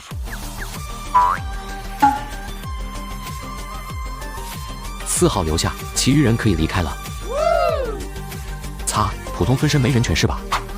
马戏团会记住你的贡献，我会亲手将你的名字刻在白尘之碑上，放心去吧。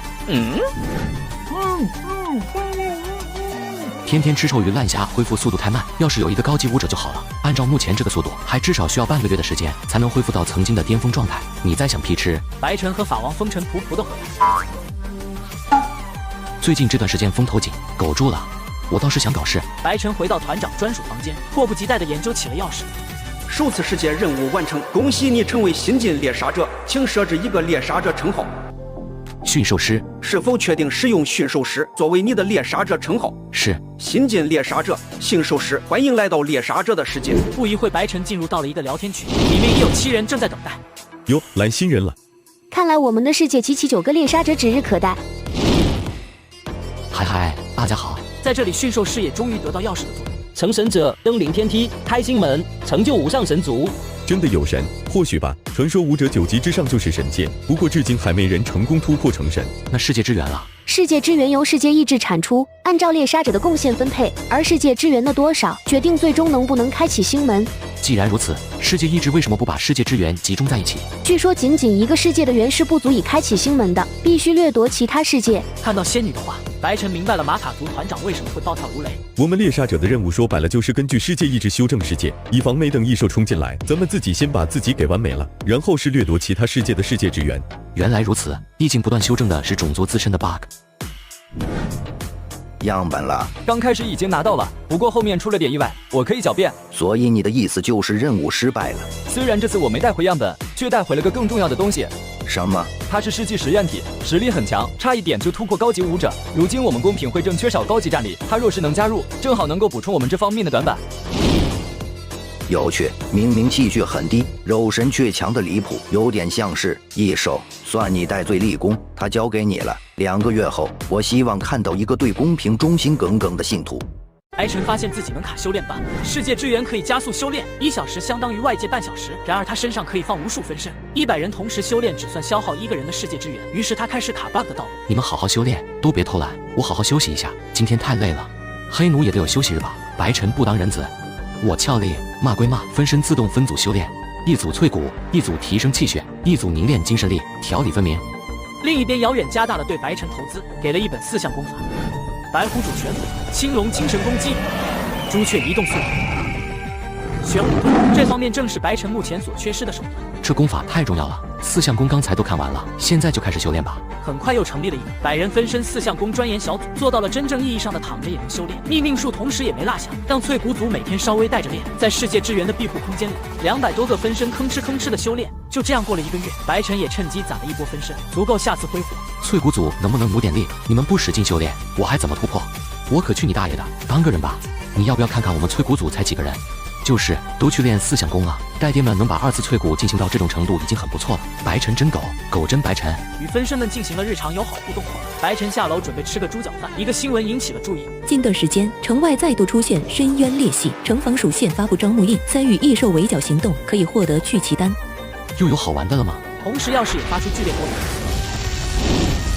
深渊潮汐要开始了，能去深渊的尽量去深渊。上次潮汐才过去了几个月，怎么这么快又来了？哎，潮汐真是越来越频繁了。我要参加5考，去不了深渊。小鹿竟然是高中生，小鹿贴贴，那你应该还没突破1级吧？0.9级，不去深渊也没关系的，反正潮汐就1-2天时间，打开庇护空间就行。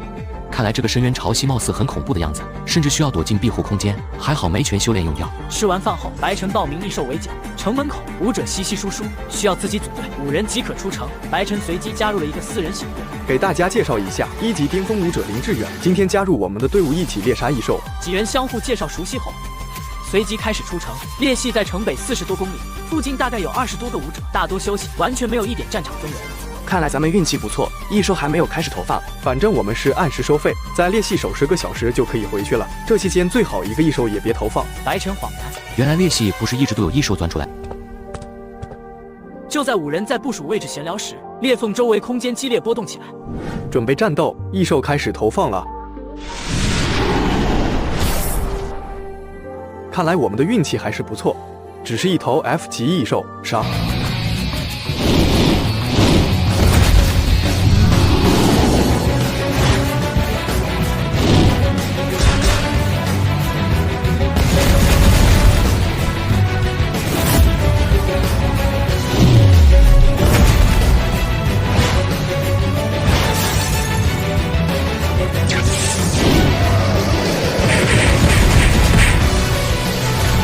整个战斗过程不超过3分钟，牛志大在不远处压阵没有出手。小林兄弟，一会儿异兽再出现的时候，你也可以上去练练手，有我压阵，不会出问题的。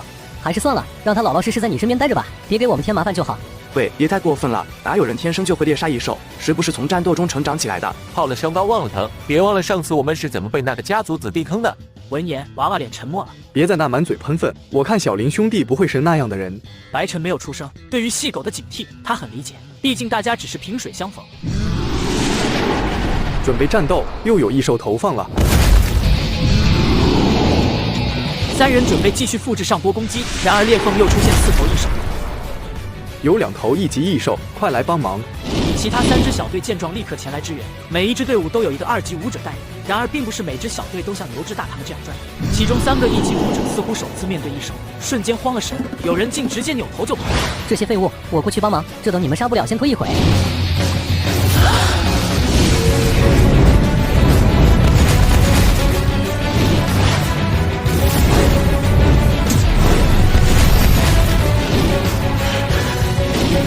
不怕神一样的对手，就怕猪一样的队友。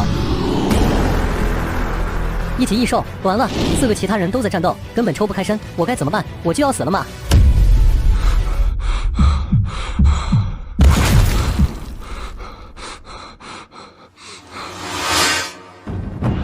看来枪法还没有生疏。小心！该死，快点躲！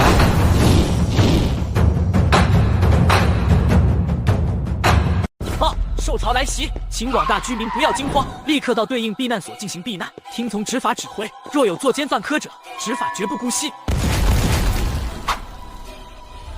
根据《受潮期间管理条例》第3项10款，抢劫银行、危害公共安全属于重罪，死刑。大人饶命，我们只是第一次，请再给我们一次机会。老子不去城墙。我是强盛集团董事长，只要放我去避难所，我可以给你钱，你想要多少都可以。我不能去城墙，平时很少修炼，去了城墙我会死的。根据受潮临时管理条例，武者版第3条，临阵脱逃，违抗命令拒绝前往城墙者，就地格杀。我去，我现在就去城墙。之前已经给过你机会。避难所里，妈妈，我们会死吗？不会。真的不会吗？他不清楚，可他只能这样回答。就在1小时前。该死，快点躲啊！来得正好。白晨又重玄武虚影在其周围凝聚，苍鹰的爪子抓在了玄武虚影上，只激射出金色火花。白晨右臂凝聚气血。伴随着一声虎啸山林，白虎拳携虎王之威结实射钉在苍鹰胸口，苍鹰宛如断线的风筝般飞出去。正在前往支援的细狗看到这一幕呆愣住，他在怀疑自己刚才是不是眼花。1级武者一拳竟把1级异兽给掀飞上天，这是何等恐怖的力量！这畜生不好击杀，我们一起拖延时间，等队长他们过来。我一人足矣。别逞英雄，会死人的。看好，该我登场了。青龙面。一条由精神力构建而成的小青龙撞进异兽的脑袋，异兽顿时呆住了。这怎么不攻击了？白虎拳。异兽一声哀鸣还没来得及发出，庞大的尸体便重重砸向地面。这一拳，白晨大概使出了80%的实力。如果300多个分身全部属性凝聚在一起，半分钟内白晨能与3级巅峰武者斗上一场。只不过这张底牌不能随时动用，毕竟30秒过后就进入了贤者时间。当使出这一招的时候，只有2个角：打死对方，或者被对方打死。别发呆了，快点去帮忙！白晨和细狗立刻前去帮助其他人，不一会异兽全部解决。白晨也一战成名。不知这位兄弟尊姓大名？刚才那一拳实在是太生猛了。林兄，这回真是我看走眼了，我还口出狂言要给你压阵，惭愧。细狗对白晨的态度也是180度转变。对不起，白晨。我还是喜欢你刚才那副桀骜不驯的样子，开个玩笑。众人开始休息起来。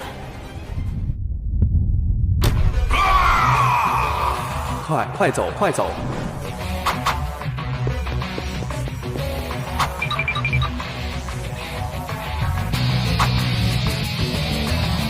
发生什么事了？受潮应该是某个裂隙突然出现了等级较高的异兽，守卫的人没能卡住，导致裂隙不断投放。细狗骂骂咧咧。城防署的巡逻队是干什么吃的？连个预案都没有吗？白晨看向车外，车后远处地平线尘土飞扬，白晨看到了数不清的异兽在其中快速奔腾，黑压压连成一片。首次面对受潮的白晨不禁放慢了呼吸，冲击力实在是太强，这就是潮汐吗？潮汐还差得远呢。白晨倒吸一口凉气，此波受潮的数量足有近千，这种规模都不是潮汐吗？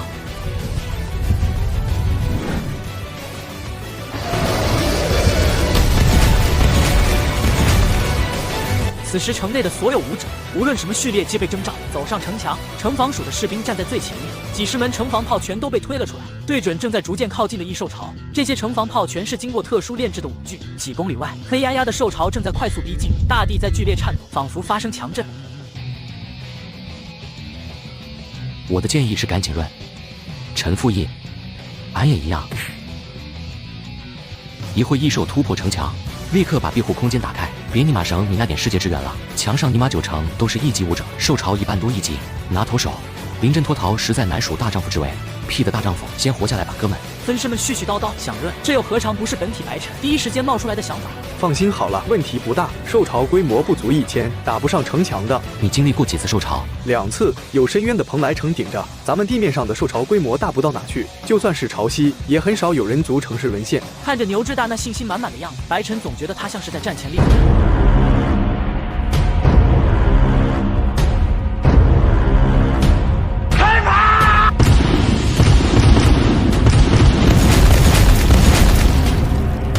一轮齐射过后，城防炮开始迅速装填，进行第2轮射击。受潮中到处开花，入目之处皆是爆炸的火光。准备，他们要上来了！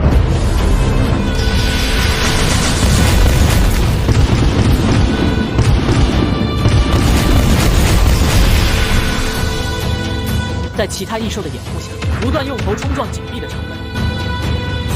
激活工程兽。2个3级武者腰间拴着绳索，从墙上一跃而下，一左一右，以雷霆万钧之势将攻城兽斩杀，顺带清理干净了门口的异兽。2个3级武者又被拉了回去，紧跟着体型较大的异兽纷纷趴下，其他异兽便开始搭攻城灵梯，人类武者纷纷开始攻击，就这样坚持了1小时。兽潮是不是快要结束了？1个多小时是要结束了。那是什么？白晨看向几头异兽聚集的地方，周围空间正荡漾着层层涟漪。牛志大也看了过去，脸色瞬间变得无比惨白。虚空兽，完了，我们今天都要死在这里了。江城面临兽潮危机，数不清巨兽开始冲向人类城池，人族奋起反击。然而，正当以为一切结束时，一场更大的危机悄然来临。虚空兽，完了，我们今天都要死在这里了。在白晨震惊的几秒钟时间内，已经有不下100头异兽被爆出，其中绝大多数都是一道地，而且还在源源不断。开了吧，小开不算开，这回是真上强度了。快润快润，拿头打呀！分身们这边在合计怎么跑，牛志大那边却是把蓬莱城从上到下喷了个遍。蓬莱城那些狗太阳的是干什么吃的？这么大一头虚空兽给放出来了，一群酒囊饭袋，重置。所以虚空兽是什么兽？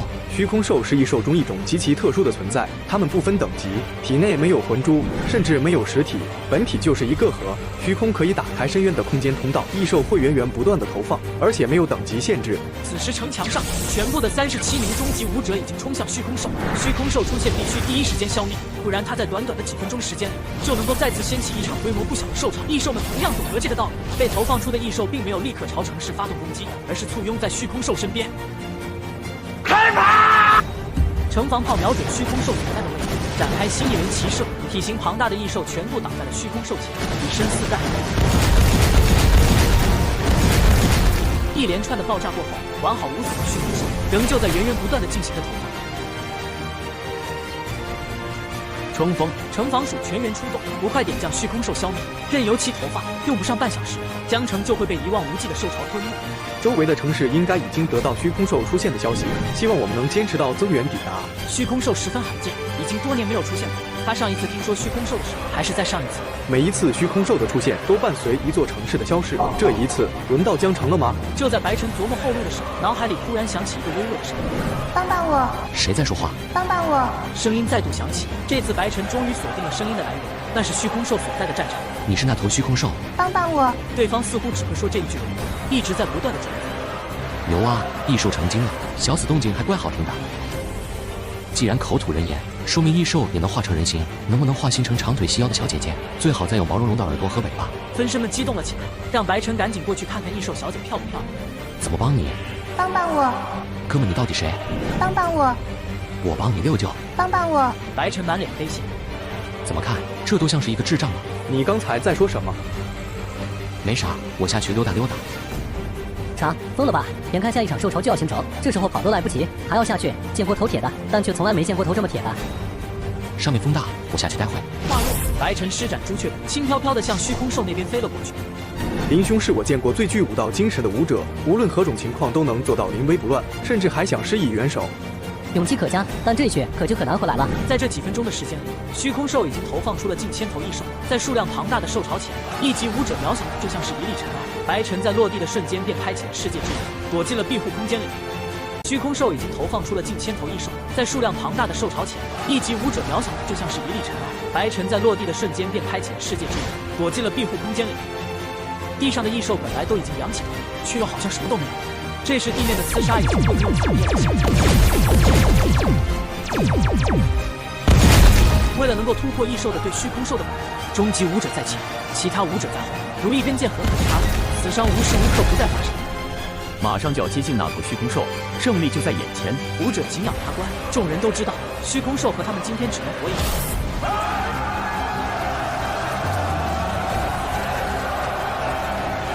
白晨靠着世界之源的庇护，很快便接近了兽群中心，那个声音也越来越清晰。帮帮我！在那不断荡漾的空间涟漪后，白晨终于看到了虚空兽的真正样子，一个半透明晶体。帮帮我！合着真就只会说这一句人话。他也想摧毁虚空兽，可动手的时候必须解除庇护空间。4个 C 级异兽有终极武者的实力了，只要庇护空间一消失，他们就会扑上来。身处兽潮中心的白晨插翅难逃。白晨一筹莫展之际，要是突然发生波动，监测到星门碎片，是否会收？星门是我想的那个星门吗？事情开始变得有趣了。虚空兽还在不断地向外宣泄那股狂暴的力量，似乎同样感受到了白晨身上钥匙的存在，求救声越来越频繁。救救我！回收，确认消耗事务单位世界支援回收星门碎片。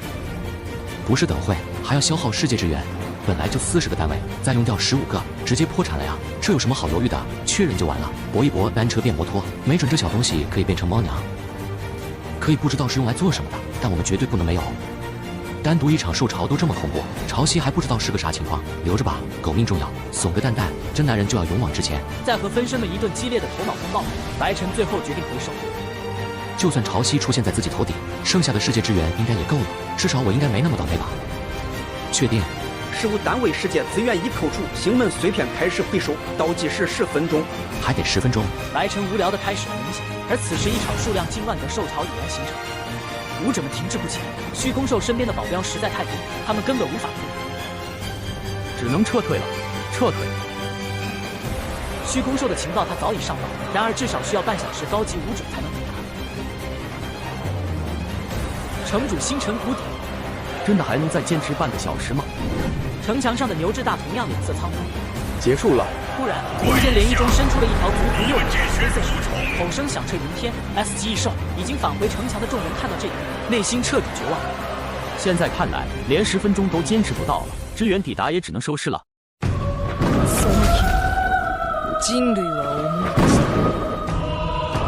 奴らに支配されていた恐怖、鳥かごの中に囚われていた屈辱、隠して黄昏に弓矢は放たれた。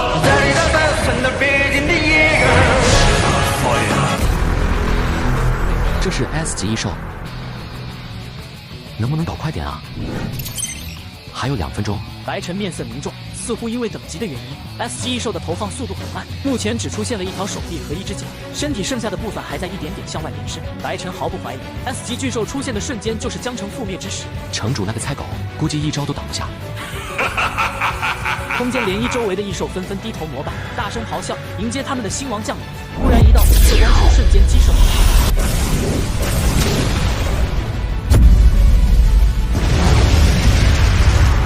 这一刻，城墙上所有人的心里都只剩下了绝望。S 级异兽相当于人类7级武者，这怕是要8级武者出手才行。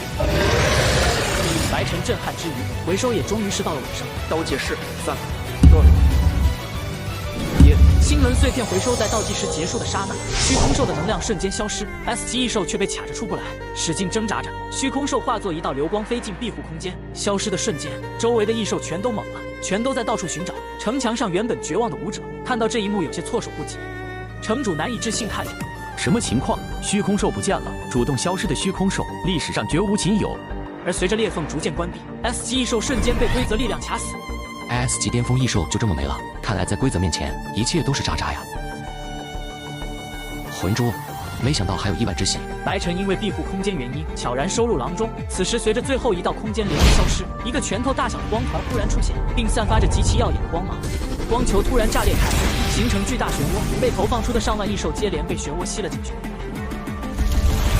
城外瞬间安静下来，就连异兽的尸体也全部被空间漩涡回收。城墙上的武者们终于回过神来，大声欢呼着：“我们赢了！我们竟然击退了虚空兽！小小兽潮，不过如此。”立刻统计伤亡情况，通知避难所，可以让大家回家了。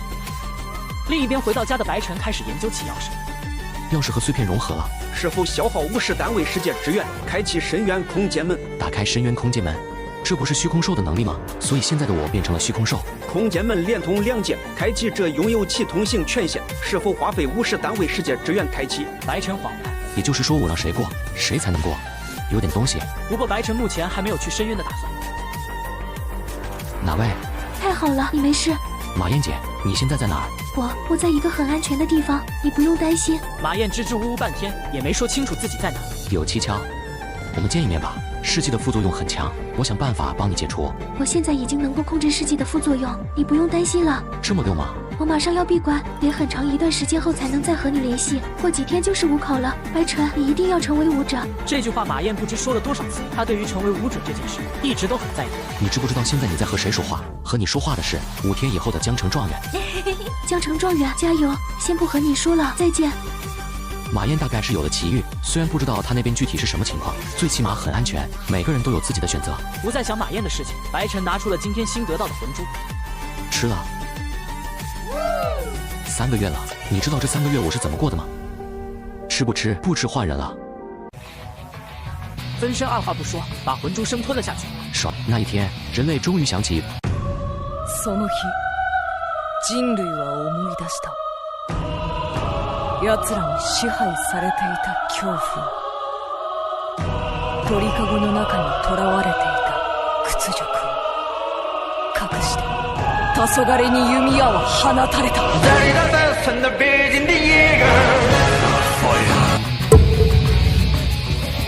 目前极限是5米，随着等级提升还能变大，巨人化以后肉身强度提升3倍。除此之外，还有一个小惊喜。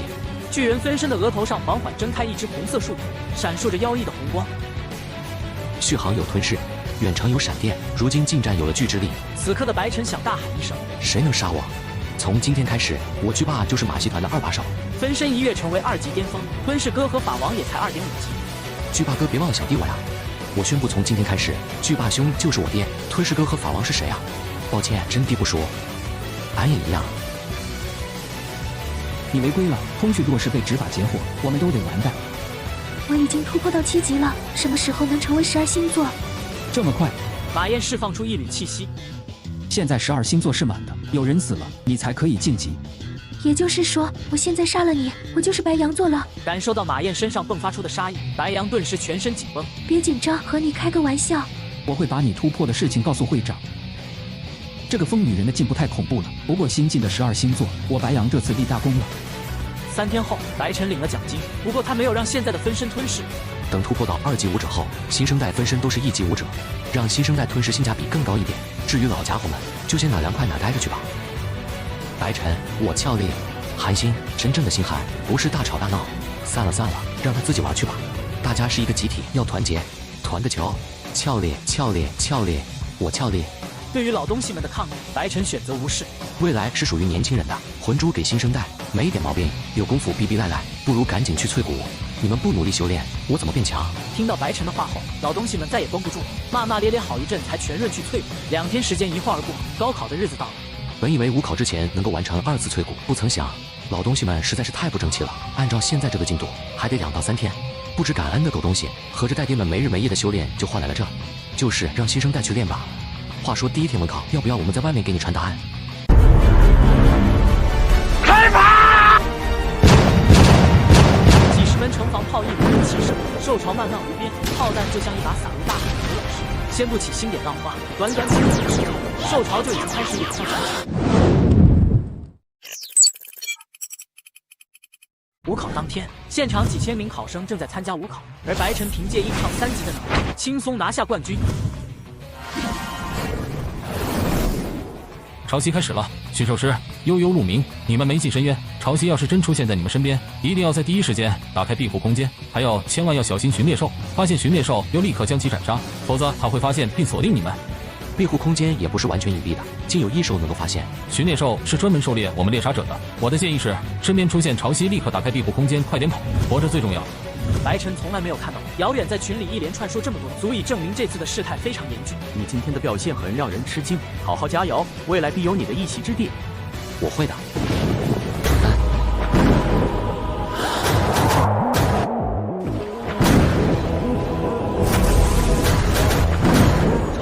潮汐，什么情况？明明刚才还是晴天，我突然有种不祥的预感。跟我走。发生什么事了？潮汐来了，还是5拳。你这个状元真是够命的，本来有着大好前途，今天却要再次陨落。白晨听出了对方话里的意思，这场潮汐不可对抗，今日全城的人都要死。到底什么是潮汐？1场1兽的狂欢宴。说了等于没说，谜语人统统给噎死，就应该让法王电他一下。要不要把法王他们叫来一块会合，让他们老实在家多好？在没搞清楚情况之前，白晨决定暗中观察。今年的5考状元，务必保证他的安全。是。努力活下来。看着对方离去的背影，白晨忽然有种风萧萧兮易水寒的感觉。状元郎，快别在外面了，进去吧。在钻进瞬间便开启了庇护空间，然后大摇大摆地走出。天空中的5个漩涡越来越大，并且逐渐泛红，整片天空都燃烧了起来，无比绚烂。白晨没做任何人物，快速奔向城墙。在老地方，白晨又看到牛牛一行人，几人愁眉苦脸，一看就是被抢着。都怪我，咱们昨天就应该出发的。现在说什么都没用了，先想想怎么活下来吧。活下来怎么可能？那可是5玄潮汐。白晨站在几人身边，与他们一起看着苍穹。好漂亮啊！一辈子能够见一次这样壮观的美景，也算是值了。准备好，异兽要开始投饭了。伴随着这样的上千头异兽同时从光幕中冲出，而后续的投放还在源源不断。高空上的漩涡，一头头面目可憎的飞行异兽，身上带着绚烂的光辉翻转而出，眨眼之间，一场规模10几万的兽潮形成，它们嘶吼，山呼海啸般的朝江城涌来，密密麻麻，铺天盖地，如蝗虫群般一望无际。白晨全身的汗毛都竖了起来，这一刻，他终于明白了潮汐的意思。光怪陆离的天空和大地成为了异兽的舞台。美到令人窒息的景象，无数冲锋的异兽，二者搭配，宛若一场绝美的梦。守城的武者们纷纷颤抖了起来，他们好想从梦魇中醒来。哪怕是虚空兽投放出的兽潮与眼前相比，都根本上不了台面。将近20万头异兽，低级异兽只是少数，绝大多数都是级到 C 级的终极异兽。目前还没有看到 S 级异兽，这是为数不多的好消息。还看你马呢？忘了原子哥的话吗？快跑啊！法王他们正在往这边赶，人到齐就抡。潮汐强度太高了，除非开管理者权限，不然谁能打过？就你整天嚷嚷着上点强度上点强度，现在强度上来了，不能是这个上法呀！咱们还没出新手村就让去打 BOSS， 有一说一，人总能存续到现在还是有点东西了，能别逼逼了吗？一会学猎兽该找来了。分身们慌的一批，白晨已经让法王他们过来会合，人到了后他便准备开着庇护空间离开江城。他不是救世主，眼前的潮汐已经不是他能对抗的。开炮！几十门城防炮一轮轮齐射，兽潮漫漫无边，炮弹就像一把洒入大海的土老师。先不起星点浪花，短短几分钟的时间，兽潮就已经开始涌向江城。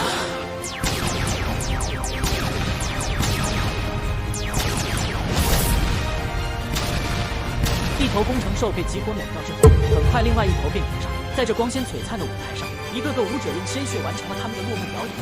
完犊子了，支援再不来连10分钟都顶不住。法王他们拉屎去了吗？婆婆妈妈还不到，咱们要不要下去帮忙？我无所谓，异兽太多，我们撑不死几个了。哎，看着被血染红的城墙，乐子分身们的心情变得五味杂陈。白晨心里突然有种莫名的心悸，像是被某种大恐怖给盯上。白晨发现一头黑色的正看着庇护空间所在位置。巡猎兽，巡猎兽这么快就到，这就是主角待遇吗？爱了爱了，法王，我翘嘞，墨迹半天不到，干他，怂个蛋蛋。就是咱们一人一个滑铲也铲死他了。狗头军师们向白晨源源不断输出建议。与此同时，异兽头顶上的巡猎消失不见，而白晨心悸感还在。卧槽！这诡异的东西要比白晨想象中的弱，充其量也就2级武者水平。但撕开的口子并未立刻愈合，原本攻城的兽潮突然一滞，异兽齐刷刷扭头看向了白晨的位置，下一秒兽潮沸腾，他们嘶吼着朝白晨奔来，就连本已经登上城墙的异兽也跳了下去。白晨头皮发麻。可能是钥匙的气息，怪不得原子哥说巡猎兽极度危险。这家伙虽然没什么战斗力，却会把你给点亮。监测到庇护空间出现裂隙，是否花费5点世界支援修复？修，开始修复，倒计15分钟。进度条到底是谁发明的？让我知道他得遭老罪了。见四面八方的异兽都在朝自己这边，白晨知道他不能在城墙上继续待下，否则这段城墙用不了几分钟就会被兽群出没。白晨朝城外快速滑翔。兽潮也改变方向，开始向城外退去。守城的武者们见状，一头雾水。城主，潮汐好像退了。如果不是亲眼所见，无法相信潮汐竟然会主动退。这简直和5天前突然消失的虚空兽一样邪门，让大家抓紧时间休息吧。白晨还在天上慢慢滑翔，地上的异兽碰不到他，只能不断跳跃干着急。飞行异兽倒是把白晨层层包围，奈何庇护空间的口大，他们进不来，只能用爪子不停抓猎奇，但他们又不具备巡猎兽，对庇护空间造不成任何影响。白晨紧握威龙，时刻盯着外面的情况。没完没了了是吧？修复完毕。与此同时，倒计时结束，裂隙修复完成，失去白晨气息的异兽变成无头苍蝇，本能驱使着他们再次涌向江城。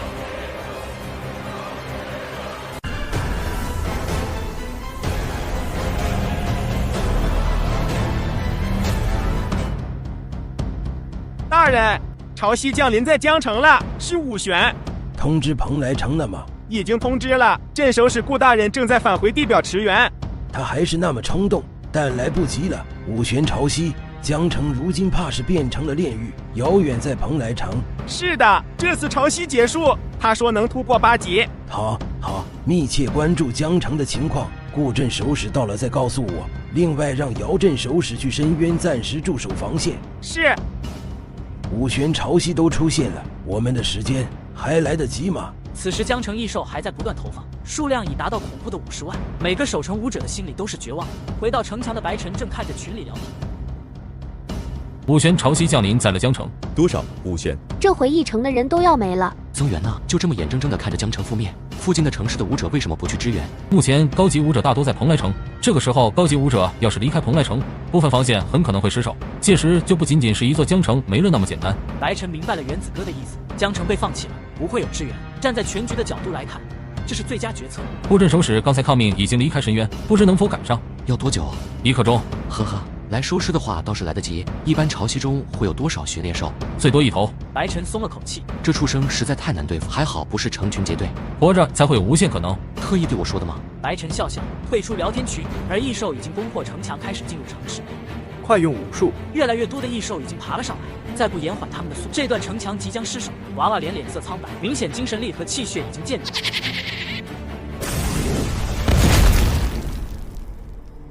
异兽的咆哮，武者的沙喊，在城墙各处响成一片。白晨面无表情地看着这一切。这时局域网里终于响起了吞噬哥和法毛的声音。我们到了。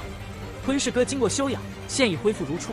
怎么说？什么怎么说？你心里不是有答案了？还问我们干什么？就是我们这些臭打工人不都听你老板的？俺也一样。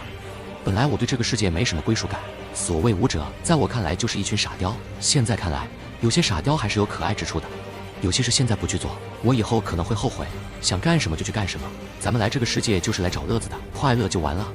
我已经饥渴难耐了，俺也一样。其他分身们也都叽叽喳喳。谁还没幻想过有一天自己化身救世主降临？现在机会就在眼前，错过太可惜了。有一说一，咱们现在去充其量就是把死亡时间从5分钟拉到10分钟，够了。人族镇守是不是已经在路上了？塔开！虽然我是润派，但你们要疯，我就陪你们疯。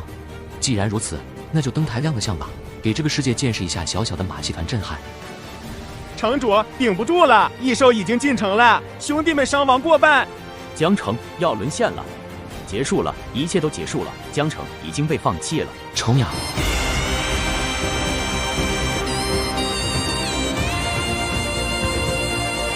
乌拉，救世主降临，为了乐子，呸，为了，好吧，还是乐子。现在是马戏团时间，马戏团驾到，统统闪开。城门阵地本已失守，大量异兽涌入，突然出现的禽兽确实让他们为之一愣。首杀是我的，谁都别抢！看你妈看，吃老子一刀！艺术就是派大星，别你妈乱上，能不能有点配合？我就上就上！众分身如一把利剑，狠狠插入兽群。20来个等级最低的老东西被翠骨祖用力丢了出去。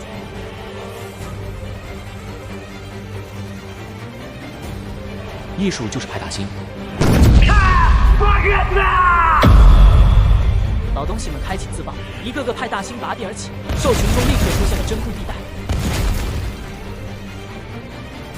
艺术就是派大星。哦，这是派大星！艺术就是派大星。艺术就是派大星。艺术就是派大星。艺术就是派大星。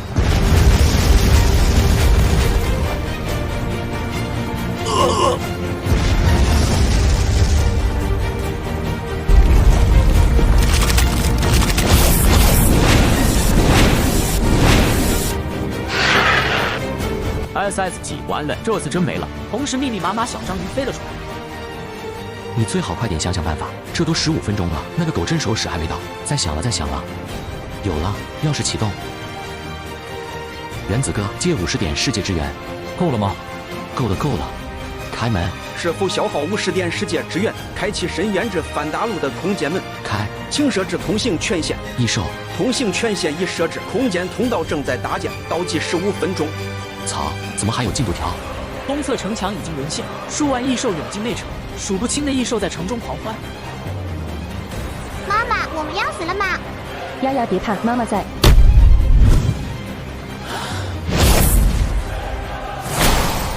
乖，不出手，还真以为我是个只会靠分身的废物。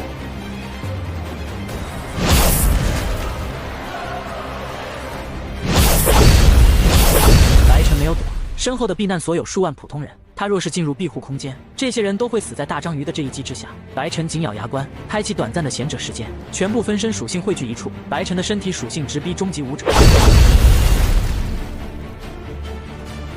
死了这么多兄弟，自己也要搭进去了，值吗？没什么值不值的，老子高兴。就你妈，你叫高级异兽啊？是不是以为我死了？但是这次我赢了。不信你看呐！倒计时结束，空间通道构建完毕，空间之门已开启。只见一扇几十米高的空间之门在江城上空缓缓展开，紧接着，数不清的异兽如同下饺子一样，通过空间之门落在了城里。就在众人懵逼时，关门。是否消耗无电世界支援强制关闭。关。空间之门已强制关闭。话音落下，一股巨大吸力传来，所有异兽都被强制收回，几十万全部被空间无情吞噬。我们赢了！哥哥，你是怎么变成巨人的？当心怀无惧，你就是巨人。